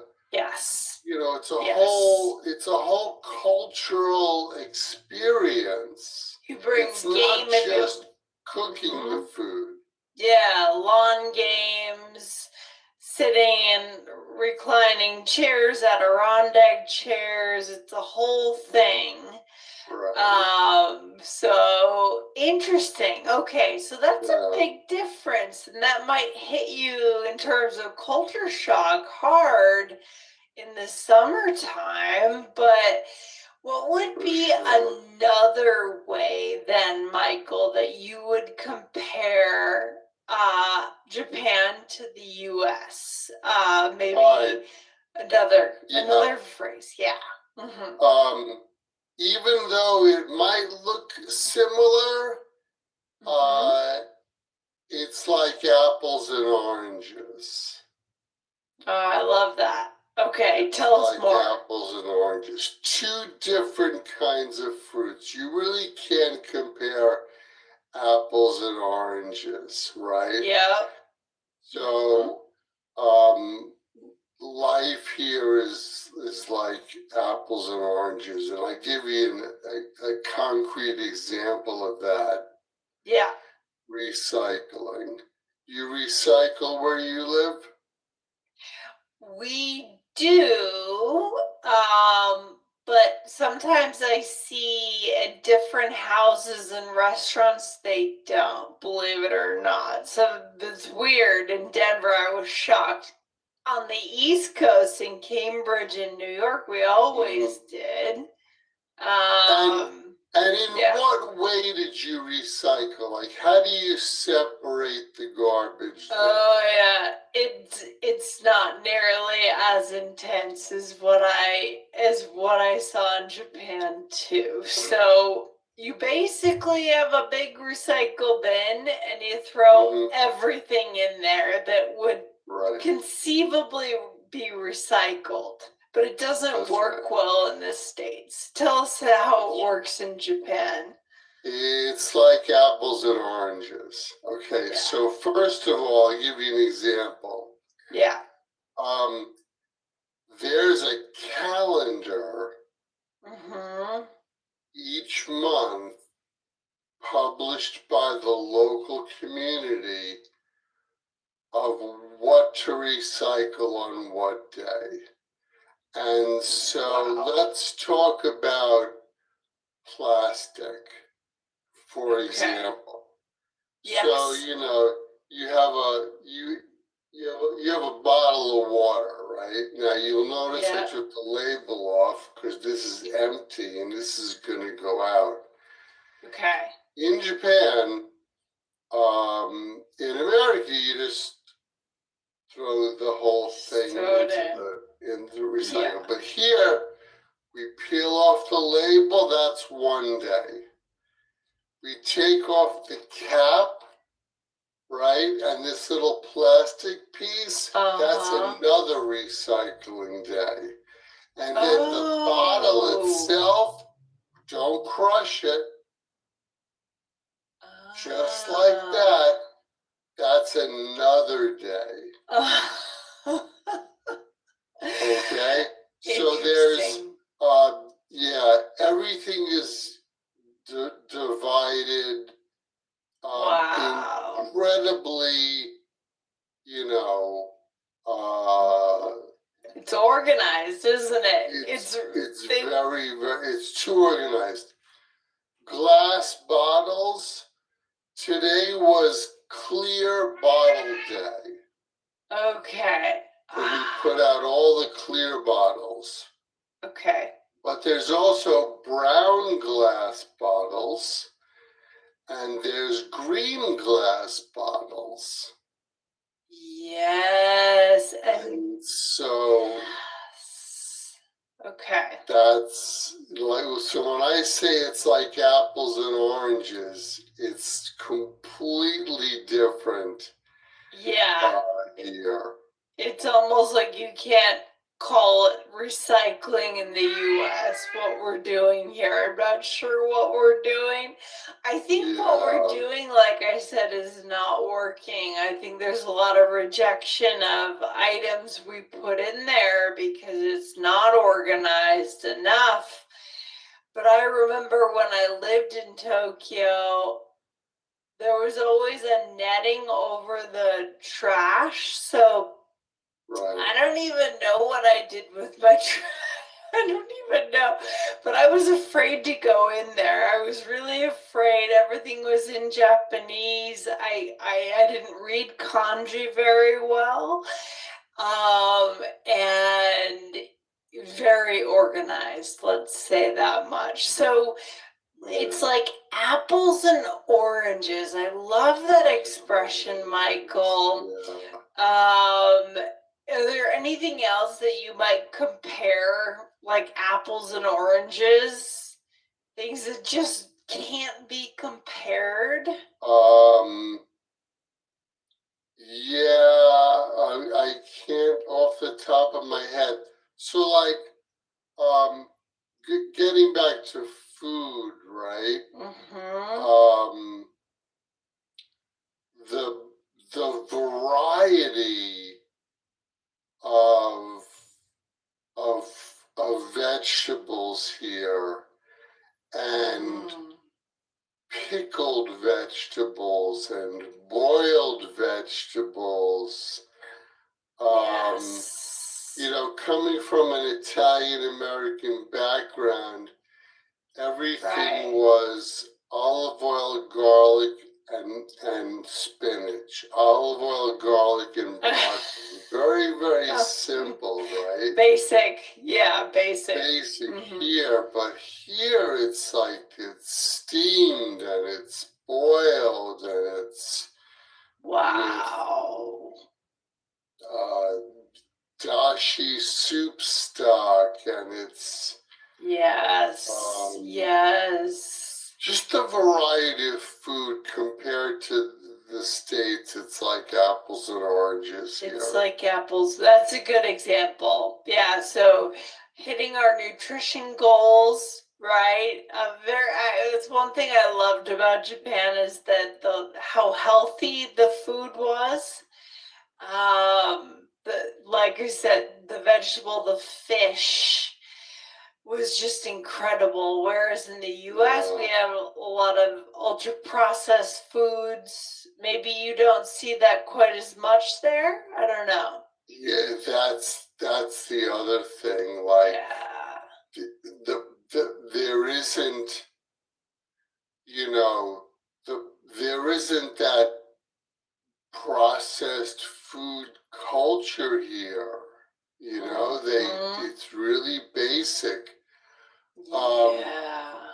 Eggs. When you go to the grocery store here, right? The eggs are not refrigerated. Right. They're just kind of hanging out there in the store. Yes. And, you know, they even eat, I don't, but they eat raw egg. I remember. Yes. Right? Because it's fresh enough that you can do that. Yes. And I personally can't because, you know, because all that mind over matter, I can't eat a raw egg. Our eggs are not as fresh.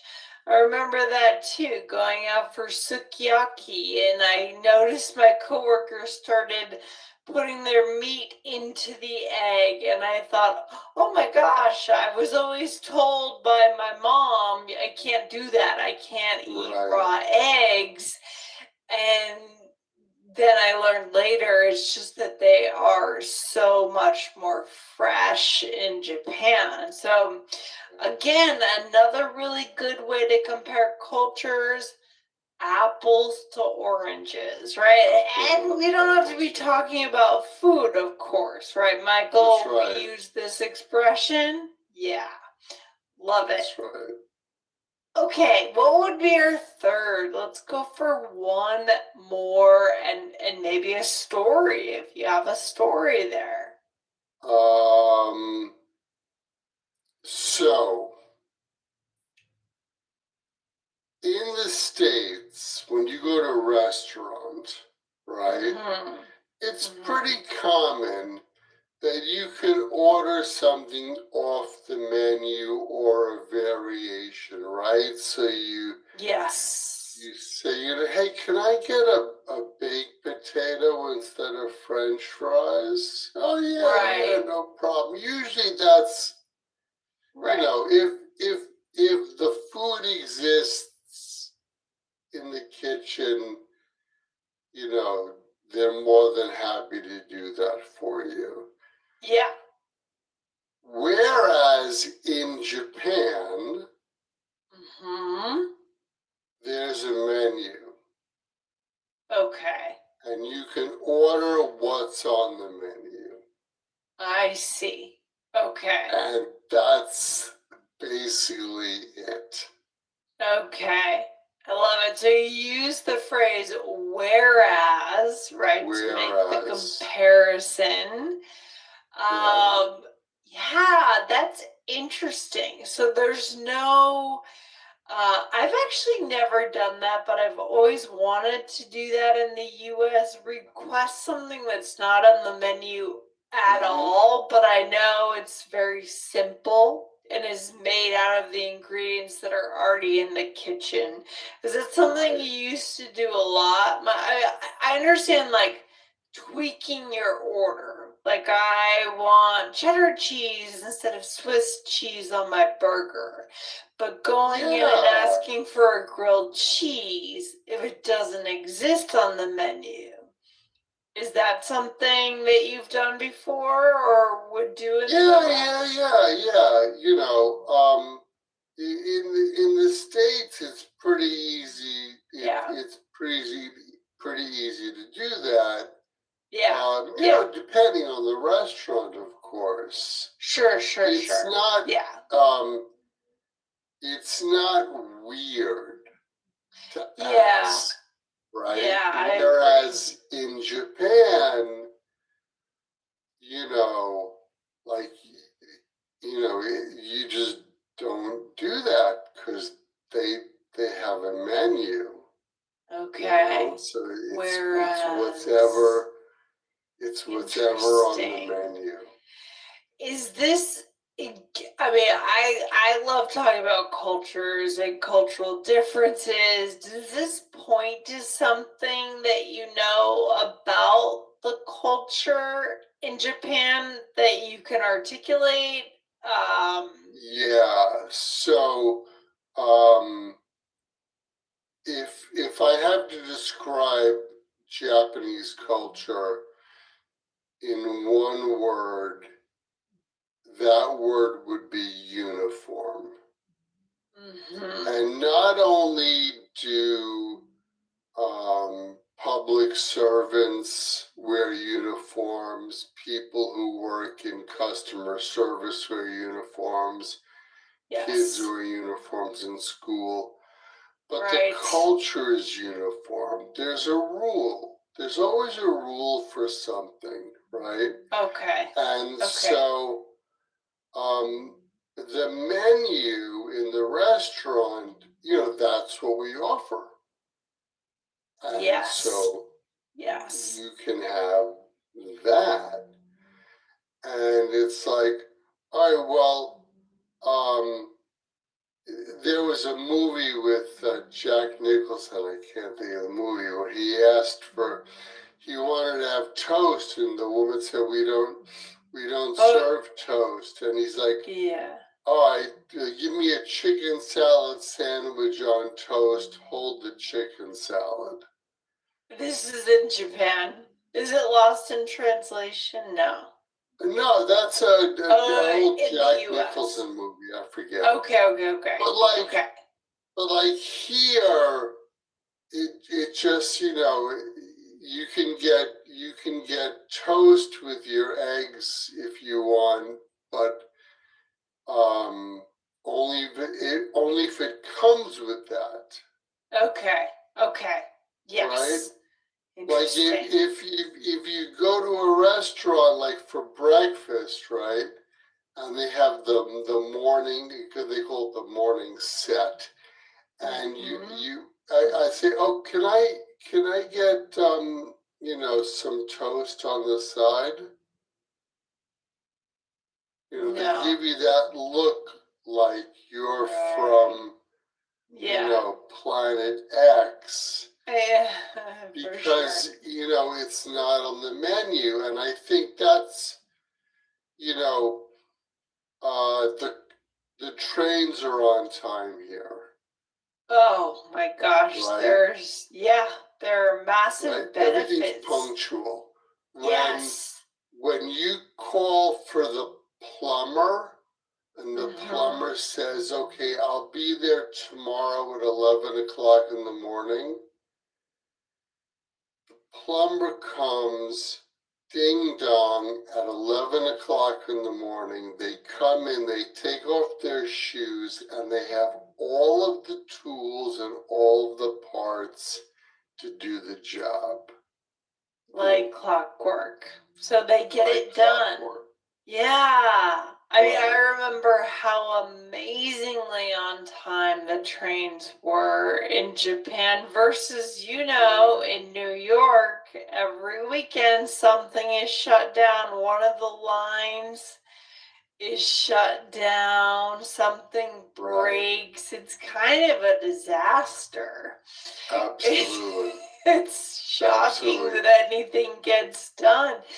And today's conversation is not about one culture being better than the other. I love Japanese culture. I love American culture. I love many different cultures.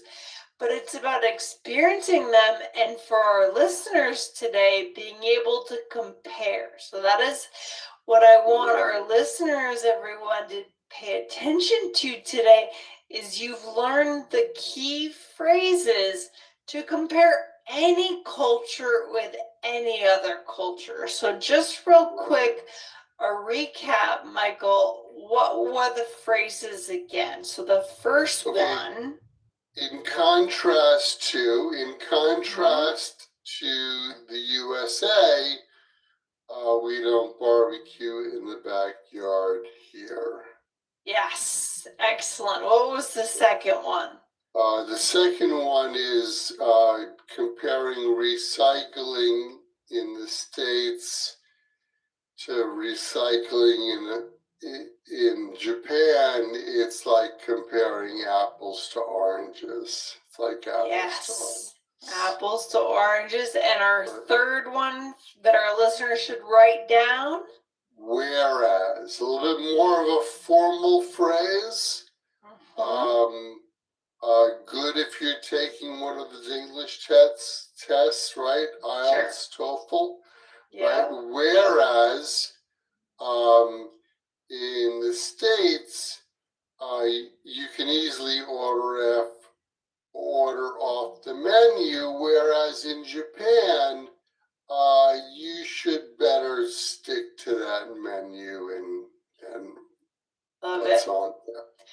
Yeah, and Michael, to wrap up today, any final piece of advice when you're new in a culture or just being reintroduced to a culture, kind of mindset wise, in terms of how to take it in? Do you have any tiny piece of advice for our listeners if they're living abroad?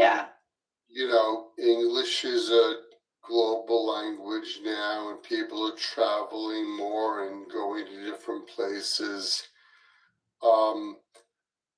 Realize, and I don't know who said this, but somebody said one time that all human beings have the same wants and needs and desires, and every culture has a different way to bring that. So it's not, as you said before, Lindsay, it's not saying that one culture is better than another. Yes. It's just all cultures are different. And so flexibility, when you travel somewhere and you go, okay, maybe we're going to speak English here, but the cultures, it's going to be a little bit different. Yes. So having that flexibility will help you so that you're not all like, Right. It just makes life so much easier when we're open to Absolutely. things looking different. And yeah, good point. You are using the language, but it's going to look very different the way things get done. And we all have the same kind of basic human needs, human connection. Right, learning things, self-actualization, but we get there in a different way. So Absolutely. well said, Michael. Michael, where can our listeners find your podcast? Tell us a little bit, just for a minute, how to find your show, what you talk about on your show. It's the Happy English Podcast, and you can type that into the search bar of your browser here or wherever you find podcasts. Just type in Happy English Podcast. The website is myhappyenglish.com, and yeah. If you type in Happy English Michael, you'll find me somewhere. Awesome. Love it. Thank you for being on the show again, Michael. And I hope to collaborate with you again, maybe next year. We'll see, right? Thank you so much for having me. It's been a pleasure and a lot of fun talking about culture today. Absolutely. Thank you, Michael. Have a good day. Bye. And you too. Thanks. Bye. Bye.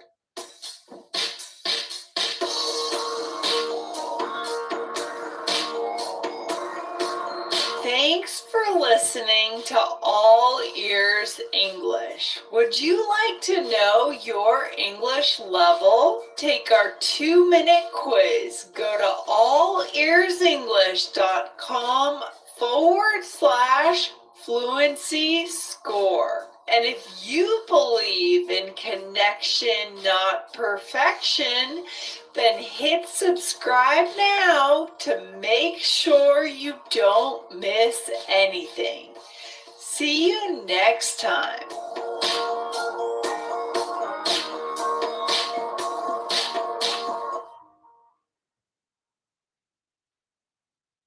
This is an All Ears English podcast, episode 2459. Grammar that breaks the rules, part 3.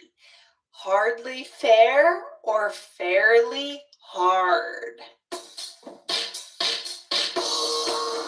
Welcome to the All Ears English podcast, downloaded more than 200 million times. Are you feeling stuck with your English? We'll show you how to become fearless and fluent by focusing on connection, not perfection, with your American host, Aubrey Carter, the IELTS whiz, and Lindsay McMahon, the English adventurer. Coming to you from Arizona and Colorado, USA. To get real-time transcripts right on your phone and create your personalized vocabulary list, try the All Ears English app for iOS and Android. Start your 7-day free trial at allearsenglish.com/app.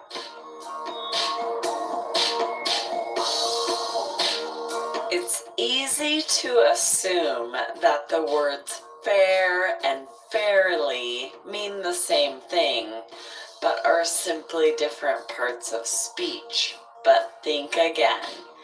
Listen in to get the truth today.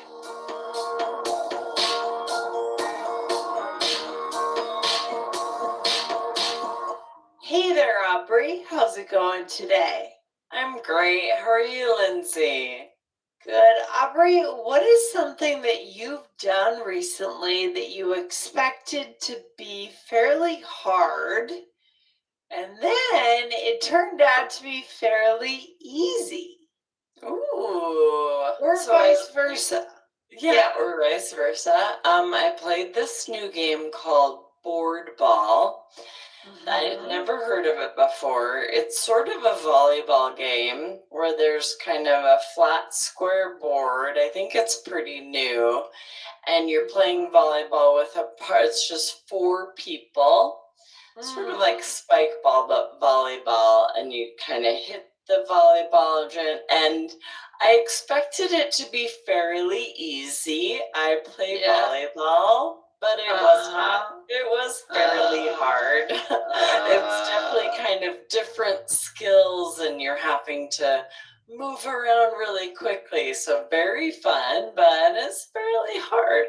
Super interesting. I love that. Yeah, you never know. You never know. Something looks easy, it turns out to be hard. Exactly. This happens a lot.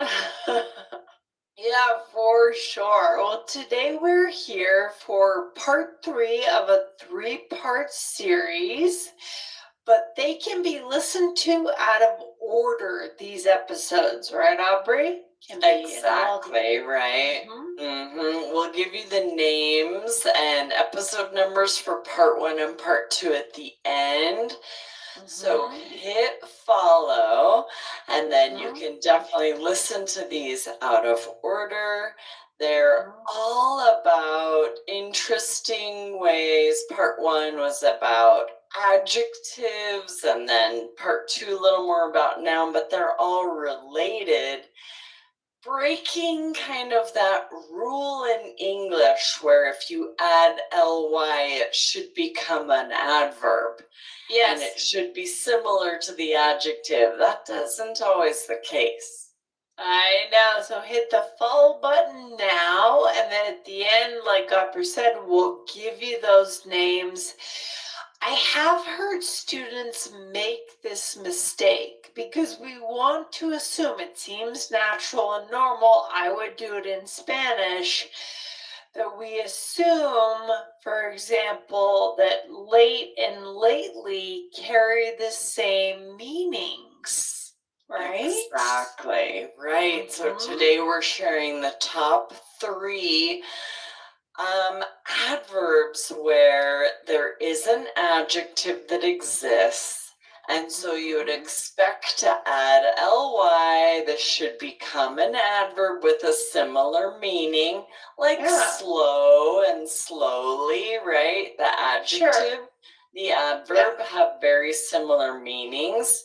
These words, that's not the case. We add ly, it becomes an adverb with a totally different meaning. Oh my gosh. All right. Well, I am excited to get into the 3 that we're going to highlight today that are really dangerous, right? Yes. If we assume the meaning, and not dangerous, but they're just common mistakes. Common mistakes, these can trip you up. Yes, I'm excited for you to know about all of these. Yeah, so let's go into the first one. I mentioned it a few minutes ago, late and lately. Let's talk about it. Yeah, so first, late is an adjective, right? She arrived. It can also be an adverb. So as an adverb, she arrived late to the meeting and missed the introduction. But then we add ly, and it has a very different meaning. Exactly. And I could say it just means recently, right? The meaning is recent, recently. So what have you been up to lately? So I'm not talking about arriving on time here or time. It's just something that happened in the near past. Exactly. So the pro tip here is when you hear the word lately, every time think recently, in the recent past, right? You have to forget that the word late has anything to do with late in the day, late time. Lately is not related to the word late. Yeah, tricky. and a pro tip, this is a really good way to connect this question. It's very simple, but it's really common, right? What have you been up to lately? How have you been lately? Yes, we ask this a lot, and you could definitely see English learners thinking you mean, maybe what did you do yesterday late at night? Or what are you doing, right? If you hear that word late and you're used to the adjective, you need to know that lately means recently. Means like maybe what did you do last weekend? What have you been doing recently? If someone says, what have you been up to lately? Yes, I love that. All right, so that is the first one that our listeners are no longer going to make this mistake. What would be the next one, Aubrey? Yeah, the next one is fair and fairly. So fair is an adjective, meaning like light in color. And then it's also used to describe something being just. So this has a couple of different meanings, which is tricky.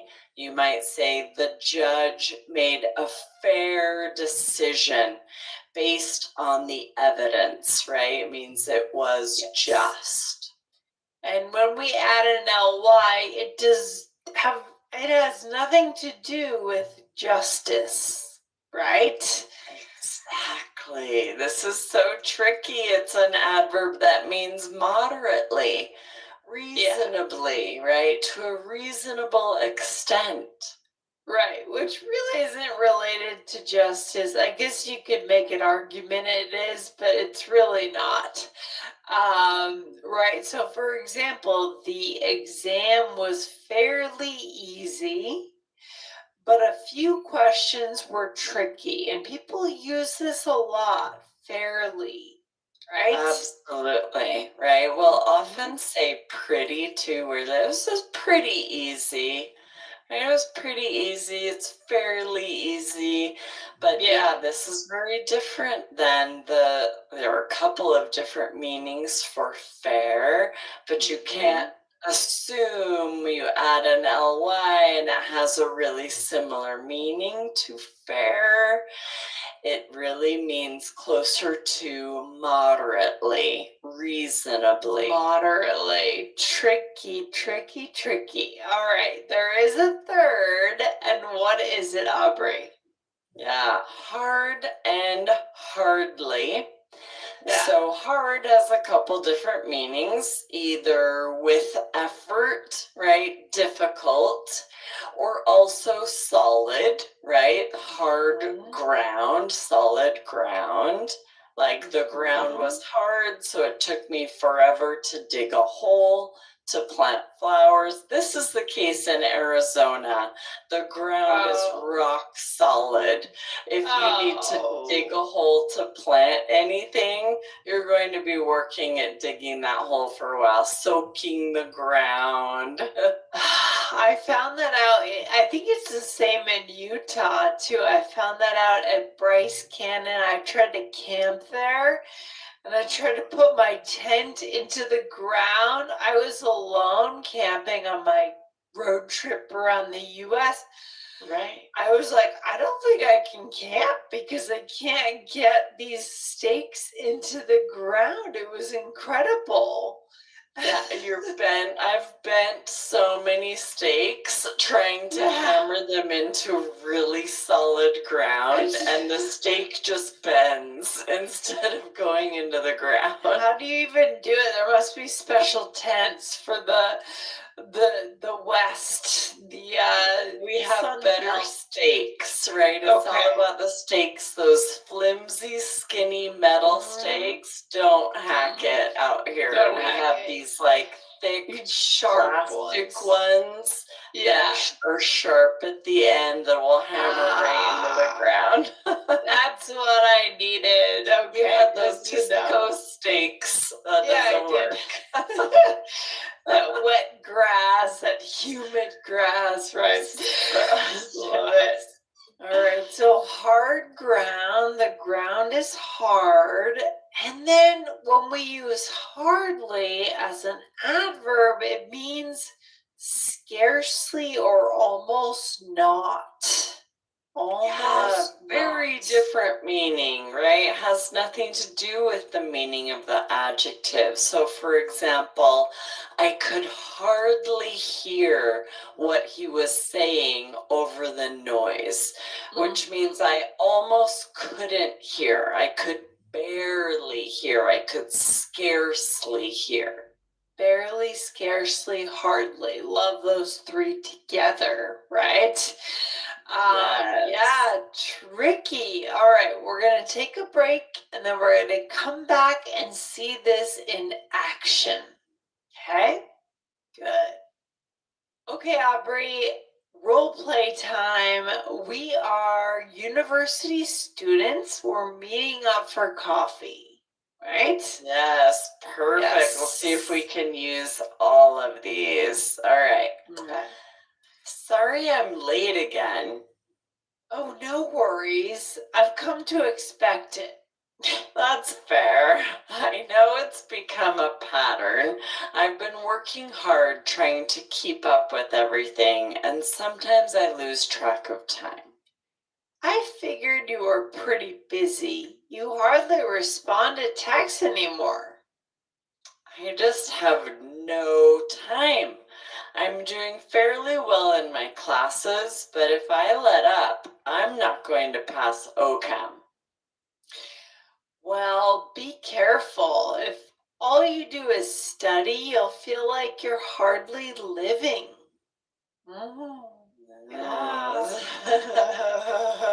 This is an interesting conversation, and we do this sometimes where and this is interesting. Sometimes you'll be trying to give advice, you want to give advice, and then you find that your advice is actually sort of just critical of the choices someone is making. This happens, right? Yeah, it's typical to not do that. Right, it's a little too direct. Someone else unrelated needs to be giving that advice to you, right? Right. Not someone that's kind of like being stood up and waiting, waiting for you to arrive. Yeah, It's funny. It's clear that I've been late many times. yes. You're a little testy about it, I right? know. There's a little too passive often. aggressive tone there, right? True. All right, so you started by saying, sorry, I'm late. Very, common phrase. I'm late right? again, right? Which means like I was supposed to be on time. I was not. But then it is interesting. You said, no worries. I've come to expect it. This is maybe something I would say to a sister or very close friends. Maybe we're good friends. And you're sort of being facetious. You're sort of poking fun at me. You're like, you're always late. You're passive aggressively letting me know like this is happening too often, but in a more lighthearted way than you could do. Yeah, it's kind of like when something like this happens, you need to call it out in a way. This is the way to do it so you're not being too serious about it, right? Right. You could say same old would be another word. Would say like this is just you. I'm used to it. Well, I actually only got here a minute ago. I gave you a late time. Yeah. Maybe I'd expect nothing less, right? Ooh, Sorry, I I'm like like, that phrase. No worries, I'd expect nothing less. Right? You're just letting him know, like, I've come to expect you being late, and it's not the end of the world. Exactly. And then, so you said, no worries, I've come to expect it. And you said, that's fair.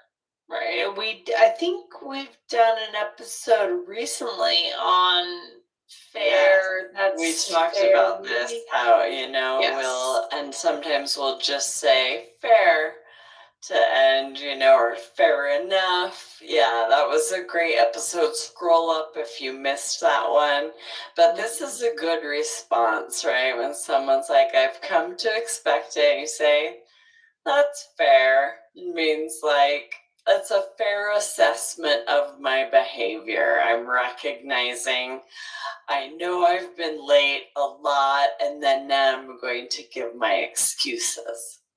Exactly. And then you said, I've been working hard trying to keep up with everything, and sometimes I lose track of time.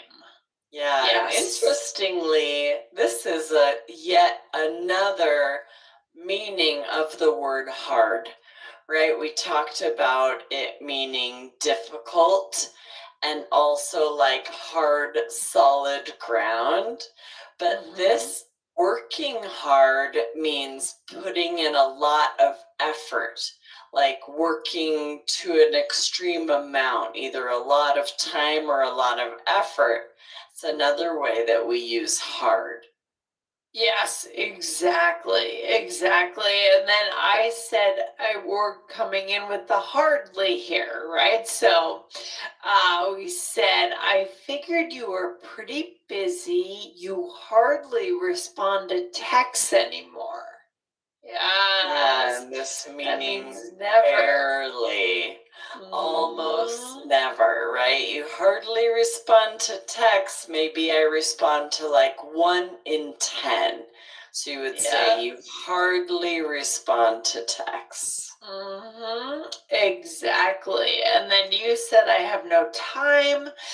I'm doing fairly well in my classes, meaning moderately well, relatively well. Right? Exactly. But if I let up, I'm not going to pass OChem. That stands for organic chemistry. Some of these, shortcuts that we use for classes, OChem. Yes, yes. Did you have to take OChem in college? I did not. I had like a literary degree, so I did have to take a couple of natural sciences just as part of my general electives, but not OChem. What about you? Yeah. Oh, no. I never took organic chemistry. No, thank you. I think it was more for people that were on the pre-med track, science tracks. I took Bio 101, which was hard in college. It was really hard. I had to take Bio 101, and it was really difficult. I took a geology class that I loved. We did some fun field trips in Utah to that sounds look at really the rocks. cool. Yeah, that was cool. Yeah. Very cool. So then the last line, what did I say, Aubrey? Yeah, let's see. Well, be careful. If all you do is study, you'll feel like you're hardly living. So that, again, just meaning like not much at all, barely. You're barely living. Love it. Yeah, so here it's very clear that these do not mean the same thing when we make it an adverb. So just being aware of this is the key to getting to that C1, C2 level. Right? Exactly, right. Yes, I'm so glad we were able to do this series to point out, because sometimes you'll think of something as a grammar rule like this. Words that end in ly are usually adverbs. So you might assume they're adverbs, and usually they have a similar meaning to the adjective that's similar, like slow and slowly. Usually that's the case, but there are quite a few exceptions. So this series highlighted in part 1, it was episode 2444, grammar that breaks the rules, part 1, adjectives that end in ly. So this is sometimes we add ly to a word and it's still an adjective. Oh boy. Oh boy. And then there was 2450 was part 2, grammar that breaks the rules, part 2. Noun nonsense. I love that title. That is It was fun, and this is tricky. This is when we add ly to a word and it actually becomes a noun. So definitely scroll up so you don't miss the part 1 and 2 of this series. All right, and final takeaway, Aubrey, where should we leave our listeners on the series? Yeah, so I think the pro tip is don't assume that words that end in ly are an adverb or that they mean exactly what you would expect them to mean, because today's 3 mean something different than you would expect. Yet we learn these things in context so we fully understand them. We learn them in conversation, and that is the way to really build that connection. All right? Absolutely. Love it. Awesome. So good. Aubrey, you have a nice rest of your day. I'll see you very soon. You too. Thanks, Lindsay. Bye. Bye.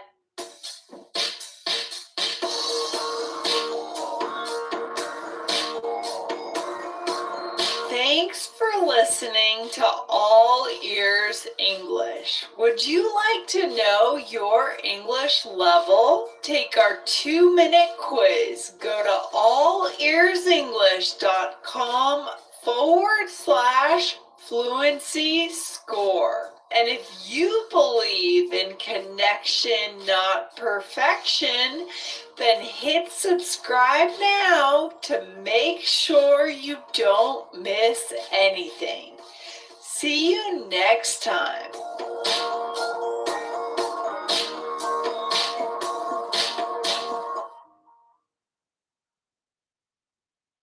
This is an All Ears English podcast, episode 2458. Do you have the capacity to start using this word? Welcome to the All Ears English podcast, downloaded more than 200 million times. Are you feeling stuck with your English? We'll show you how to become fearless and fluent by focusing on connection, not perfection.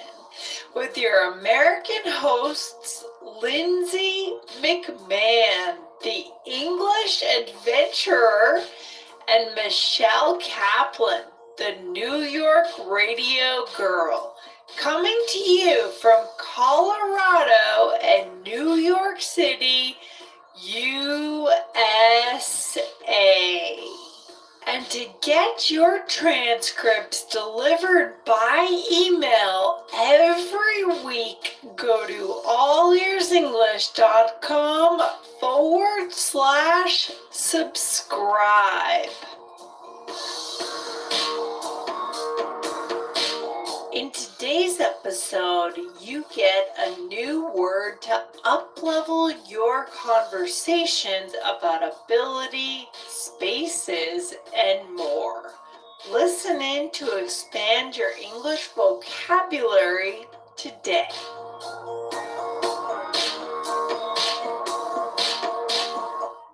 Hello, Lindsay. How are you?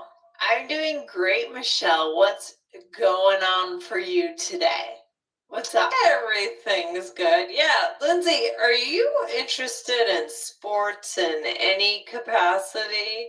In any capacity, good question. Sure, yeah, I like sports. Yeah. I like to play tennis. I sometimes like to go to a baseball game. So yeah, I am in Good. some capacities, I would say. What about you? Yeah, definitely. You guys probably, if you listen to the show, you know I love basketball. Yes. And I do like to go to a baseball game, but I can't. My brother is coming to town, and he's like, "Oh, maybe we should go to a baseball game." I can't go in when it's so hot. I can't do it. I can't do it. I just can't do it. Yeah. It's hot. So it has to be kind of the perfect night game and things like that. But I can't just sit games. down. Night games. Yeah. Afternoon games are rough, especially if you end up in the sun, which you might. Right. It's just beating down on you. Yes. I'm not into that in any capacity. So today we are going to answer a listener question. I believe this is from Sophia. Yes, we love Sophia and our other listeners that are sending in fantastic questions. This one came from our YouTube channel, so don't forget, guys, we do have a robust, amazing YouTube channel at All Ears English on YouTube. So you can watch these episodes, watch us articulate what we're saying here. If you prefer to learn by video, that is a good option for you. Go over to YouTube, type in All Ears English, hit subscribe, okay? Here is Sophia's question. Shall I read it? Yes, please. All right. Hi, Lindsay, Michelle, and Aubrey. I'm Sophia. I've been a big fan of your podcast for a while. I was watching TV and heard the phrase in any capacity. It really caught my attention. Could you explain how to use the word capacity? Thanks so much. Your show has helped me a lot. We love that. Yeah, great question as always, Sophia. Thank you for listening. Thank you to everybody for listening. We really appreciate you. And we also wanted to say thank you to our listeners who have given us reviews, right, Lindsay? Yeah, huge thank you to KN95 from China. Someone by the name of Good Luck who gave us a 5-star review from Saudi Arabia. Another listener in China on June 23rd, and Imran MZ on June 20th in the US. Beautiful 5-star review. Thank you. So we super appreciate these reviews, guys. It keeps us motivated, keeps us creating new content. So go over and leave us a rating and review wherever you're listening. All right. All right. Thank you so much. All right, let's get into it. So let's talk about in any capacity first, because Sophia brought that up. So what does that mean? Oh my gosh. In any capacity means in any way, in any form. And I'm sure we'll get into, it's a little confusing because capacity can mean something else literally, right? Yes. Yes. We'll talk about that. We're going to be too, talking so- about that later. Yes. Right now, we're going to start with this expression, and we're going to move into Yes. more specifically how capacity is used. Absolutely. So stay tuned for the whole episode for sure. Mhm. Does it sound more formal to you, Michelle, when we say this in any capacity? I think it sounds a bit formal. What do you think? I do. I agree with that. I think it just up levels your speech a tiny bit, right? Yes. It doesn't make you unreachable and up here on a pedestal academic, no, but it just elevates it a little bit. Right. And it would sound a little bit odd, I guess, if you used it in, do you want a sandwich in any capacity, right? It's like, doesn't really, Weird. it doesn't really, it sounds a little funny there, right? So, it is a little bit more formal sounding. It's used a lot professionally. I mean, Yeah. legal documents, things like that.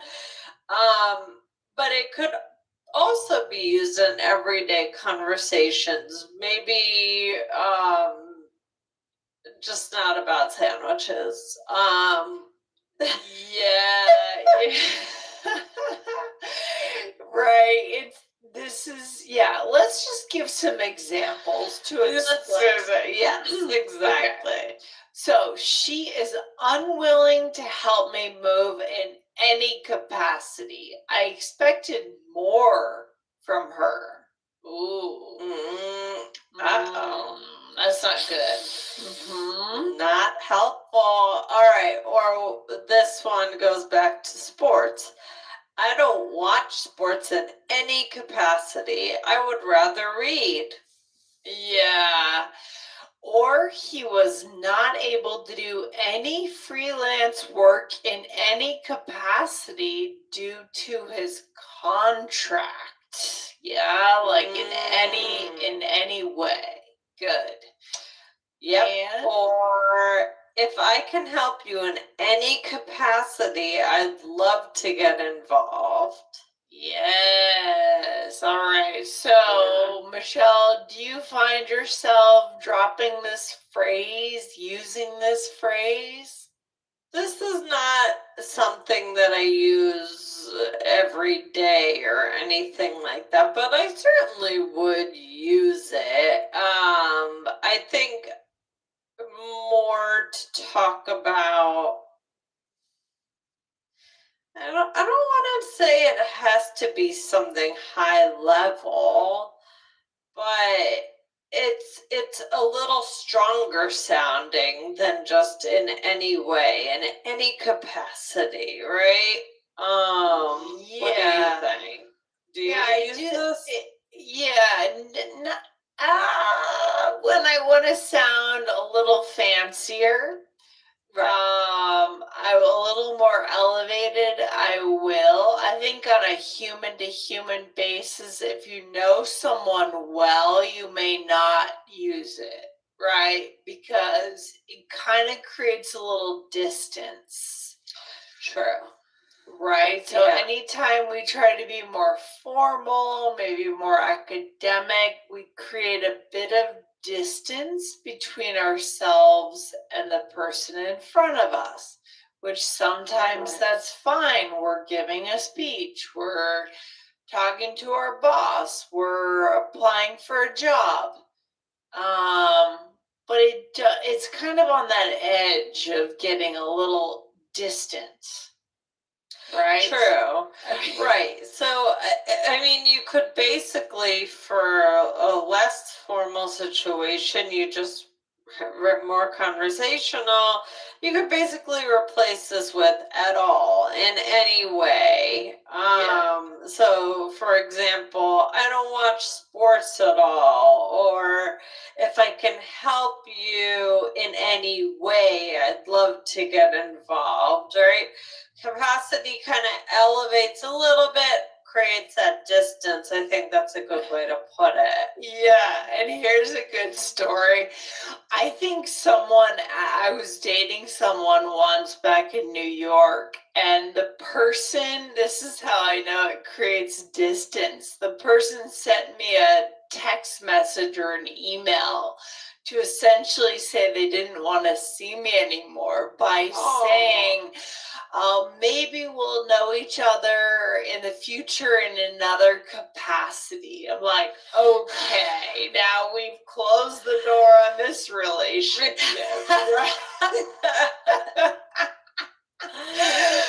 No, that's a good example. I'm sorry that happened. I'm glad that you found your person, so it's okay. But yeah, that's true. That's a little, that's a bit too formal, right? For closing the door. Yeah, for sure. So we have to pick and choose when we want to use these words.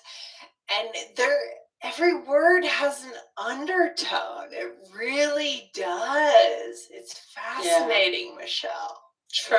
It really does. Yeah. Okay, we are back. Let's talk about the word capacity in general, Michelle. Tell us about this. All right. So there are more ways to use it that I went through, but we're actually going to go over two basic ways that we think are the most common. Yeah. So one is just what you can take in or what you can do. Yeah. So, for example, I don't have the mental capacity to study anymore tonight. It's saying, it's kind of like what you can hold, what you can do, what you have the space for, right?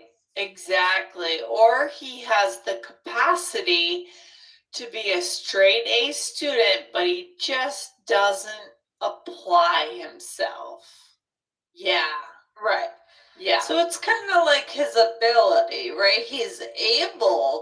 He could be a straight A student, right? He has the capacity to be, right? Exactly. Yes. Right. I mean, Lindsay, here's a question, a conversation question. Do you have the capacity to exercise on a Friday night after work? Yeah, it's a good question. Generally, I have not historically. I just want to melt into the weekend, right? I want to go to a movie, but lately I actually have been. I know it's an annoying answer. I have been actually going to Orange Theory on Fridays, like 5 or 4:30. Yes, I know. Oh, yeah, it's not what you wanted to hear, but yes, sometimes I do. In the summer, I like to start the weekend feeling active. So yeah, that's good. That's good. Well, good. I'm happy for you. That is good. yeah. And then the next, the original meaning, kind of the literal meaning, Michelle, we need to talk about that, right? Right. So it's like wait, sorry, I just lost my spot. Okay, here we go. So it's like the ability, or the other one is what something can hold, which is similar to the last definition, but a lot of this is about venues, right? How much of actual space can hold. So you'll hear this a lot. So Lindsay, what's an example of this? Sorry, we can't have any other people in yet. We are filled to capacity. Yes. Or we just got the fire marshal in and he says our capacity is 30. Yeah. So a lot of times you'll see those signs in places around the US. You'll see what you can see what the actual capacity is. Yep, and sometimes when I went to the podcast show London, this was a big issue. Each room, it was a central London conference, and so each room was small and had a certain capacity. So the guy was literally opening the door as people came out. It was a little frustrating, actually. But it was a cool venue to have a conference right in Islington area. Really cool spot in London. So this is the trade-off for inner city conferences, right? Yeah, right. Right. I mean, and the other time you might see this is for parking lots.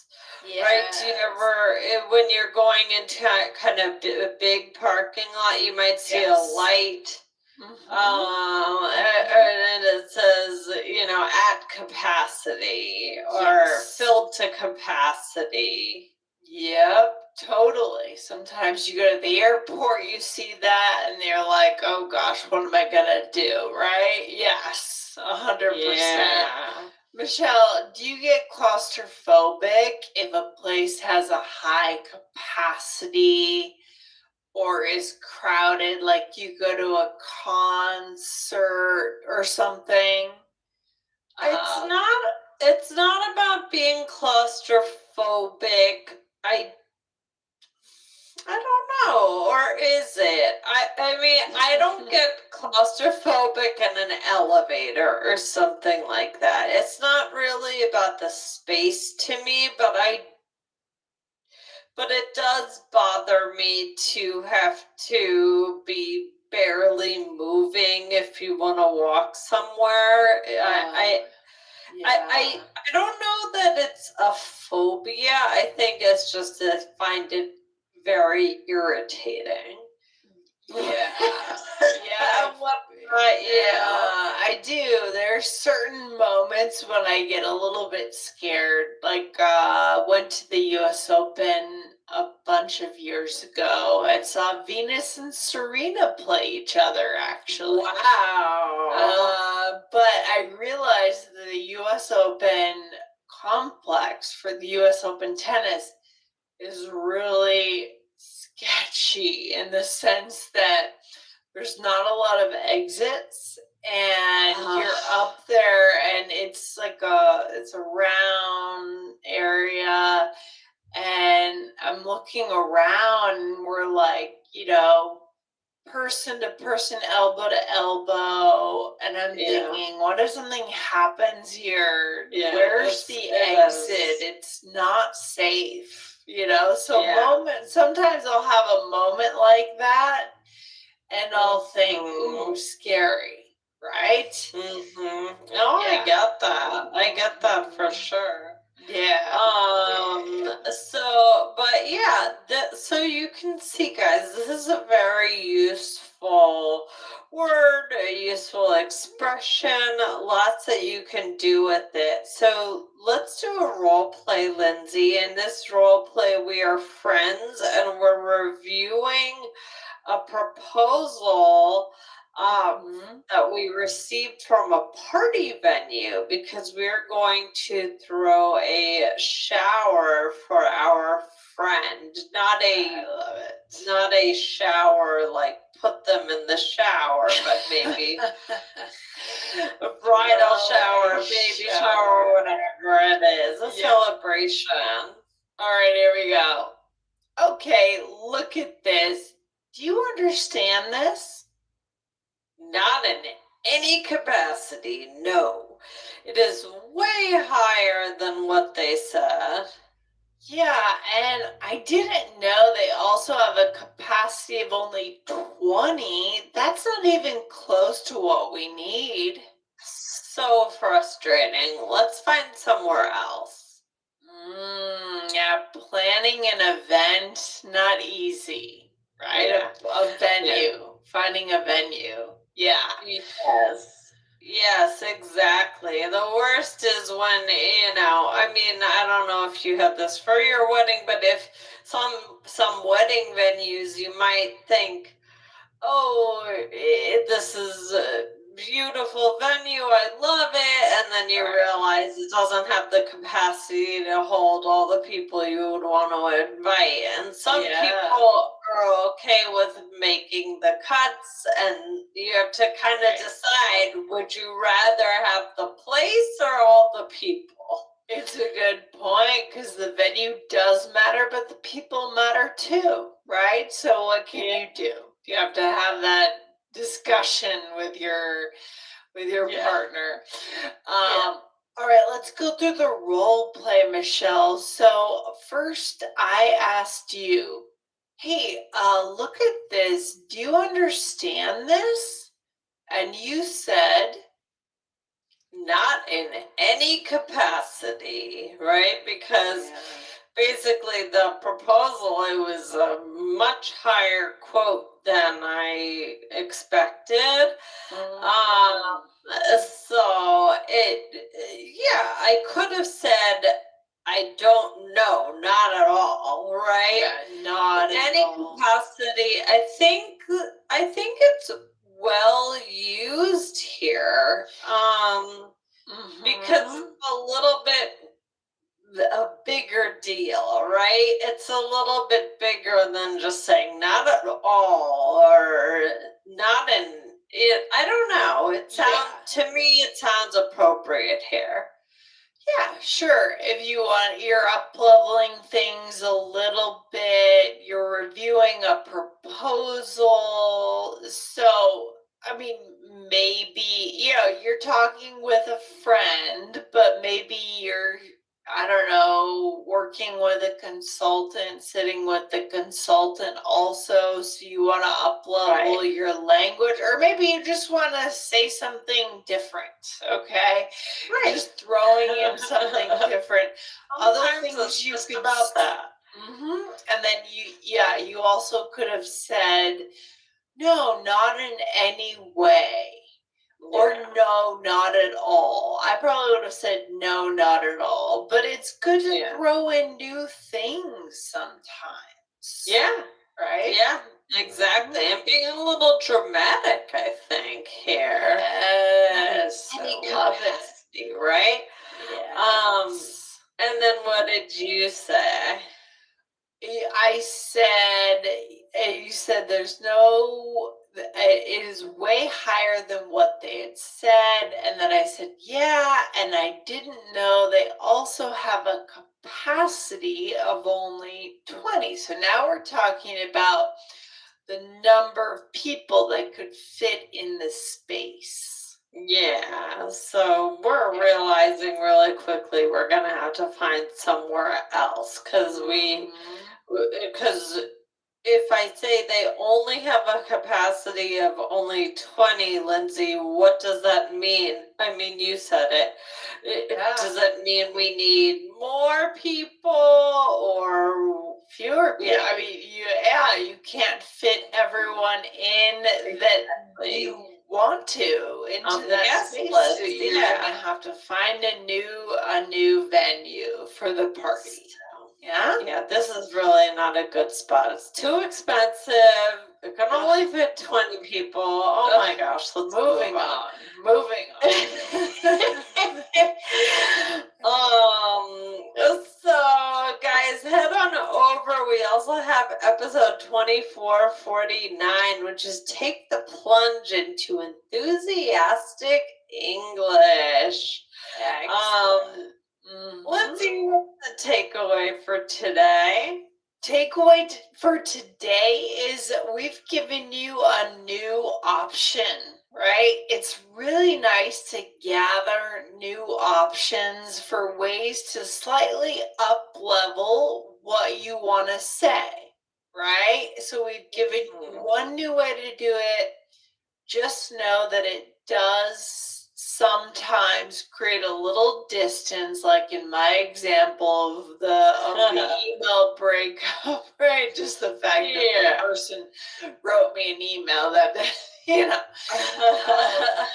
But it does create a little distance, makes it a little more formal.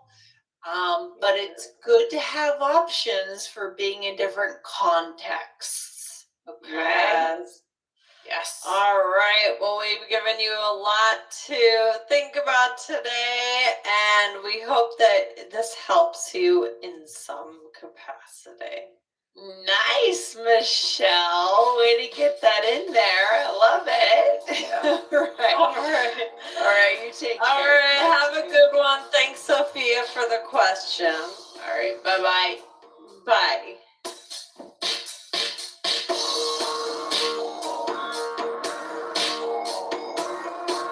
Thanks for listening to All Ears English. Would you like to know your English level? Take our 2-minute quiz. Go to allearsenglish.com/fluency score. And if you believe in connection, not perfection, then hit subscribe now to make sure you don't miss anything.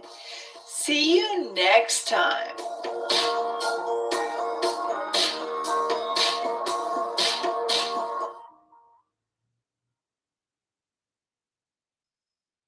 This is the All Ears English podcast. Excellent English for home cleanup. Welcome to the All Ears English podcast, downloaded more than 200 million times. Are you feeling stuck with your English? We'll show you how to become fearless and fluent by focusing on connection, not perfection, with your American hosts, Lindsay McMahon, the English adventurer, and Michelle Kaplan, the New York radio girl, coming to you from Colorado and New York City, USA. To get real-time transcripts right on your phone and create your personalized vocabulary list, try the All Ears English app for iOS and Android. Start your 7-day free trial at allearsenglish.com/app. Everyone faces the moment when they need to clean out their home. How can you articulate that something is worn out and no longer in good shape? Find out today and learn why this topic is a universal connection moment.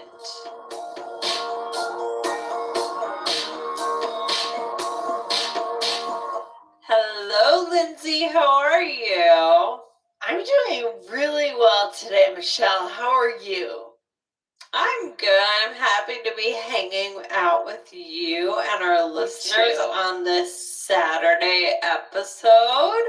Saturday. Sassy Saturdays. Yeah. But Lindsay, do you have anything that isn't working so well anymore, or it's not really in great condition, oh my gosh, condition, like tech, furniture, maybe clothes, something like that?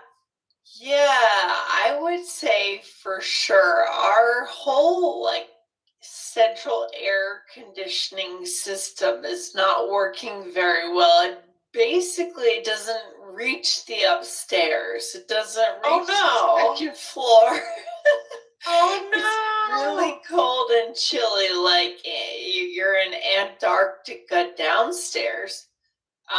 But upstairs, it's like you're in, I don't know, the Middle East in the desert or something. Oh, It's no. crazy. Yeah. I travel the world all over my house. It's wonderful. Yeah. That's funny. What about you, Michelle? Anything not quite working so well? Let's see. I have to think about it. I just had to get a repair on my car because something there was a weird clinking noise. You ever have that? And you're like, what is that noise? No.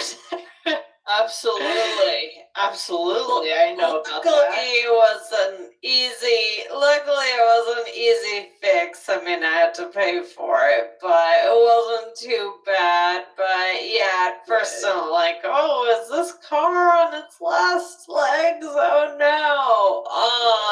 But knock on wood. Yeah, I mean, things age. How many miles do you have in your car, out of curiosity? I don't even know. I'd have to you check. don't know? Okay. No, it's probably not too much. I would say that Dan's car has way more because he used to travel, go like an hour and a half to work each way. Wow. I just kind of use mine for going around town, but I certainly use it. I mean, a lot. Okay, but got it. not many long distances. Nice. Yes. So today we're going to talk about how to express this idea of something is aging, maybe not working so well. Because recently I heard someone say something was on its way out. I can't remember what it was, but it was about an object that wasn't in good shape. So I thought that's a really good way to talk about it. We're going to talk about that today. Guys, also at the end of this episode, listen up because we are going to do a special poll on Spotify. Guys, we love doing these special Spotify polls. We do them pretty much for every episode, I think, but the ones that we specifically announce on the show, we are going to announce the results in a future episode. So if you're listening on Spotify, it's really a fun way to engage with us. So listen to the end to see what the poll is. Yeah, and while you're at it, go ahead and hit the follow button, guys, to Yes. make sure you don't miss a single episode of All Ears English. You know, when I was thinking about your question, I just looked down and I realized the best answer is actually my laptop. When I look at my laptop right now, Michelle, this was a laptop from 2019, what I'm using right now. And I'm missing the G key and the Enter key. The keys have fallen off. And it's so bad. It's on its way out, Michelle. It's so bad that I can't take it to conferences. I did buy a new laptop, but this is I was going to say, I thought you had a new one. So this is the one that actually works well, doesn't cut us off the internet.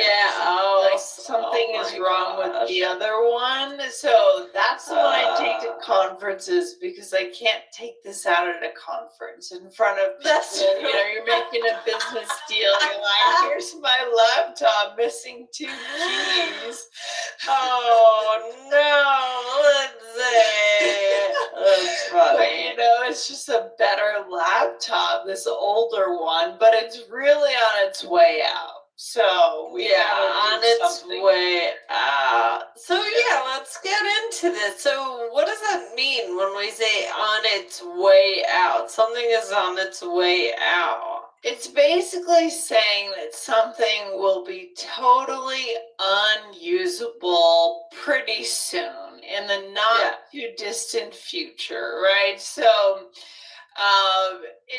maybe it means that it's broken or it's breaking. Ing in the Right. progressive form is just breaking down. It's maybe you need to throw it out, that kind of thing. Right, exactly. So when we say on its way out, it's not like out to dinner. It's like on its way to the garbage, basically, to being completely broken. Maybe it's not totally broken. Maybe it's breaking, as Lindsay said, and then it will be broken out. Yeah. Exactly. So, for example, this jacket is on its way out. Look at this big hole.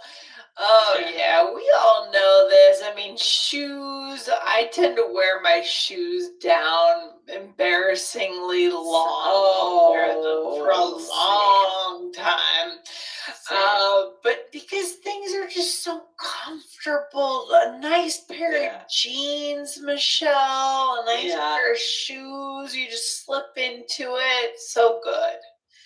So Yeah, exactly. Or, hey, here, look at this example. My computer is on its way out. It keeps crashing and it's pretty old. Yeah, there you go. I mean, these days, how long does a laptop really last? I don't know, a couple of years before it starts to just get slow and that kind of thing, right? Yeah, I think a lot of it is making sure you clean. Well, no, I mean, on my end, I have to delete things. That's my issue. I'll realize I have all these ears English Audacity, files of me doing WIFMs and titles, and I was like, get there. It's like I don't need them for like 3 years ago. No, I think I'm good. Yeah, you're probably good. You're probably good. It's true. So your hard drive fills up, your downloads folder. Yeah, it's true. It's true. Yeah. This one I love. Has seen better days. I think there's a song. Isn't there a song? Yeah. I've seen better days, I think.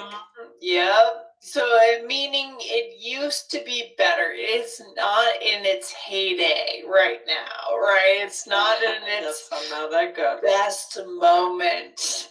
It is not. It's not in its prime. Okay. Yeah, and its prime. Oh my God! Look at all these good vocab words. Yeah. So, oh man, my nails have seen better days. Time for a manicure. And I guess this is really a common connection phrase because what people do is they're talking, they're connecting, and then maybe there's a lull in the conversation and you kind of look down at your nails and maybe you make a comment like that. That's a connection moment, right? Yeah. Mm-hmm. Yep. Definitely.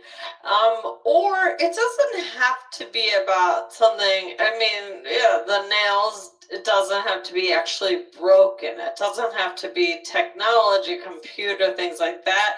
Yeah. It can just be something that's not really doing so great. So, this kitchen has seen better days. We need to clean it up. Yes. Right? It's just, gosh, we have like a kitchen island in our kitchen, and the house it looks so nice when there's nothing on it. I bet. But it's really pretty. Like we painted around it. It's this beautiful periwinkle color, but it's just covered in papers and things. yeah.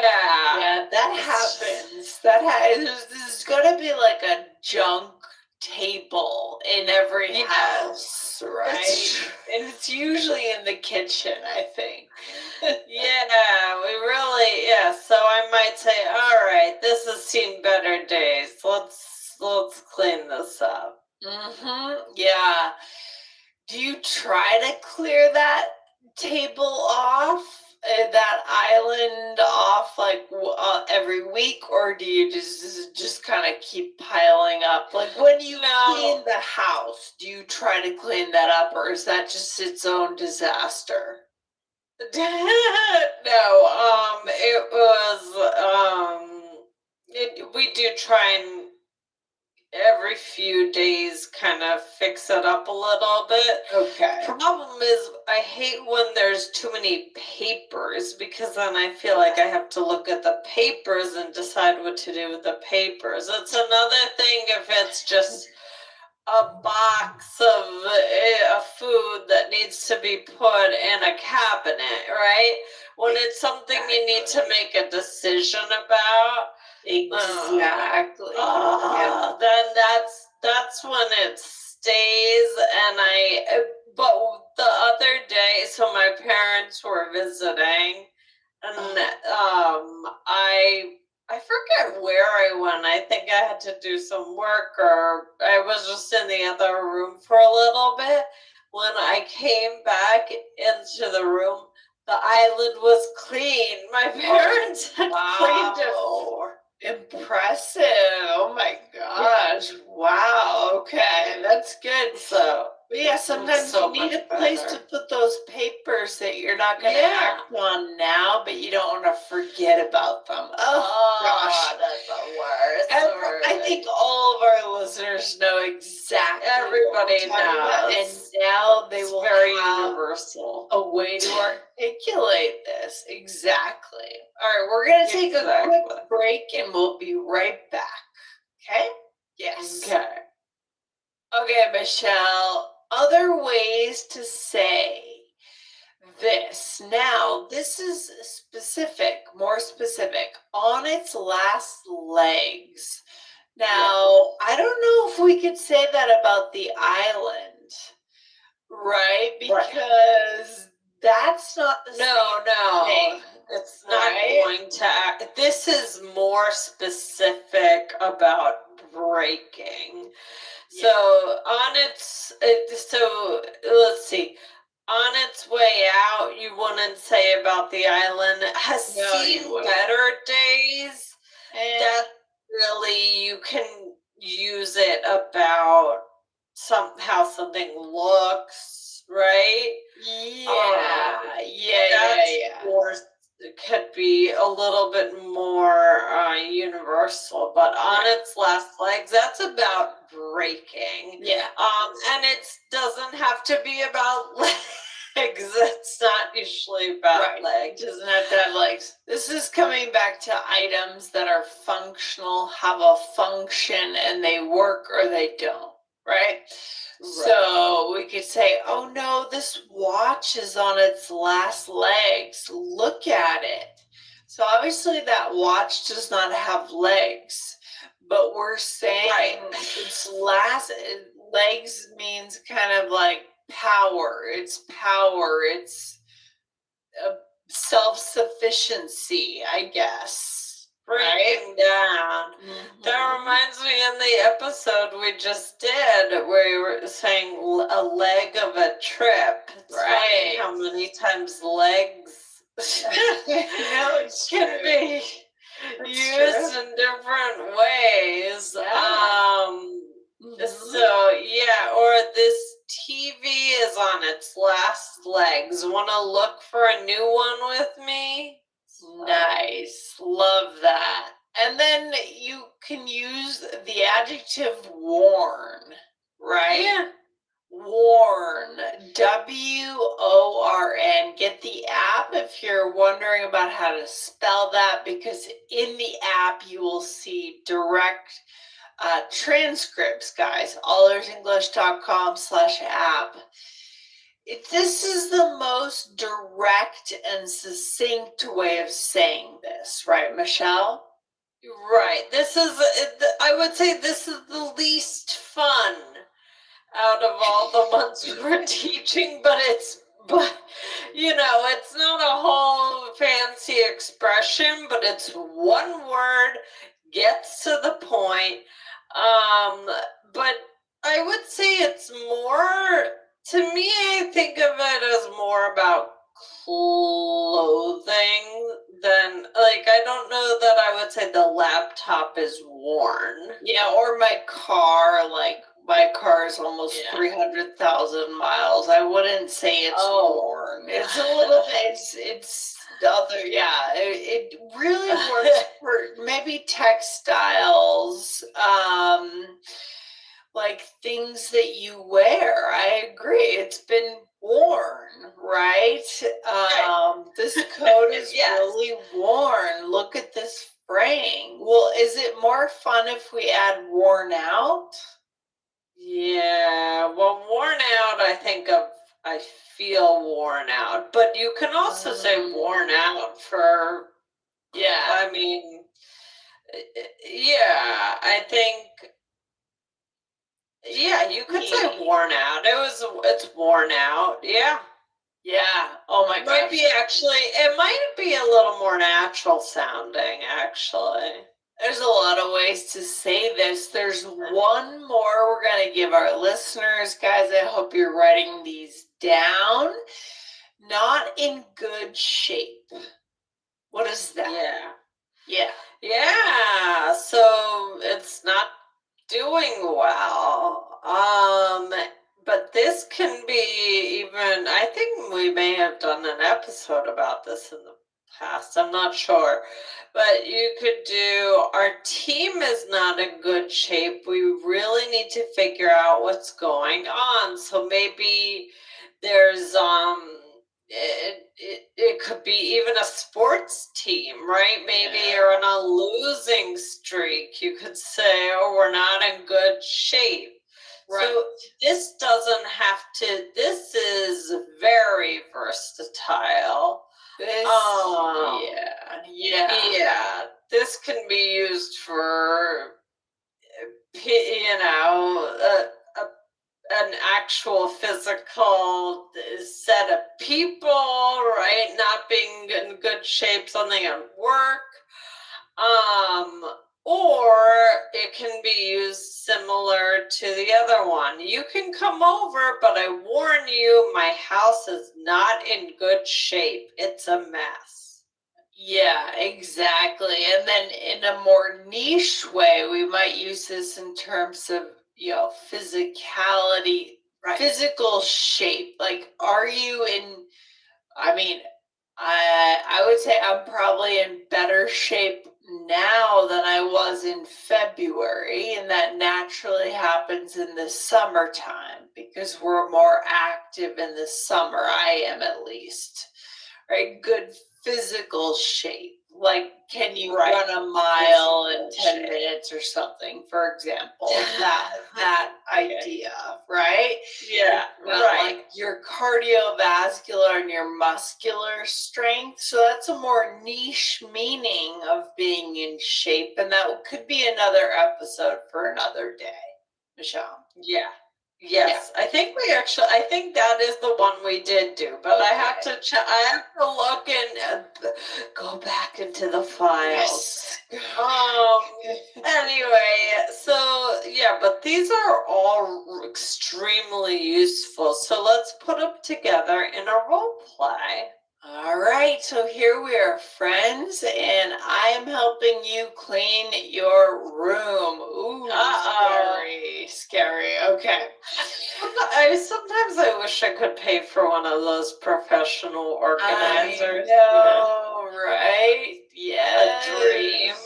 Yes, because someone it's so much more than just the room. It's it's about your inner space, your inner Yeah. peace and your mental state, right? All right, here we go. Let's see what we can do. All right. Okay, what about this shirt? I guess it is kind of worn. Yeah, let's get rid of it. And look at this book. It's not in good shape. Oh, I know. Okay, trash it. I spilled syrup all over it. Yikes. Ooh. Okay, and is this your laptop? Yeah, it's on its last legs. I'm just waiting for a good sale to get a new one. Got it. Well, these shoes are cute. Yeah, I guess, but they've seen better days. Maybe I can get them repaired. That would be good. And this toaster looks like it's on its way out. Yes, I need a new one. I'll help you shop. Okay. I'm really Yes. We're just going through it. Most people only do this really on a deep level when they move, right? And that's if people don't move that's what happened to my parents. They didn't move for like 30 years, right? They stayed in our childhood home. And then by the time they finally had to move, they had an entire attic just filled with stuff. Oh, wow. And it's just crazy how that happens. I don't know. It's piled up over all the years. Yeah, I know. It's wild. Yeah. So anyway, let's go through it, Michelle. What did we say here? The shirt. All right. What so about you asked me about the shirt, and I said, I guess it is kind of worn, right? So we said worn or worn out. We use a lot for textiles, for clothing, things like that. Yep, I like that. And then I said, yeah, let's get rid of it. And look at this book. It's not in good shape. So maybe the cover is tattered or something. Right. Yeah, apparently it's because I spilled syrup all over it. Jeez. My God. Eating pancakes and reading a book or something. I guess so. And then you said it, and is this your laptop? Which is hilarious. Like, can you actually not tell? It must be in really bad shape. No, it's an actual laptop. Yeah, right. Yeah. And then I said, yeah, it's on its last legs, but I'm waiting for a sale. Yeah. Mm-hmm. Do you ever say it's on its last leg? Can we say that singular? I feel like I've heard that. I've said that. On your last leg. We'll have to update our listeners on that another day, but for now, go with the plural, and we will update our listeners on that. So for the next one, Michelle, you said, yeah, I guess, but I said the shoes are cute. And you said, yeah, I guess, but they've seen better days. Right? And that's our first one that we opened with today, which is great. Right. And then you find a toaster. Yeah. All in the same room, which I don't know what's going on here. What is happening? Maybe you live in a studio apartment or something. Oh, maybe. Yeah. And this toaster looks like it's on its way out. Oh my gosh. Big cleanup day over at Michelle's place. Okay. Actually, it does kind of sound like you are a professional organizer. You could have been. Yeah, I could have been one of those people you call in, kind of a consultant, right? Love Yeah. it. Yeah. So Michelle, shall we drop our poll? Let our listeners know about the Yes. for today. Big question So- here. Yeah, we want to know, are you good at getting rid of old items? Yes or no? You know, that's a big question because some people, because items do have sentimentality, right? Yes. They feel sentimental, they're part of our lives. So some people will sit, I mean, I'm guessing this is you, Michelle. This is me. I'll sit and go through each item and remember what it meant to me. Maybe not a toaster, but you know, like other things. I don't know, a shirt. Oh, I wore that when I went on that date with that person. So it'll take days to do this kind of clean out for me. Yeah, well, once I remember my mom was trying to help me get rid of some things, and I said something like she was making fun of me because I called some shirts my emotional shirts. She was like, you can get rid of the emotional shirt. It's just, I meant shirts that I'm, old camp shirts and old from when I was a waitress, and I don't know. Part of your life, right? I mean, so that's why it's always good to have one impartial person.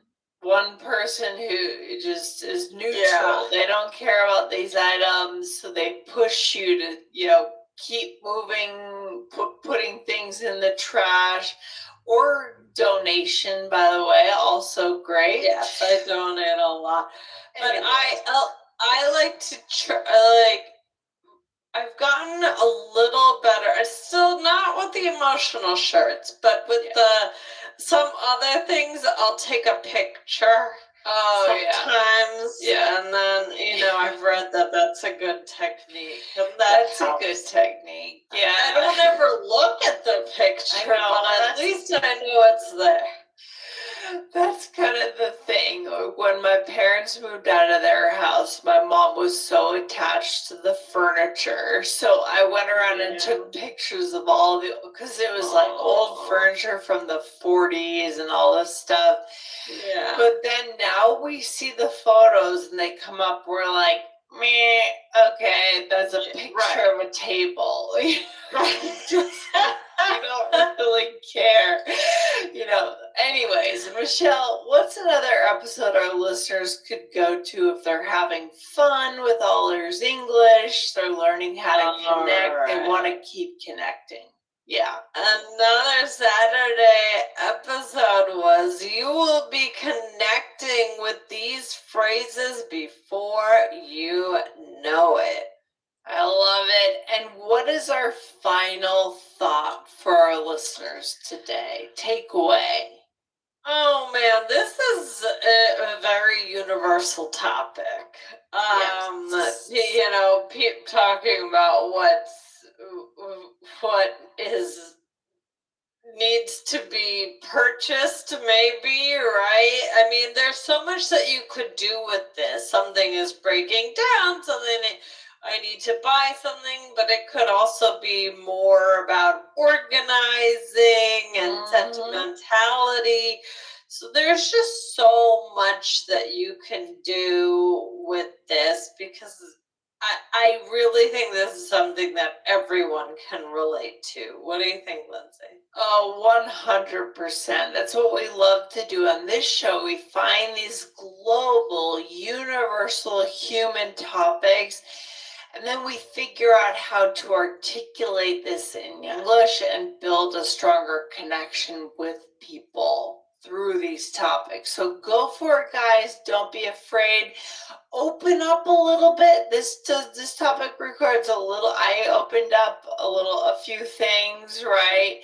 About my laptop. That's a little embarrassing, but it's fun too, right? It's fun to open up around this topic. It's okay to share a little more than maybe you would, depending on who you're around.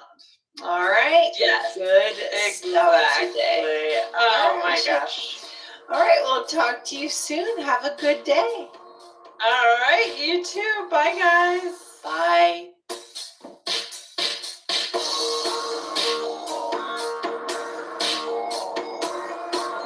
Thanks for listening to All Ears English. Would you like to know your English level? Take our 2-minute quiz. Go to allearsenglish.com/fluency score. And if you believe in connection, not perfection, then hit subscribe now to make sure you don't miss anything. See you next time.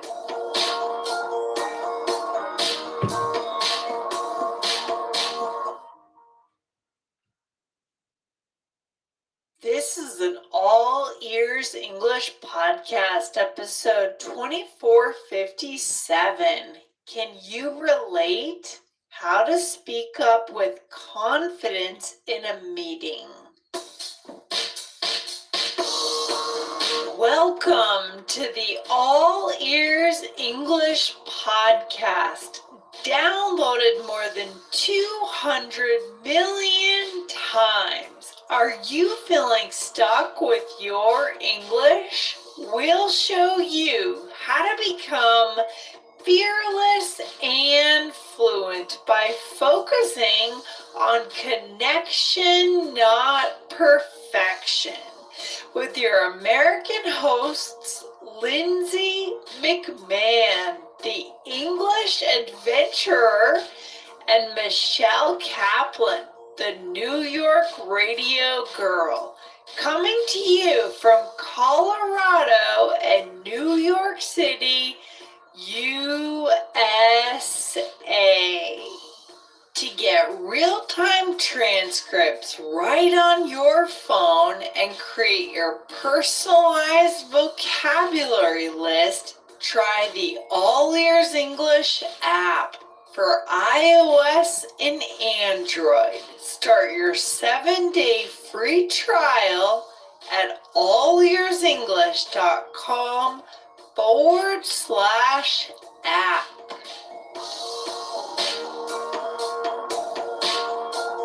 Today, get a smart piggybacking strategy when you want to speak up in a group, but you feel hesitant.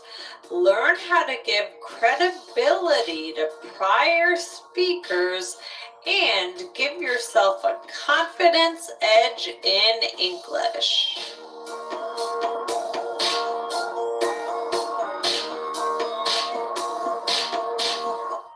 Hey, Michelle, how are you doing today? Good, Lindsay. How are you?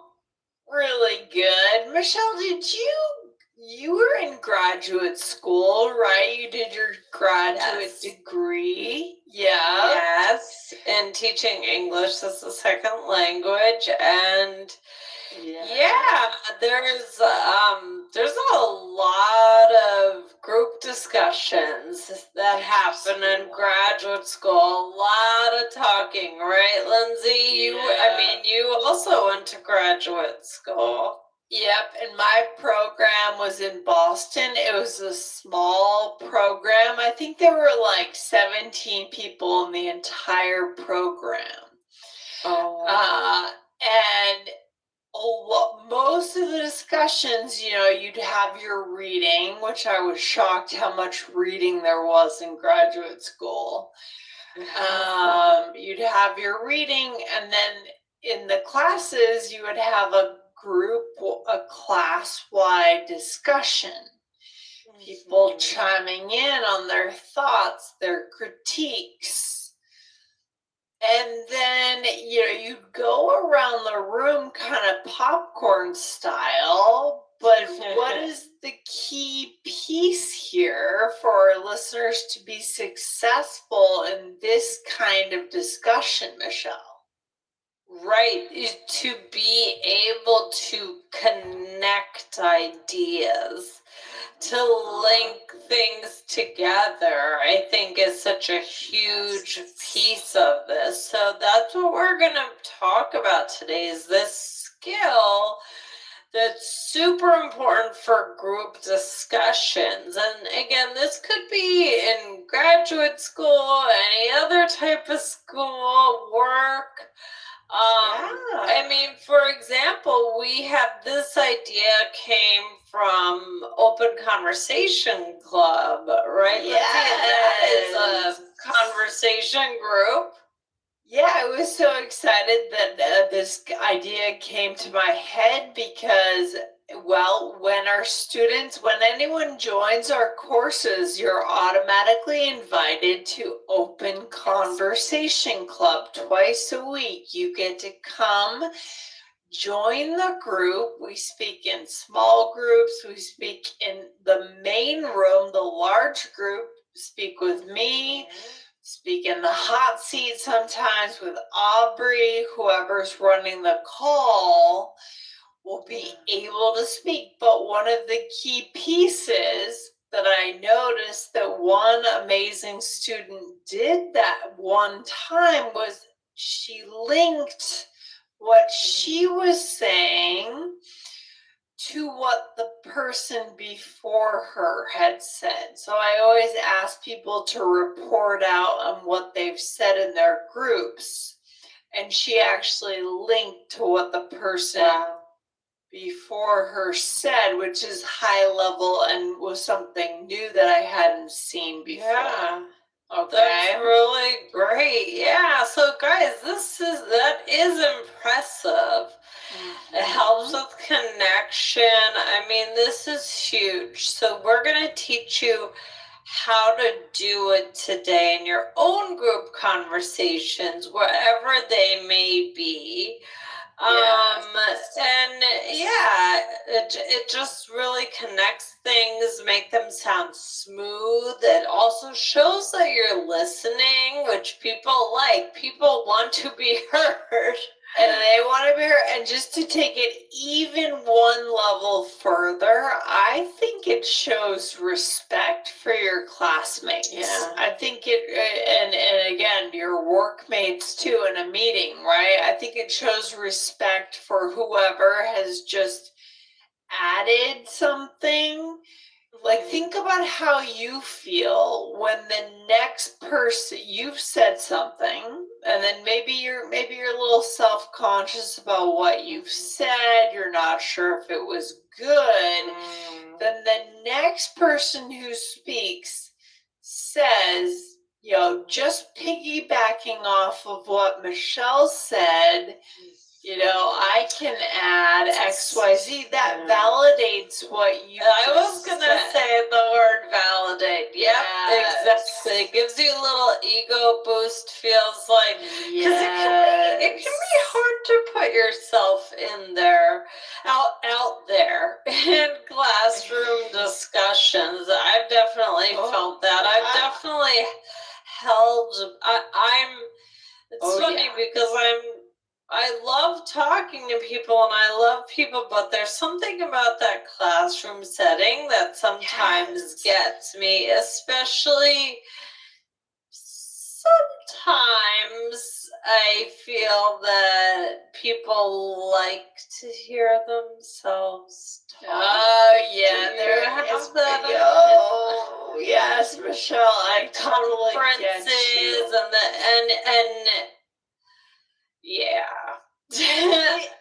Yeah, and there's a lot we could say there about American culture, and it's not always the one who is the most verbal or vocal that is saying the best things or the most valuable things, and that goes into also like a class participation discussion, because sometimes there's like a class participation grade and they want everyone participating.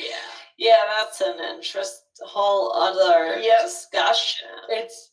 I struggled with this as well in graduate school because there were those key players that were always talking.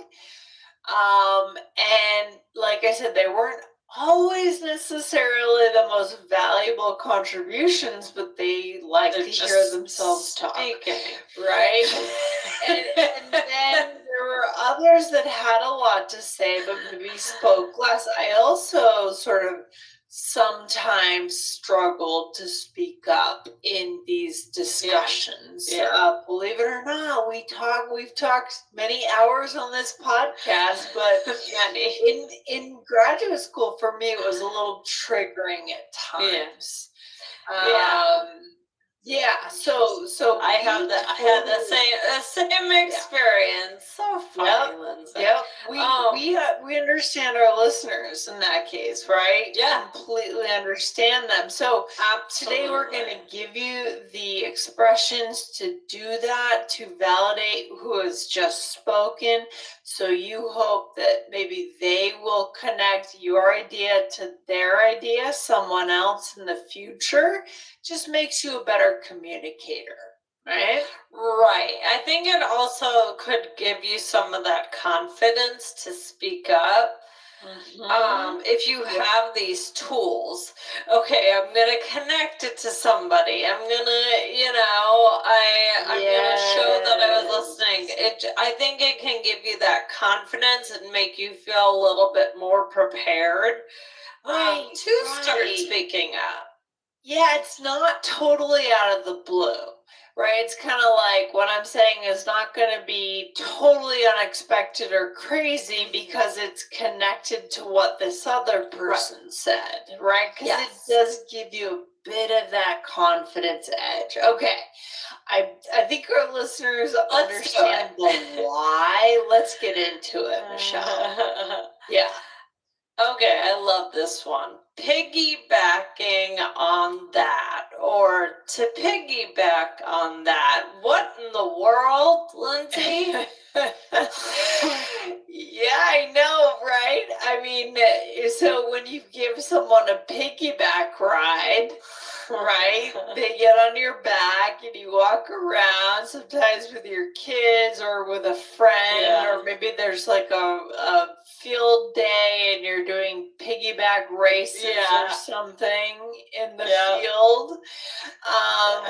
But literally, we're taking that concept and we're putting that into, I'm piling my idea on top of what someone else said, right?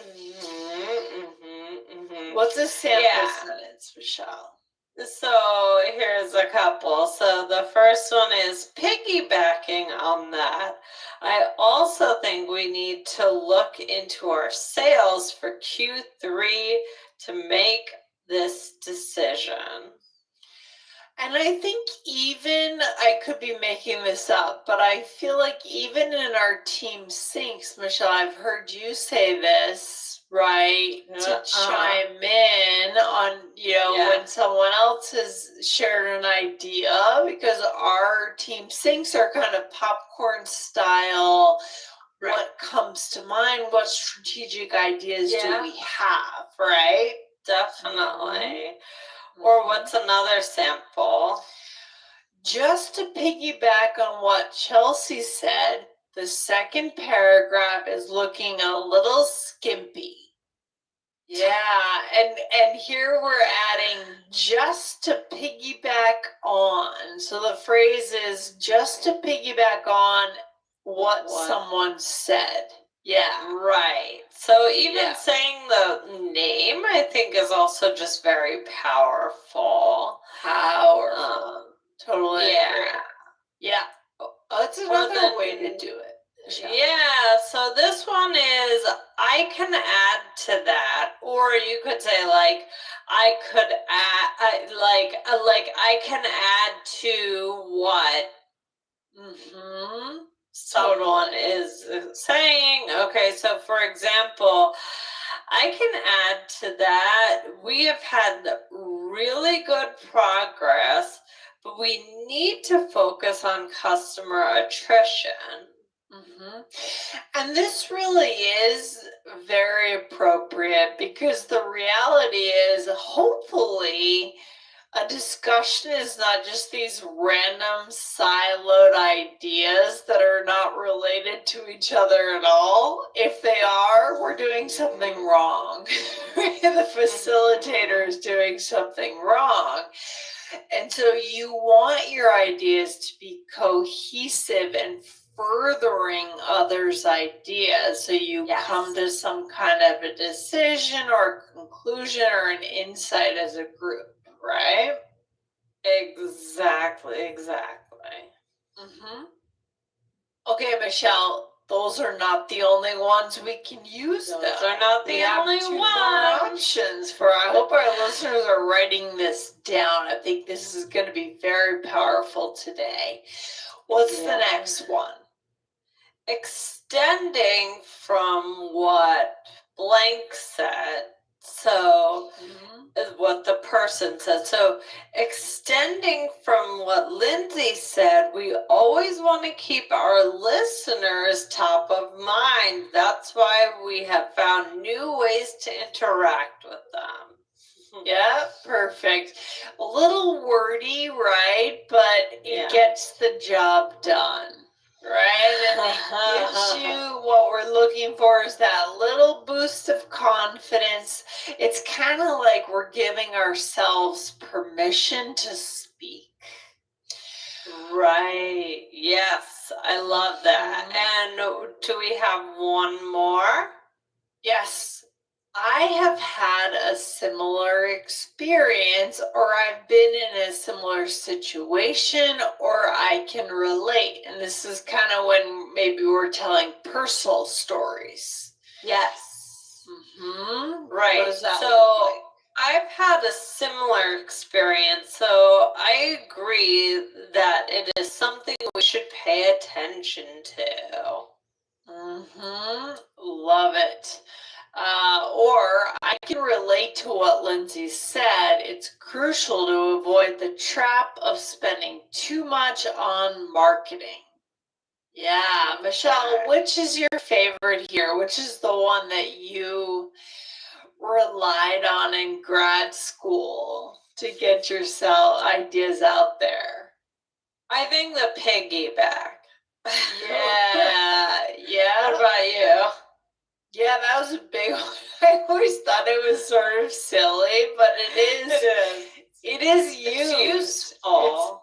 It's useful and it is heavily used, right? Yes, very much so.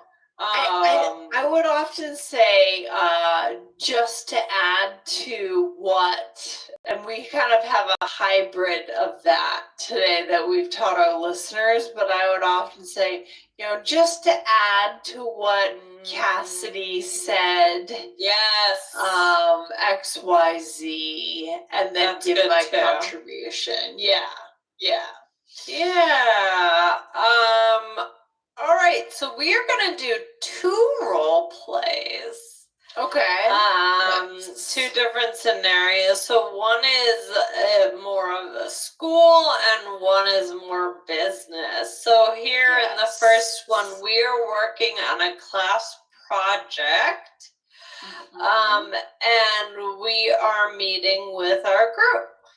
Okay, yeah, and this could be in like we said before, a large group discussion with 10 or 12 people, or it could be in a very small group of 4 or 3, right?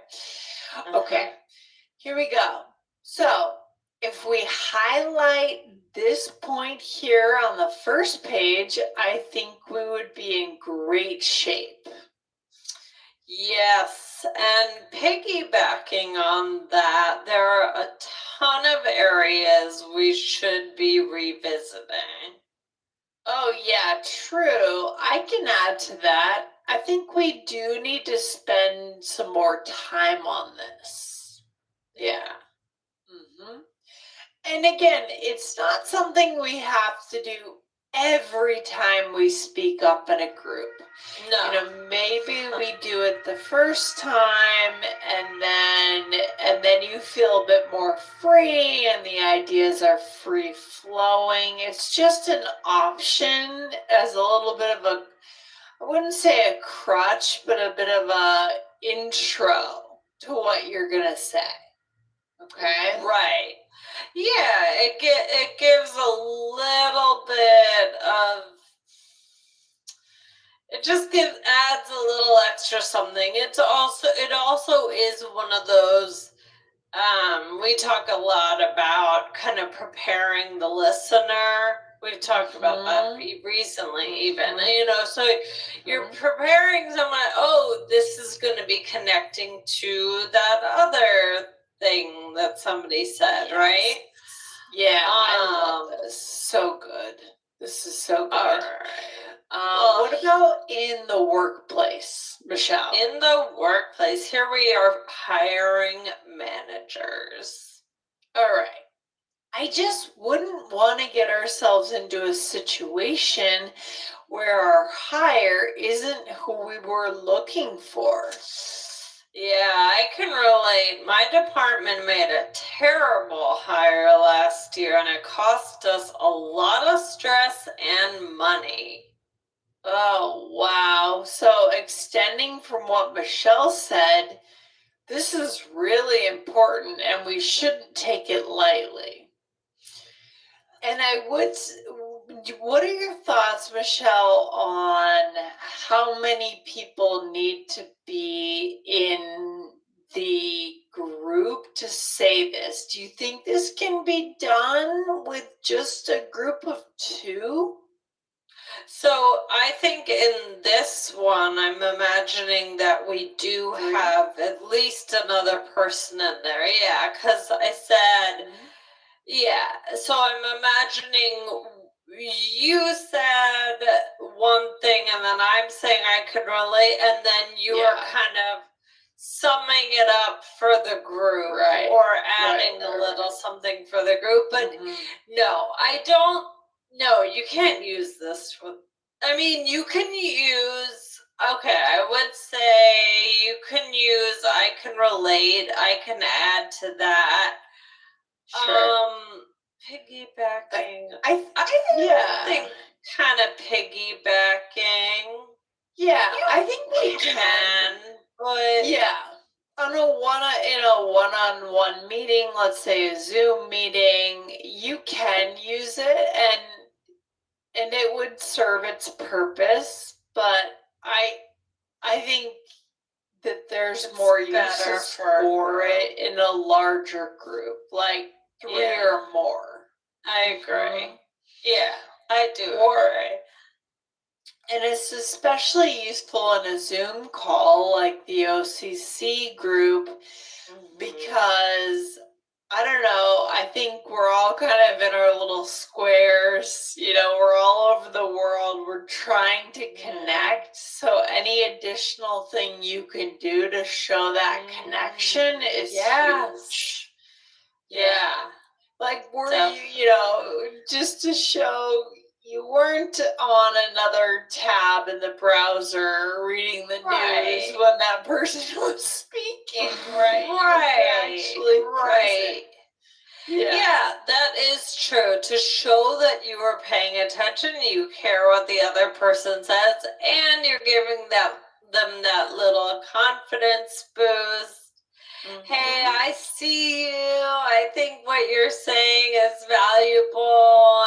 And so that can't hurt. That's good stuff. Yeah, let's go through these role plays, Michelle, and see what we used. So piggybacking, I love it. Yeah, it's really common. So I said if we highlight this point, I think we would be in great shape. And you said, Did we not do this one Oh, yet? Did we not go? Did we? I don't think we did. We? Oh, Okay, then maybe, well, guys, if we did it already, here we go. maybe Yeah. we did. Oh no, you might be right. Okay, so then I said, yeah, piggybacking on that, there are a ton of areas we should be revisiting. Yes, exactly. And then he said, yes, true. I can add to that, right? Another way. And then real quickly, we'll go through in the second one. You said I can relate, right? I made a statement and you said I can relate, right? Mhm. Then you said something that is Yes. related. Mm-hmm. And then you said to the group, you said, "Wow!" So extending from what Michelle said, this is really important, and we shouldn't take it lightly. Yeah, I love this episode. I love how many advantages this will give our listeners. Yeah, I think this is like a hidden gem. I can't believe we haven't done an episode on this yet, but we did it, and it's fantastic. Guys, this is going to be in your top 20 most valuable episodes of All Ears English. Okay? Yes. Love it. And Love if you it. want to listen to another awesome episode, here it is. 2435 is called This is an Awesome Episode. Take our word for it. So it's right there in the title. I love it. And the takeaway here is this can connect what you're saying to what someone said before, not only to respect the people in your group that you're speaking to at work or in graduate school, but also to give yourself a confidence boost, to kind of validate for yourself that it's okay to speak. It's okay if you need that. Right? It's human if you need a bit of that confidence boost. Right? Exactly. I love it. All right, Lindsay. Well, I'm so glad that you came to me with this idea today and that we can talk about it. Guys, and thank you so much for listening. All right, sounds good, Michelle. Talk to you soon. Bye. Bye.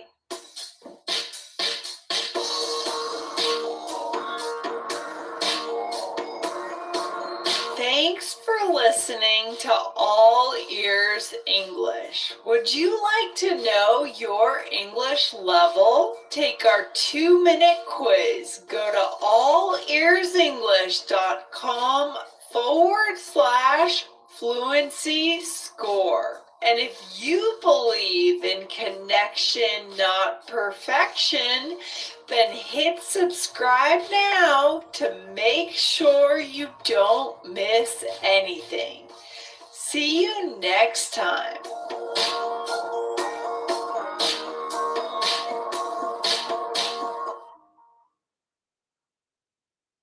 This is an All Ears English podcast, episode 2456. Connect over connecting flights and flying habits in English. Welcome to the All Ears English podcast. Downloaded more than 200 million times. Are you feeling stuck with your English? We'll show you how to become fearless and fluent by focusing on connection, not perfection.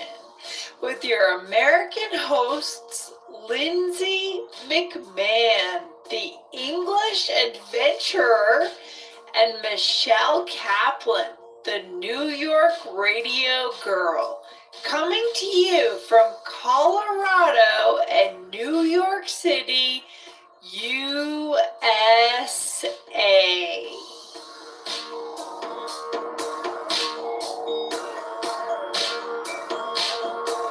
Do you travel by plane a lot? Today, find out why this is a top-notch connection skill. Plus, get all the tools you need to have a robust travel conversation with someone who is also a global traveler in English.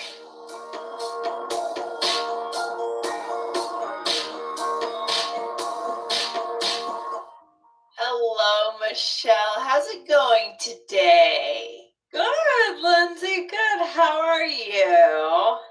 Really good, really good. What are we getting into? Are we talking about travel today? Yes, we are in the summer, and guys, I'm sure a lot of you are taking summer trips this summer. So how many times can I say summer? So we are going to be talking about flying. But Lindsay, what is the hardest? I mean, you've done so much traveling. What would you say is the hardest long haul flight you've ever had? Oh, Michelle, I've had some tough ones when you go to Asia, right? So a Yeah. couple tough ones when we did our urban immersion adventure in Tokyo were really hard. I did 12 hours in the Istanbul airport, which is actually kind of a cool place to spend 12 hours. It's the crossroads of Asia, Europe, and Africa. And so just sitting there and people watching. But the hardest one for me was going to Cambodia.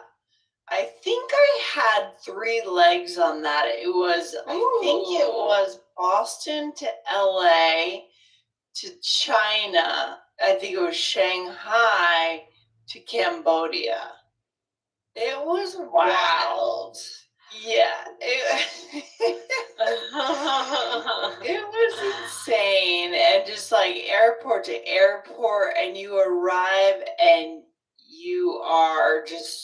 you're a mess, right? Yeah, that's hard. Oh my gosh. Yeah, I mean, I don't think I've ever had anything like that. I mean, when I went to India, we did a layover in Dubai. But I mean, I think that's like pretty typical, just a few hours, so nothing too crazy. Of course, it was exhausting, but nothing. What about your trip to Japan? Because you went to Japan. Did you have a direct flight New York to Tokyo? Yes. Yeah, I did. Yeah. So that was. Yeah, I mean those are long flights, but yeah, not with too many, nothing crazy. Problem is the layovers that just kill you. It's rough. It's rough. Yes, exactly. And now, like with air travel being a little wonky right now, sometimes with the layovers, then you don't know if it's actually happening, or I don't know, that can be very stressful, or if there's a delay and you're running with I know that's happened to my brother, where it's been such a delay and then he misses the flight he was supposed to catch. It's true. Or you board the flight. This happened to me last month. You board the flight. It's 10:30. The flight was supposed to go at 7:30. You're on the flight waiting for an hour, and the pilot never shows up. And then And then the pilot times out, the crew times out. So you have to get off and the flight gets delayed or canceled until the my next day. That happened gosh. to me just a month ago. If you fly enough, you get these crazy stories, right? Yeah. It's insane. That's why we're talking about this today for our listeners. It really is a connection topic, Michelle. Yes, absolutely. Everybody can share their flight stories, right? So Yes. we actually got we're talking about this because we got 2 listener questions on YouTube, and we're gonna kind of combine them today and talk about flying in general. I mean, this is a great topic. I mean, especially for our listeners, we know you guys are, global travelers. We like to move around. So maybe we'll do follow-ups or a little series on this. We'll have to see how it goes. We'll see what comes out of this. But so we have 2 questions. So the first one we want to shout out is they're both from YouTube. Ardalan Bookart. Ardalan Bookart 24, and it says, can you talk about direct flight, connecting flights, and everything related to the airport? And so, yeah, great question. Yes. And Lindsay, do you want to read the next one? Yeah, so the next question, also from YouTube, from Sanaz Mahmoudi 8758, and they said, hi, Aubrey and Lindsay, thank you for your amazing podcast. I have a question about a red-eye flight. So I think they're asking, what is a red-eye flight? Can you make a video about it? Thanks a lot, Sanaz from Iran. Love it. Love it, Michelle. Sanaz. Yeah, thank you to both of you. We really appreciate these questions. Thanks for engaging with us. YouTube is another great place where you can ask your questions. So yeah, we've talked about flights on the show before, but a while ago, and we want to refresh ourselves and our audience's memories. So we are going to today get into these logistical words about flying, and we're also going to ask conversation questions that can help build connection around this topic. I love that. Yeah. It's not just about definitions of terms, it's about what questions do we ask using these terms, right, Michelle? To build Right. Yep, exactly. So we're going to kind of ask each other questions after each term that we teach. So the first one, direct flight or non-stop, sometimes we say. So Lindsay, you were asking me that just a second ago about Japan. You said, did you have a direct flight? So what does that mean? Yeah, it just means literally there are no stops. And for me, this is a criteria these days when I fly, at least within the US, I don't do layovers. I just refuse to do layovers. It's too dangerous these days, Michelle. With what happened with the Newark airport, I don't know if that's been ironed out yet. So I don't know. I mean, Michelle, what about you? Do you also try to take direct flights, or are you open to layovers? I really try for the direct. definitely when I'm online looking, I try and just hit it where I'm only looking at direct, and sometimes, oh gosh, do you look and you see, oh wow, that's a better price than And I it's would like a like to pay, and then you're like, no, you'd have to fly all around the country. Yeah, they're gonna send me to like Akron, Ohio for a 12-hour layover, right? Yeah, so like, no, we don't want that. So anyway, but you might say, I only want to take a direct flight. It's too exhausting to fly, not, to fly. I To meant fly with a layover. Yeah, with the layover. Yeah. Whoops. Yeah. So yeah, that was the question. So that is a really good conversation question, right, Lindsay? Like, do you try to take direct flights, or do you usually take connecting flights, whatever? This is But asking about it. It's a great topic, and I think a lot of people that fly often have rules, right? They have their own standards, and so they might say, I might ask someone, do you do layovers, right? And someone might say, no, I don't do layovers. Especially in the winter in the US, flying into Denver, flying to the East Coast, it's too dangerous with snow and ice delays, right?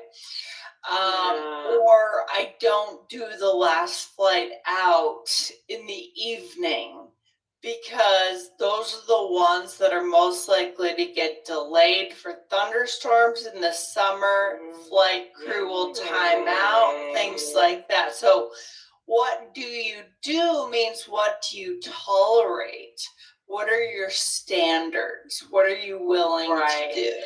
That just gives me, Lindsay, first of all, you've been throwing out some awesome vocab today. I've been writing it ironed out and criteria and timed out, yeah. timed out. Wait, but what you just said, we could do a whole episode on this. I don't do blank. Do you do this? I don't do that, right? Oh my gosh, guys, hit the follow button right now. It's a fantastic way to describe what you tolerate, what you allow, what your standards are for anything in your life, any food you eat, accept, things you don't accept. Yeah. Okay? So, all right, I'm excited to plan that one. So, let's move on to the next one. If you're not doing a direct flight, you are usually doing a connecting flight. So, Lindsay, I took a quick jot down of this because earlier you mentioned legs. Yes. I think you said that your flight had 3 or 4 legs. What in the world? I know, it sounds like a human being, right? Sounds like a human being. No, so just sections of your journey, right? So, when we flew to Brussels, we had one leg from Denver to Frankfurt, and the other leg, I don't know if it was Munich or Frankfurt, from Frankfurt to Brussels, right? So those are 2 legs, okay? Right, exactly. So yeah, basically you stop at another airport and then take a connecting flight to your destination. Yes. So the connecting flight is the one that Would you say that that more typically kind of describes the second flight? Yeah, the connecting flight. I would say the second flight. Mm-hmm. Yeah, exactly. So it Yeah. connects you. So Yeah. so what could be an example of that? Okay, so we could say, I have a connecting flight I need to catch. Would you mind if I got off ahead of you? Oh, this is opening a whole topic, Michelle. Yes, it definitely is, and that's another topic we can get to another time, but that does happen where everybody's, well, sometimes they tell you, they'll say, oh, Yes. if you have a connecting flight, you get off first, right? Yes. But yeah, that can be stressful. Yeah, my craziest flight story was last summer when we came back from Slovenia. Listen to this, Michelle. It's insane. So we were leaving Venice. So we went to Venice for a day and we had to go to Munich for the first leg and then back to Denver. Our flight in Munich was boarding when we were getting on our flight in Venice. Can you imagine that? So literally, and so we're like, there's no way we're gonna make it. And then we arrived in Munich, and I thought my heart was gonna explode out of my chest. We sprinted across the Munich airport. Luckily, everything was very smooth. And How we is got that on. possible? We got on. It's just these international flights take forever to board. They take like an hour 15 to board. And Oh my somehow we made it. gosh. Yeah, That's we made wild. it. Wait, so how long is that flight? That the from flight the it's Venice? about an hour, maybe a little less, 45 minutes from Venice to Munich. And then Wow. That's wow, It was- good for you. it was wild. So this whole thing, I mean, that was an exceptional scenario. But one Yeah. thing we run we into don't a recommend that. Yeah. What was our post? Delays. But do you ever wonder if you have enough time? That's something I struggle with when I have a connecting flight. Do I have enough time for that layover in that airport? Because some Right. airports are more efficient than others, right? Or they're bigger, so you might have to take something in between a terminal. I mean, Yes. yeah, you always kind of have to make, it's kind of a gamble, right? It's a when gamble. when you're Yeah. doing this, you're like, oh, will I be able Yeah. to make it? And it's It's true. probably fine. And it kind of depends on how efficient that airport is, how many other flights are coming in that day. Michelle, there's so much. This could be like 10 episodes, but let's keep going. Let's keep going. Okay, so well, that's funny because wait, did you already see that this was my question? Yeah. Oh, I actually did not see that. That's This really is a funny. great connection question. Here it is. This is what Michelle could have asked me just now. Have you ever had to run to catch a flight? And then everyone has their stories, right? Their airport war stories, right? As we say. We have a story, and people love to tell those stories, right? Because they're so dramatic to them. They So, are. good connection moment. Yes, I actually remember this isn't about flights, but also dealing with Venice. We were going to be taking a train. Ooh, I forget to where else. But it was the next train wasn't until maybe the next day, and we were trying to get on what is it called, the cars, The overnight train? No, in Venice, the boat. The gondolas. No, not the gondolas. The water taxis. Yeah, the water taxi, but there's a Okay. name for it. I can't think of it. I don't know. So we were trying to get on, and we were also doing that reminded me of your story about the heart through the chest. We were running, and then I remember people. Is it the Vaporetto? I don't know. Okay, I actually well, don't know the term. Yeah. I'm sorry. So I'm sorry to our Italian listeners. So then, and I remember people, it was taking so long for people to get on and off. Oh my And god. it was stopping at every single stop. Yeah. We were just trying to get to the train station. It was so stressful. So stressful. Oh my gosh. Okay. Yeah. All right. So next one is layover. So Yeah. this is the actual time that you're in the airport between the flights. So the layover is where you are to get to the connecting flight, correct? Yes, exactly. So for example, I have a layover in Boston, but it's not long enough to leave the airport, unfortunately. Right?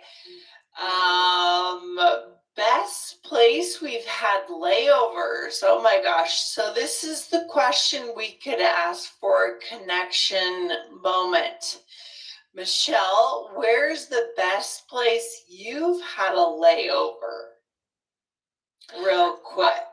I'm gonna say Dubai because I thought it was really interesting to go through that airport and it was a huge airport. So I would say that. Unfortunately, it's not.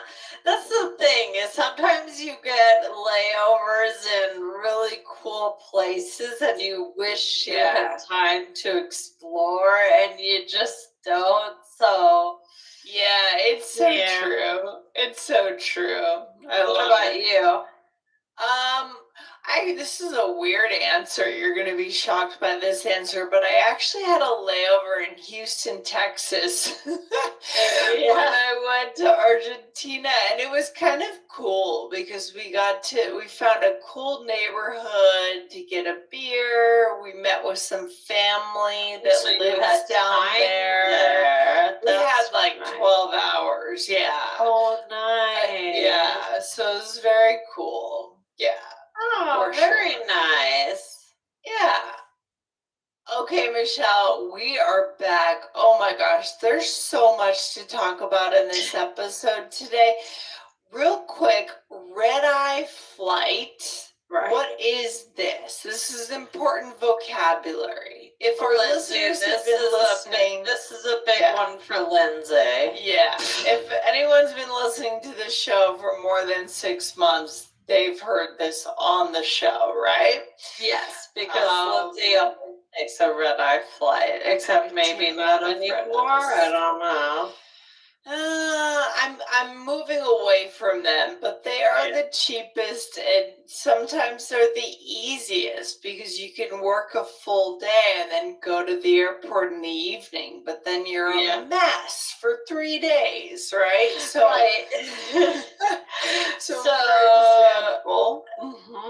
for example, I'm taking a red eye, so I will probably be pretty tired when I get there. So sometimes you don't even need to say flight, right? If you say, "Oh, I'm taking a red eye," people know what that means, right? Yeah. And why is it called a red eye?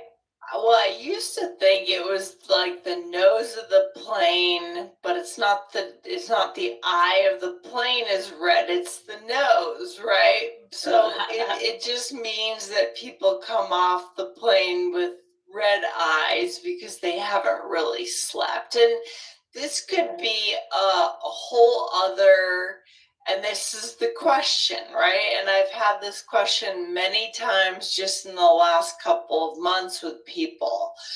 Michelle, are you good at sleeping on flights? That is the connection question. Yeah.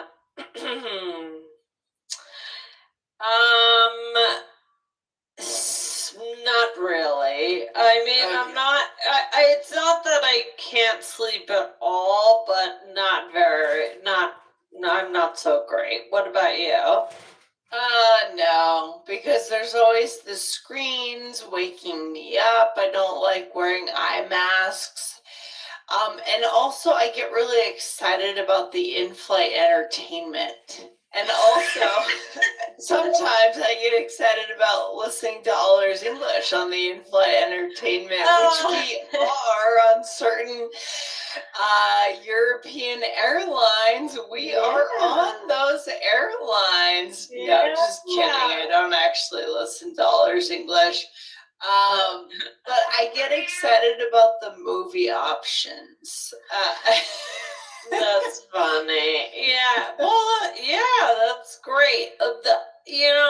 It's funny. I never have the patience to watch a movie on the plane. I like to. No, I don't know. I do a lot of trying to sleep.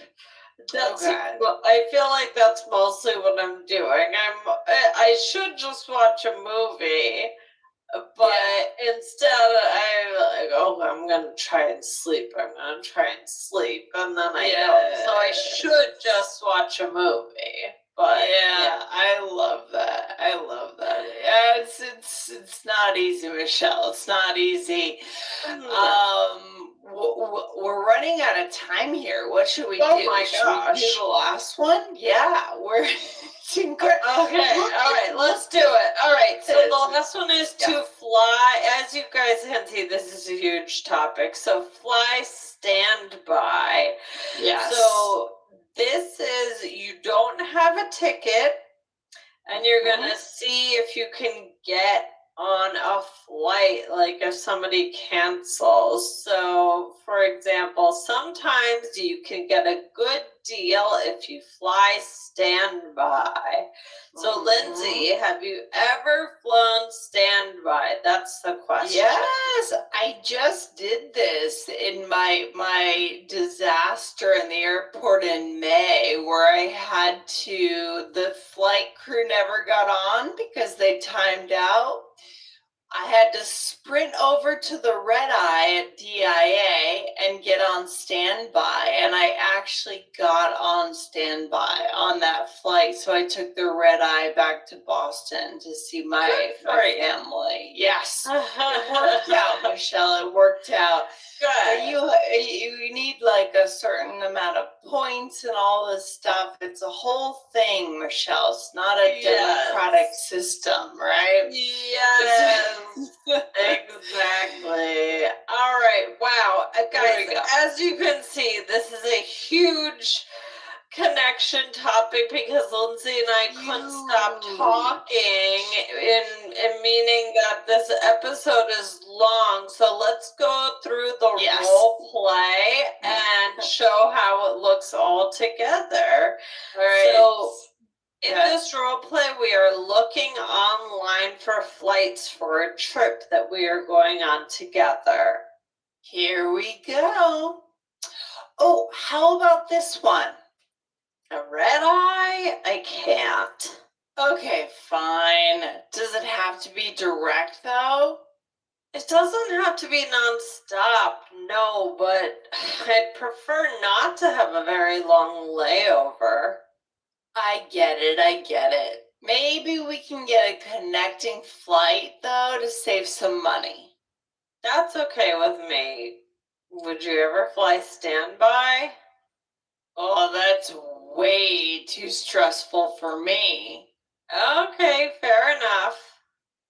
Yeah, I mean, I know people that work for airports and they fly standby because they have a chance to go to like India or Japan randomly because they have the free credit, right? Yes, I have If you friends. work- Yes. Yeah. I have That friends is- too. That's a great reason to fly standby. Oh I'll my go to Japan gosh. today, sure. Oh my gosh, the best. All right, so this is a really a common type of conversation. You're looking online and you're going through. So you said, how about this one? And I said, a red eye? I can't. Yes, it's a real dividing line in terms of lifestyle and what people are willing to do. Again, look for that episode using do. What do you tolerate, right?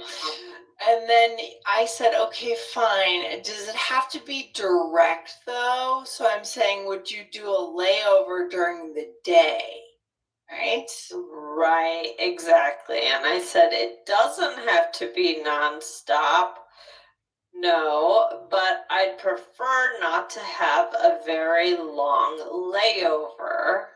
And then I said, I get it. Maybe we can get a connecting flight though to save some money. Yeah, because connecting flights are usually cheaper, right? And then I said, that's okay with me. Would you ever fly standby?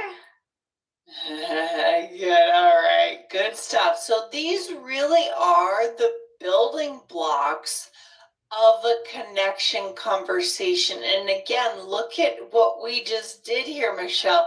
We just talked for 20 minutes and we didn't even know it was 20 minutes. Like we lost and we're like, time.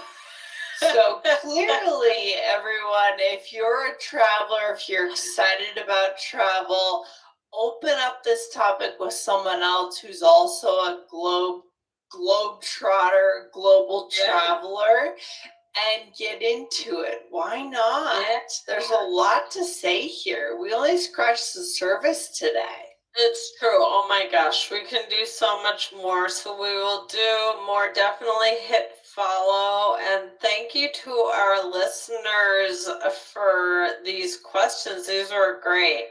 Guys, I bet if maybe you are flying, maybe you're going to your happy place. So head on over and listen to All Ears English. The episode is called Find Your Happy Place in this episode. All right, good stuff. And guys, hit the follow button now for more great episodes from All Ears English. Michelle, I will see you very soon. Have a good day. Bye. You too. Bye.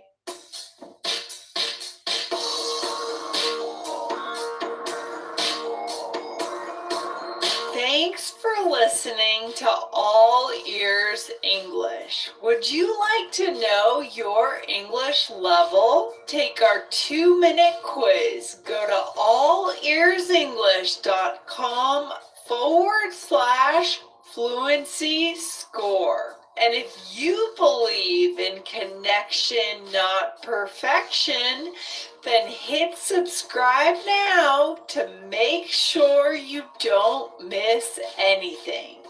See you next time.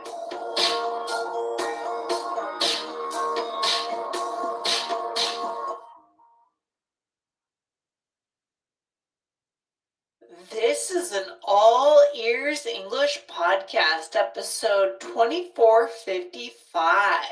Should you poke fun at someone's niche interests?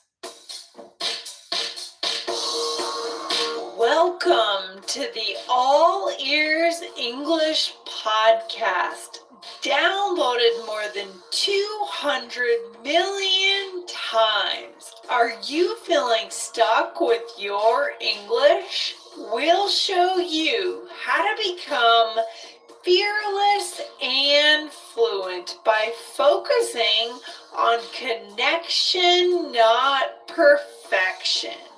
With your American hosts, Lindsay McMahon, the English adventurer, and Michelle Kaplan, the New York radio girl, coming to you from Colorado and New York City, USA. To get real-time transcripts right on your phone and create your personalized vocabulary list, try the All Ears English app for iOS and Android. Start your 7-day free trial at allearsenglish.com/app. In this episode, we answer a listener question about the phrase, get a life. Who can you use this with? What does it mean? And how can you use it about yourself to reveal your nerdy interests? Listen in today.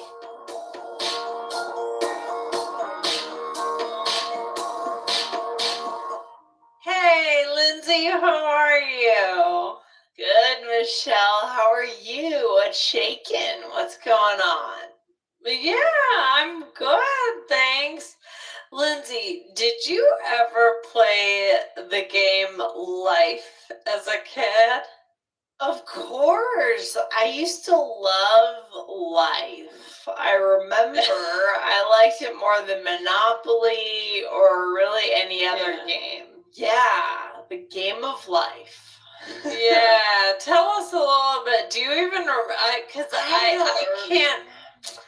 It's hard for me to remember, but I know that it was fun and you got to have your little pieces and put them in the car, right? Yeah, there was a car. It was kind of chugging along, right? That's all I remember about it. But I mean, what does this relate? How does this relate to today's topic?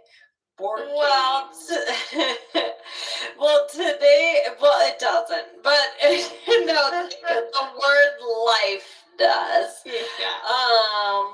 So because today we actually have a listener question dealing with the word life, a question about an expression that people say, and we're gonna really get into that. That's gonna be very interesting. But Lindsay, guys, we want to remind you that the very best place to listen to the All Ears English podcast is in our app, right, Lindsay? Yes, 100%. That is the place to go to have the full All Ears English experience.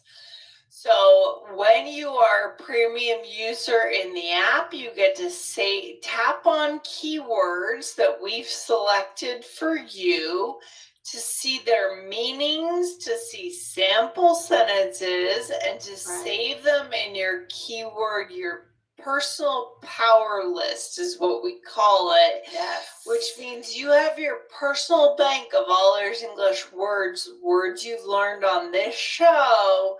So you don't have to write them down, put them in a notebook, lose the notebook.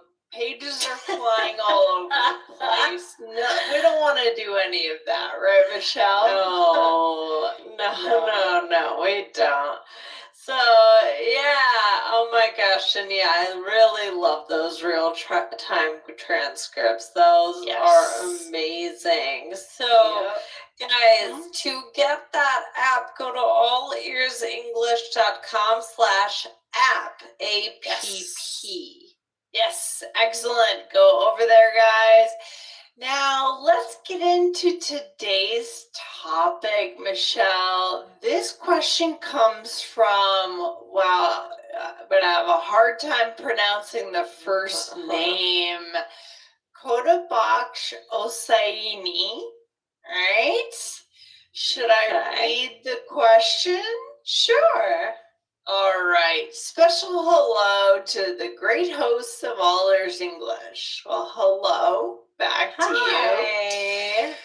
This is Kodabaksh from Afghanistan, and I've been listening to your podcast for more than 7 months. I'm really enthusiastic about it. Oh, that is wonderful. Thank you. That means a lot to us. Appreciate that. It absolutely does. In fact, your podcast is very helpful and effective. By the way, I have some questions for you. My question is, what is the meaning of the phrase "to get a life"? I look forward to hearing from you. Oh, it's a great question. This is a great question. And this listener also asked another question, but we're going to see if we can get to that at a later date. But thank you for both of those questions. So, yeah, get a life. Ooh. You know, for some reason, the first thing that comes to mind is the show The Simpsons and how rude that show was. Yeah. Like Bart Simpson was the rudest. I wasn't even allowed to watch The Simpsons in the 90s. Oh, like really? it was one of those forbidden TV shows for me. Yeah. Because it was so rude. I could imagine him saying that to, what is it, Lisa? Right, Lisa, his little sister. Yeah. Yeah, exactly. That's true. I could see that. I'm sure he did. Yeah. So yeah, I mean, Lindsay, when you hear "get a life," how does that sound? Lindsay, get a life. Extremely rude. Yeah, we would never say that to each other. I mean, this is something, honestly, kids say, teenagers say to each other. I don't even know if that's true, because they could say a totally different slang right now. Oh, you're right. Yeah, no. Who are we to be teaching teenagers slang? We should have like some teenagers on. We should. I think we have some teenage listeners, probably, but I mean, guests. Sure. Oh, yeah, for sure. And learn the teenager slang right now. Yeah. Right? Yes. I love it. Let's say this is something teenagers said to each other in the 90s. Let's say that. Right. Exactly. Yes. So, you know, we're gonna, but okay, we don't shy away from topics. We don't shy away from something just because we say, oh, people don't really, you know, that's not a great thing to say. That's not a nice thing to say. We want to teach you everything, the good, the bad, the ugly, everything. The good, the bad, the ugly. Yes. Right. So, so we're going to go into it. I mean, Lindsay, what does it mean if someone says get a life? It basically means that someone is maybe spending too much time thinking about something or doing something that the other person, the person saying it, deems to be useless or unimportant or boring or lame, maybe. it's basically judgy, and it's saying like what you're spending your time on is not important, right? And Yeah. sometimes just in an argument with somebody, it might not even have to do with anything. They might just say, get a life, right? It's Yeah. not even necessarily about anything. It's just an insult. It's just kind of an insult. Yeah. An immature, let's say it's an immature insult. And also, even if our listeners don't, I know a lot of our listeners personally, I don't see them using this, right? But they also watch movies where they might hear this, right? Right, exactly. Yes. So it's good to know what it means and that you should pretty much avoid it, but we'll talk about it. So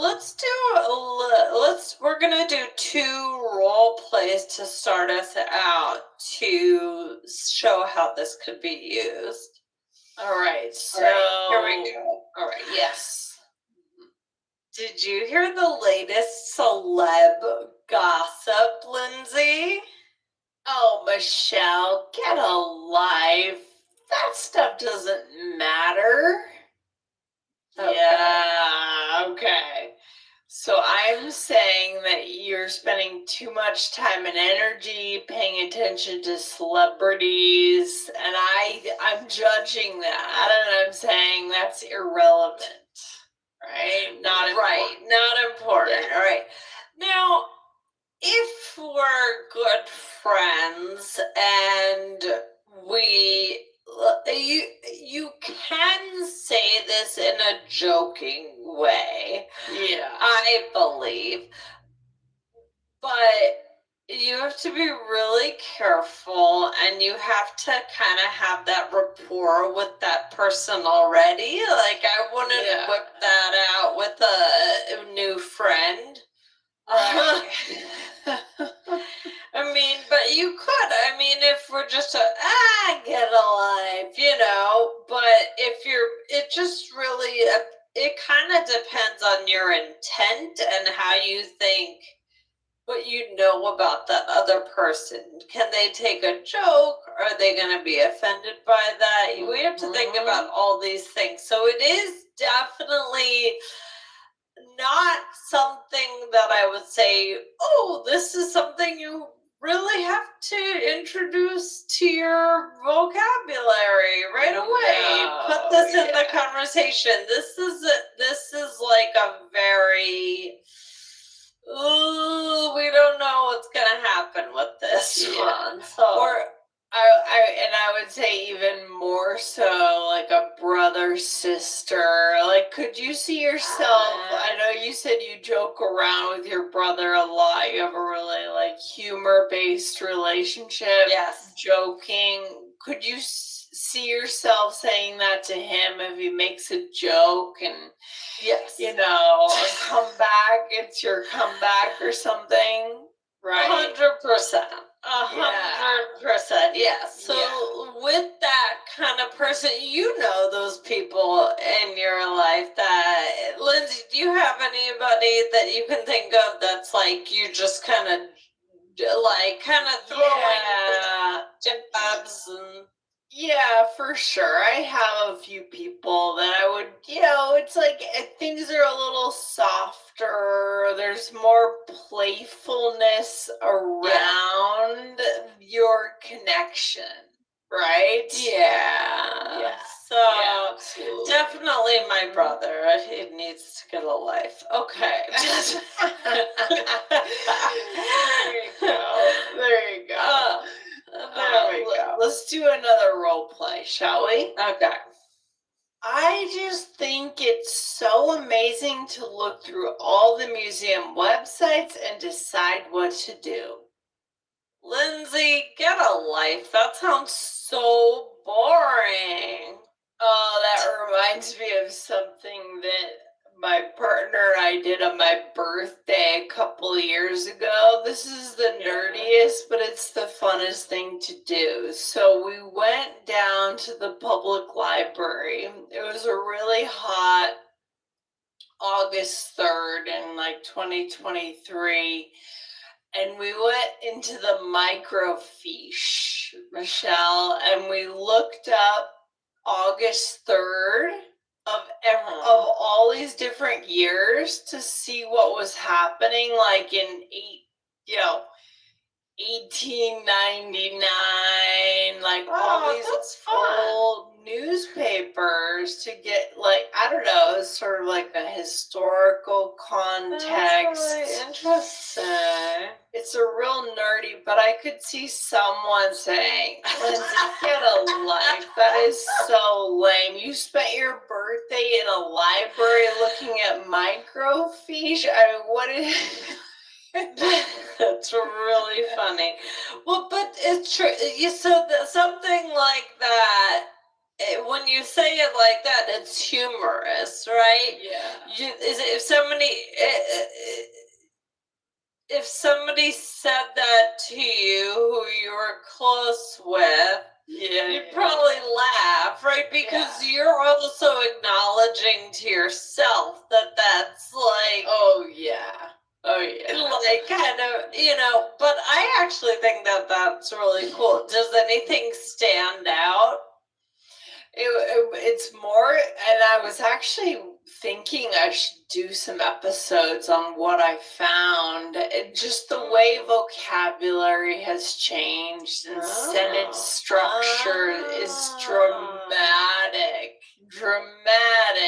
The way things are phrased, the words that are used.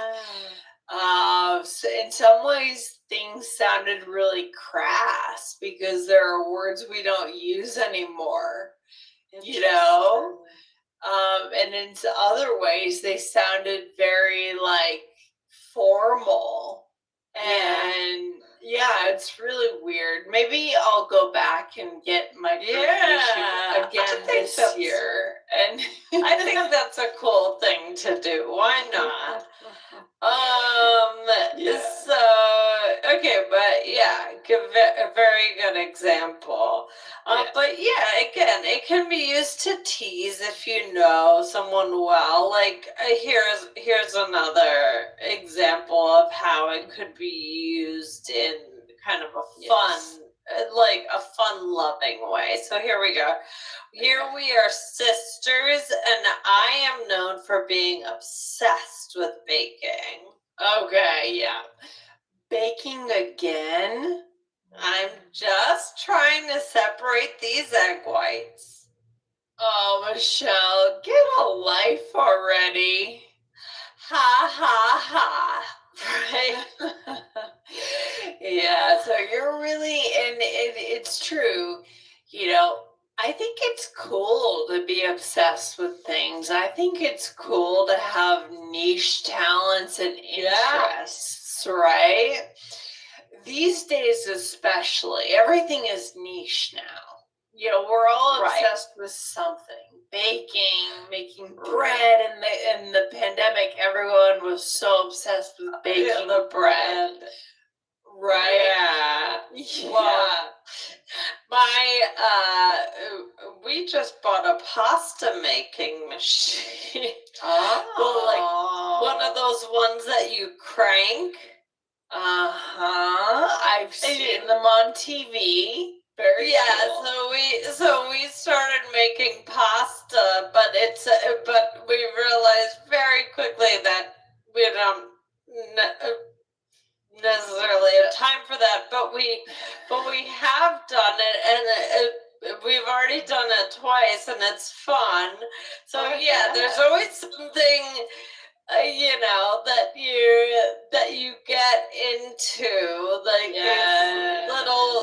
these phases, or maybe longer than a phase. Sure.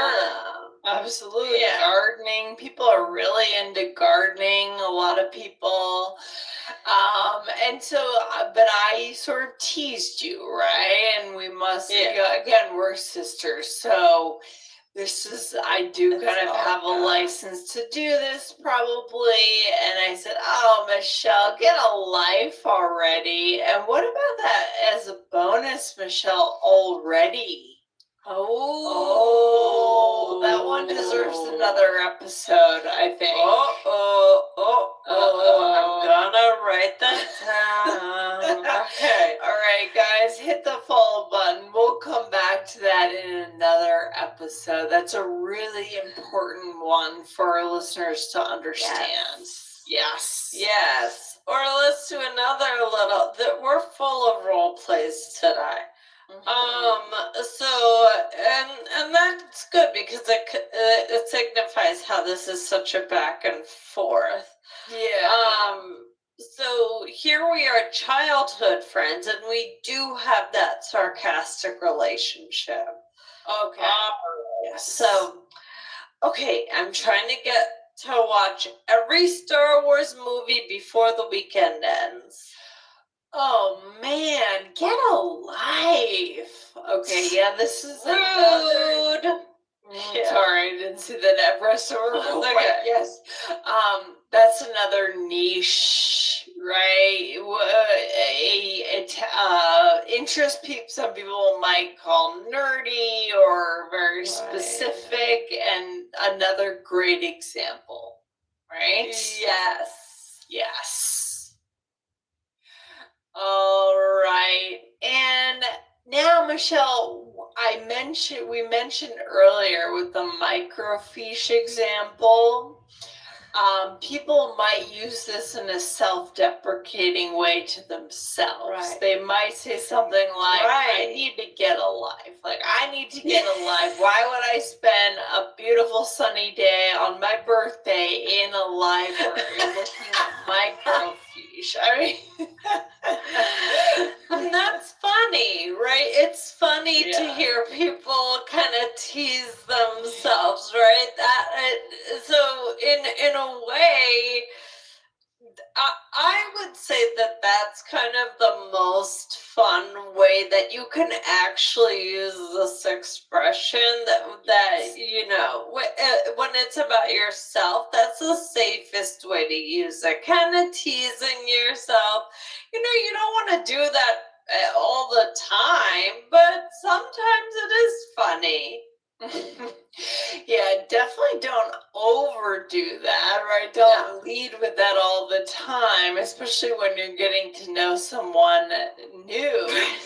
But yeah, it's good to drop that, to have some context, to know that what you're into might be a little nerdy in other people's perspective. Okay. Right. So, okay, it's for example, I've spent hours fixing these invitations. I need to get a life. Oh yeah, I bet some people feel that way when it comes to, you know, their wedding even. Right. It's so much work to plan, and there's so many details that maybe you look back on it and you're like, I was really obsessed with everything. I needed to get a life at that time. But you have no choice. You have to plan your wedding. Yeah. And that's what happens. Something happens, I think, in everybody's brain, and a lot of people's brains when it's wedding.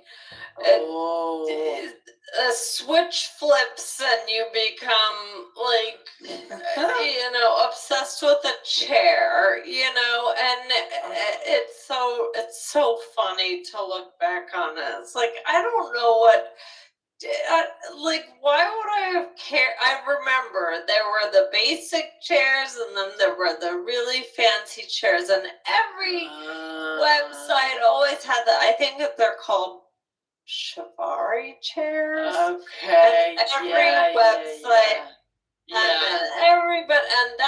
and I was like, oh my god, the chairs. Yeah. The ones where you probably tied the little bow on the back, right? Yeah, like they're like, you know, with the, I don't know, they're just the fancier looking ones. I know what you're I know what you're so nervous about the chairs. Anyway, was Mhm. there anything in your wedding, Lindsay, that Oh. you got? Well, Like- my partner was really excited about the seating charts, but that was something worth obsessing over. Yeah. Because it was fun. It was actually really fun to figure out who do we put next to each other, who's single and we think might connect.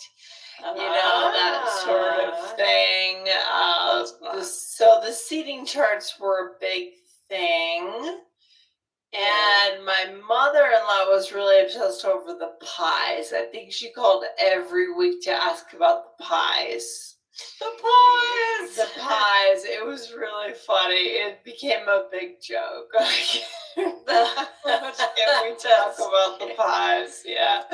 Yeah, right. So you could say, I mean, I don't know your relationship with your mother-in-law, but you could Yeah, even say it's like, great. come on, get a life, No, it's great. My relationship with her is great, but it Aw. was pretty funny. Like, we did say, okay, it's another call about the pies. Oh gosh, yeah. What's another example? All right, so why am I so obsessed with this magazine? I need to get a life, right? Maybe I have Yes. this magazine that every month I'm just staring at it. Maybe the celebrity Mhm. gossip. I don't know. Totally. So, Lindsay, you already talked about, I mean, like, is there anything else that you would say this about for yourself? Something you do, something you're interested in? Yeah, I mean, I would say, well, sometimes I can get into when I talk about meditation and my Buddhist practice with anyone that's not in it, it can get a little bit like out of context. People might get a little bored because you use phrases and words like the word suffering. We have another way of interpreting that phrase that's not mainstream. You know what I mean? Like suffering to a Buddhist could be you have a hangnail and you're obsessing over it. And if I drop these words that are totally out of context to mainstream people, it can be weird. So That's funny. yeah. So someone might say, Lindsay, get a life. Oh my gosh. Come back. Right. Back to earth.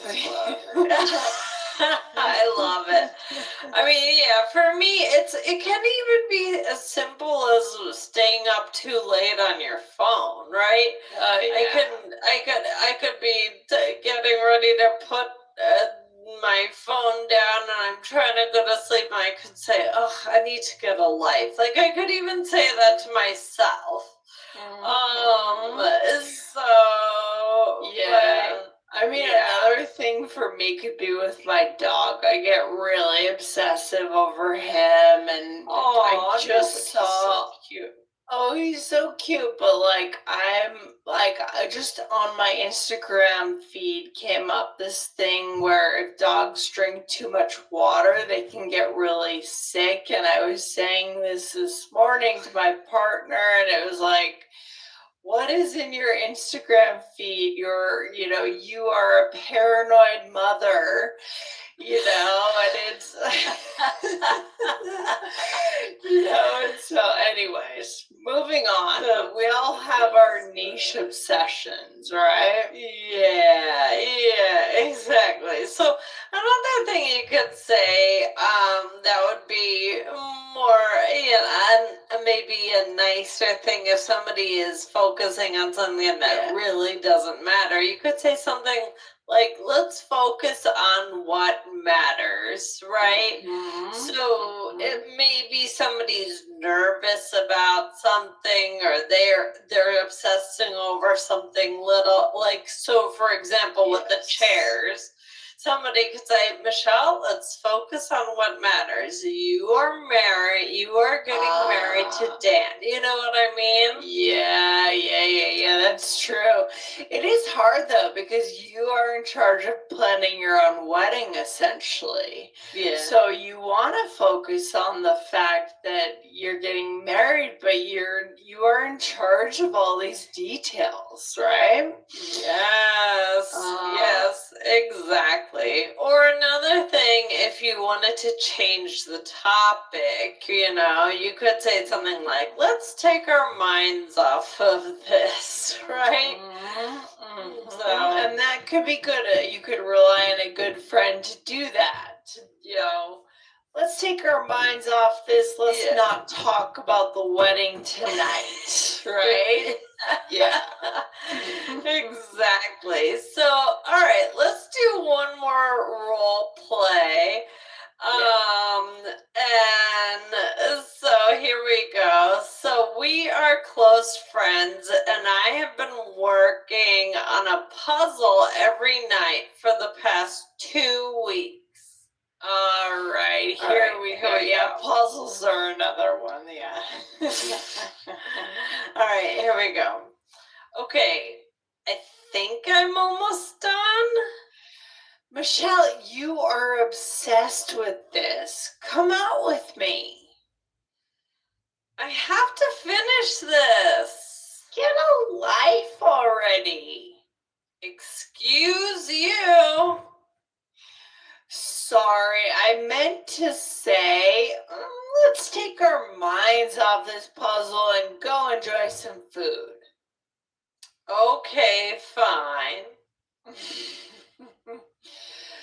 And was it you and me that did the episode on excuse you, excuse me, or was that me and Aubrey? I never know. I think that was me. No, I know. I think it was me, but I'm trying to find the episode that it was. Sure it was, but anyways, guys, go back into our, the last month or so, and we did do a great episode on excuse me and excuse you, and you'll get the context for that, right? Yes, exactly. Love it. Let's go through the role play real quick, Michelle. So what did I say to you? You were into this puzzle, you're hooked into it. Yes, exactly. And then you said, come out with me. And I said, I have to finish this. So you said, get a life already. And there comes that already. Yeah, get over it. And again, guys, hit follow. We will revisit that phrase already. It's really specific how to use it, okay? And then I said, sorry, I meant to say, let's take our minds off this puzzle and go enjoy some food. So I had to kind of tone it down with more respect, right? And like being more serious, being more explicit and literal. Yes, exactly. So, Michelle, what's our takeaway for our listeners? What should we keep in mind? Yeah, but I mean, it's very. The whole thing is very interesting because you have to have the right relationship with somebody where you can say something like this to them, and it has to be lighthearted. It has to be in a silly, teasing way. This is not something you're gonna say to the barista who has a lot of pictures of their kid around, right? You're not. Yeah. And on top of that, play around with using this to refer to yourself, because I do think there's something kind of fun these days and trendy and cool about having niche interests and really being a bit of a nerd in one way or another. You're like making pasta at home, right? Or like baking or doing or microfiche or whatever it is, you're nerding out on it, right? Yeah. And so using this to refer to yourself, I know I need to get a life, when you're getting to know someone little by little, might be kind of cool because they could see the real you, right? Yes, exactly. All right, guys. Well, this was a lot of fun. Great question. And yeah, guys, we'll see you on the next one.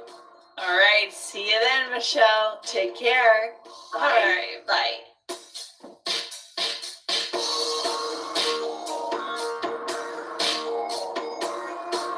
Thanks for listening to All Ears English. Would you like to know your English level? Take our 2-minute quiz. Go to allearsenglish.com/fluency score. And if you believe in connection, not perfection, then hit subscribe now to make sure you don't miss anything. See you next time.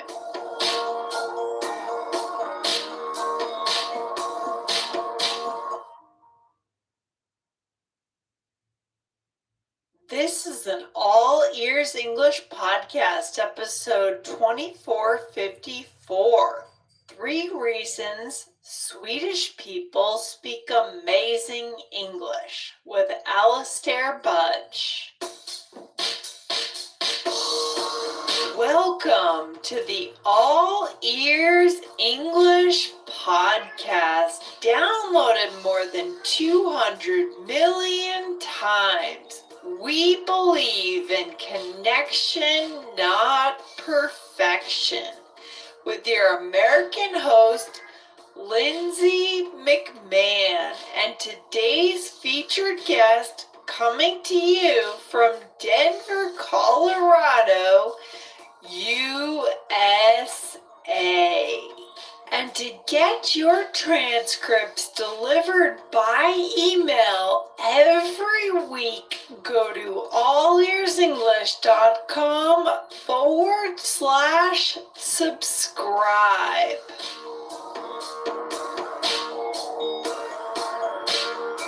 Have you ever been surprised to hear how well Swedish people speak English? Today we have a special guest on the show to break down 3 of the core reasons Swedes are so fluent in English and what you can do to learn like them. Listen in today.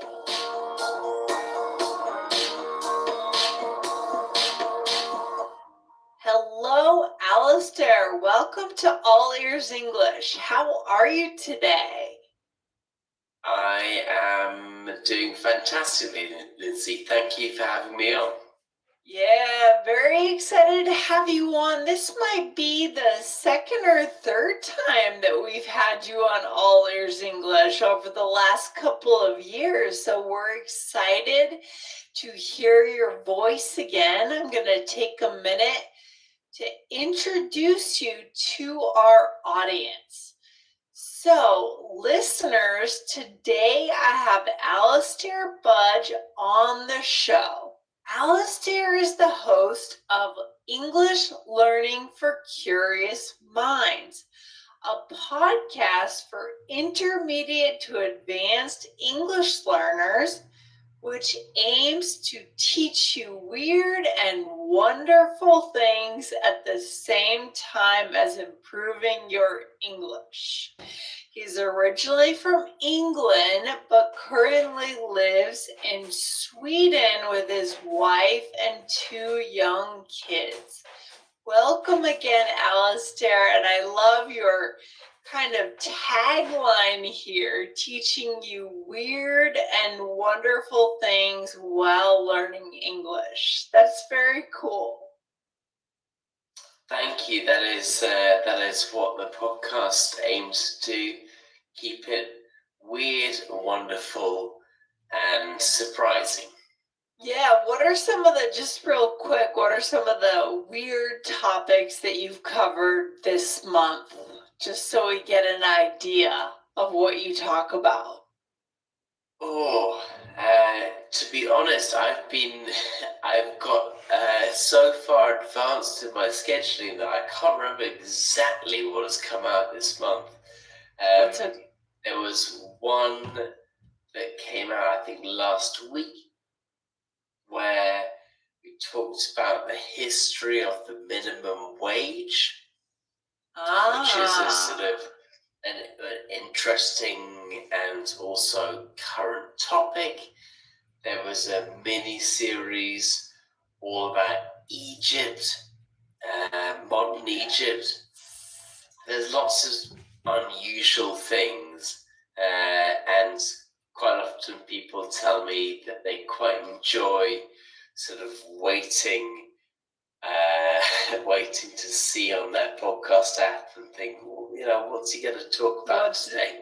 Yeah, very, again, weird and wonderful topics. I love it, Alistair.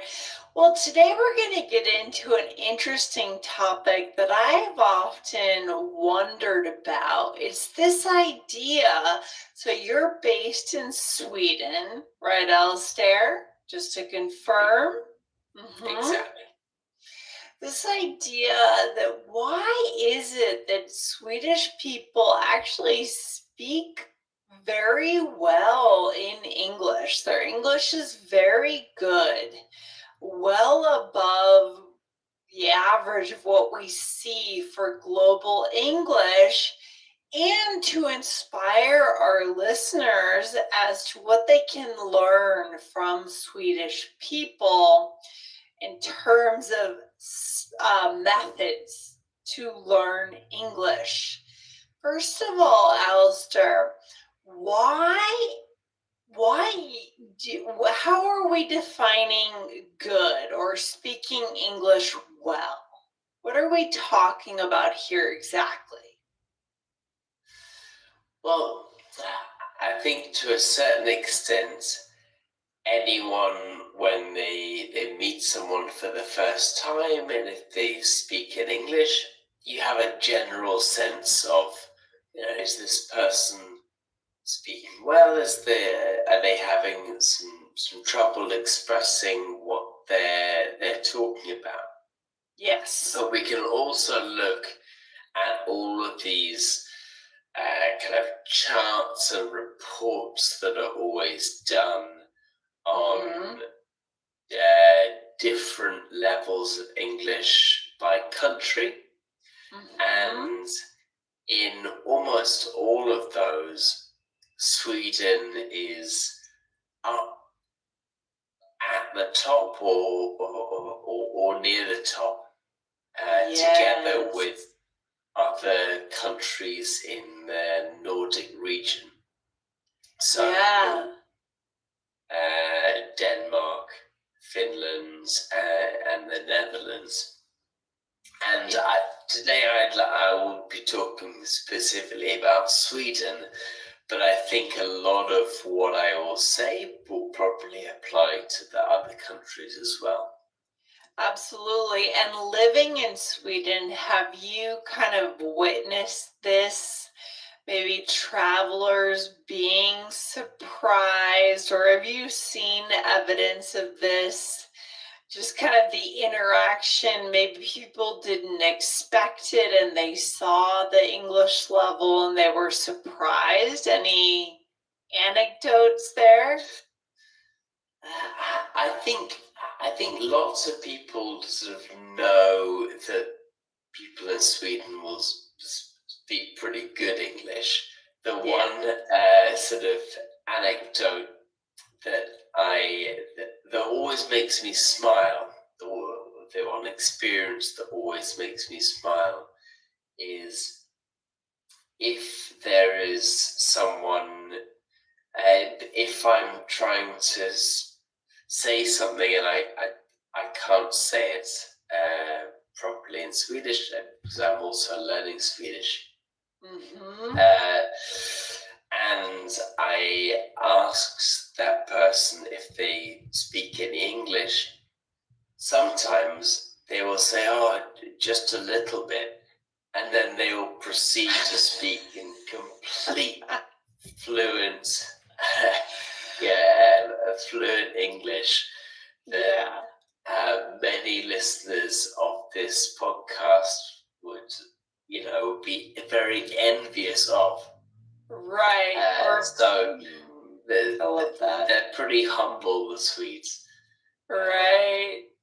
Yes. And maybe they come up with the phrase that you're looking for, right? The very nuanced, specific phrase in English that you're looking for. I love that. Exactly. So let's get into what's going on here. Again, it's a common curiosity for people around the world why the English is so good in Scandinavia. What are, just high level, Alistair, what are the 3 reasons why you think it is good? And then we'll go into each one and see what our listeners can do to actually leverage some of this and use a similar method to get better themselves. So I think the first thing to talk about is that Sweden is just such a small country. There's 10 million people in Sweden. That's essentially the world's Swedish-speaking population. Yeah. And so if they were only speaking Swedish, and if they couldn't speak any other languages, then they would be incredibly isolated. So there's a very large incentive to be able to speak another language, and in particular, the world's lingua franca, English.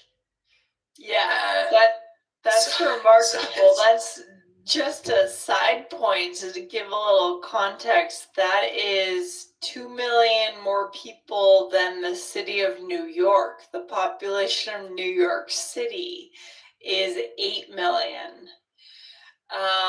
So yeah, we're talking about a very small population, right, Alistair?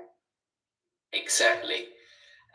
And so there is this mentality and this requirement that you need it, right?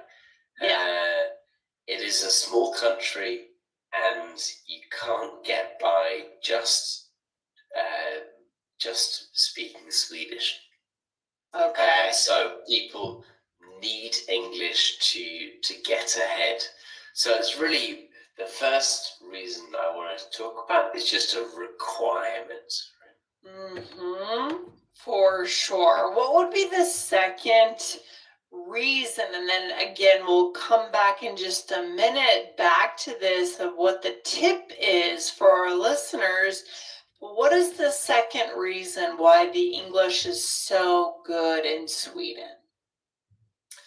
So I think the second reason is that you are forced, even in Sweden, to deal with stuff in English.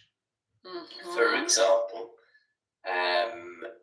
when people watch shows on TV or go to the movies, if there is a British or American film, a film in English, then it will not typically be dubbed into Swedish. It will be shown on the screen perhaps with Swedish subtitles, or perhaps even with English subtitles. So from a very young age, people are hearing English They're getting Yes. accustomed to English being a part of their life in a way that someone in countries that typically dub their movies, places like Italy or France or Spain, Right. they just are not. Interesting. Yeah, and you've also lived elsewhere in the world. Where else have you lived, Alistair? Quite a few places. Okay. I've lived in Italy, I've lived in France, I've lived in Malta, I've lived in China. Wow, yeah. And so did you see I'm from dubbing the in all UK. of these? You saw dubbing in all of these places pretty much for the movies? Yeah. Yeah. Yeah. That's a big difference, right? Because we want to understand the movies completely so they're getting that firsthand knowledge of the language in a more intimate way, in a sense, it sounds like. Exactly. And every time you're watching a movie, every time you binge a Netflix series, you know, you're exposing yourself to 5, 6, 10 hours of Right. English. Yeah. Whereas if you're watching that dubbed, you're exposing yourself to 0 English. Yeah, I love that. That's a great one. So let's go into the third reason, and then we'll cycle back and talk about strategies for our listeners. What would be the third reason the English is so good? So I think that the first 2 reasons are things that people probably knew already, or perhaps had Sure. heard, or could have guessed. The third reason, I just wanted to bring some statistics to this to Yeah. explain just how much Sweden invests in education. So Sweden, I just looked this up before we got on air. Yeah. Sweden spends 7.2% of its GDP on education. Yeah. That is 85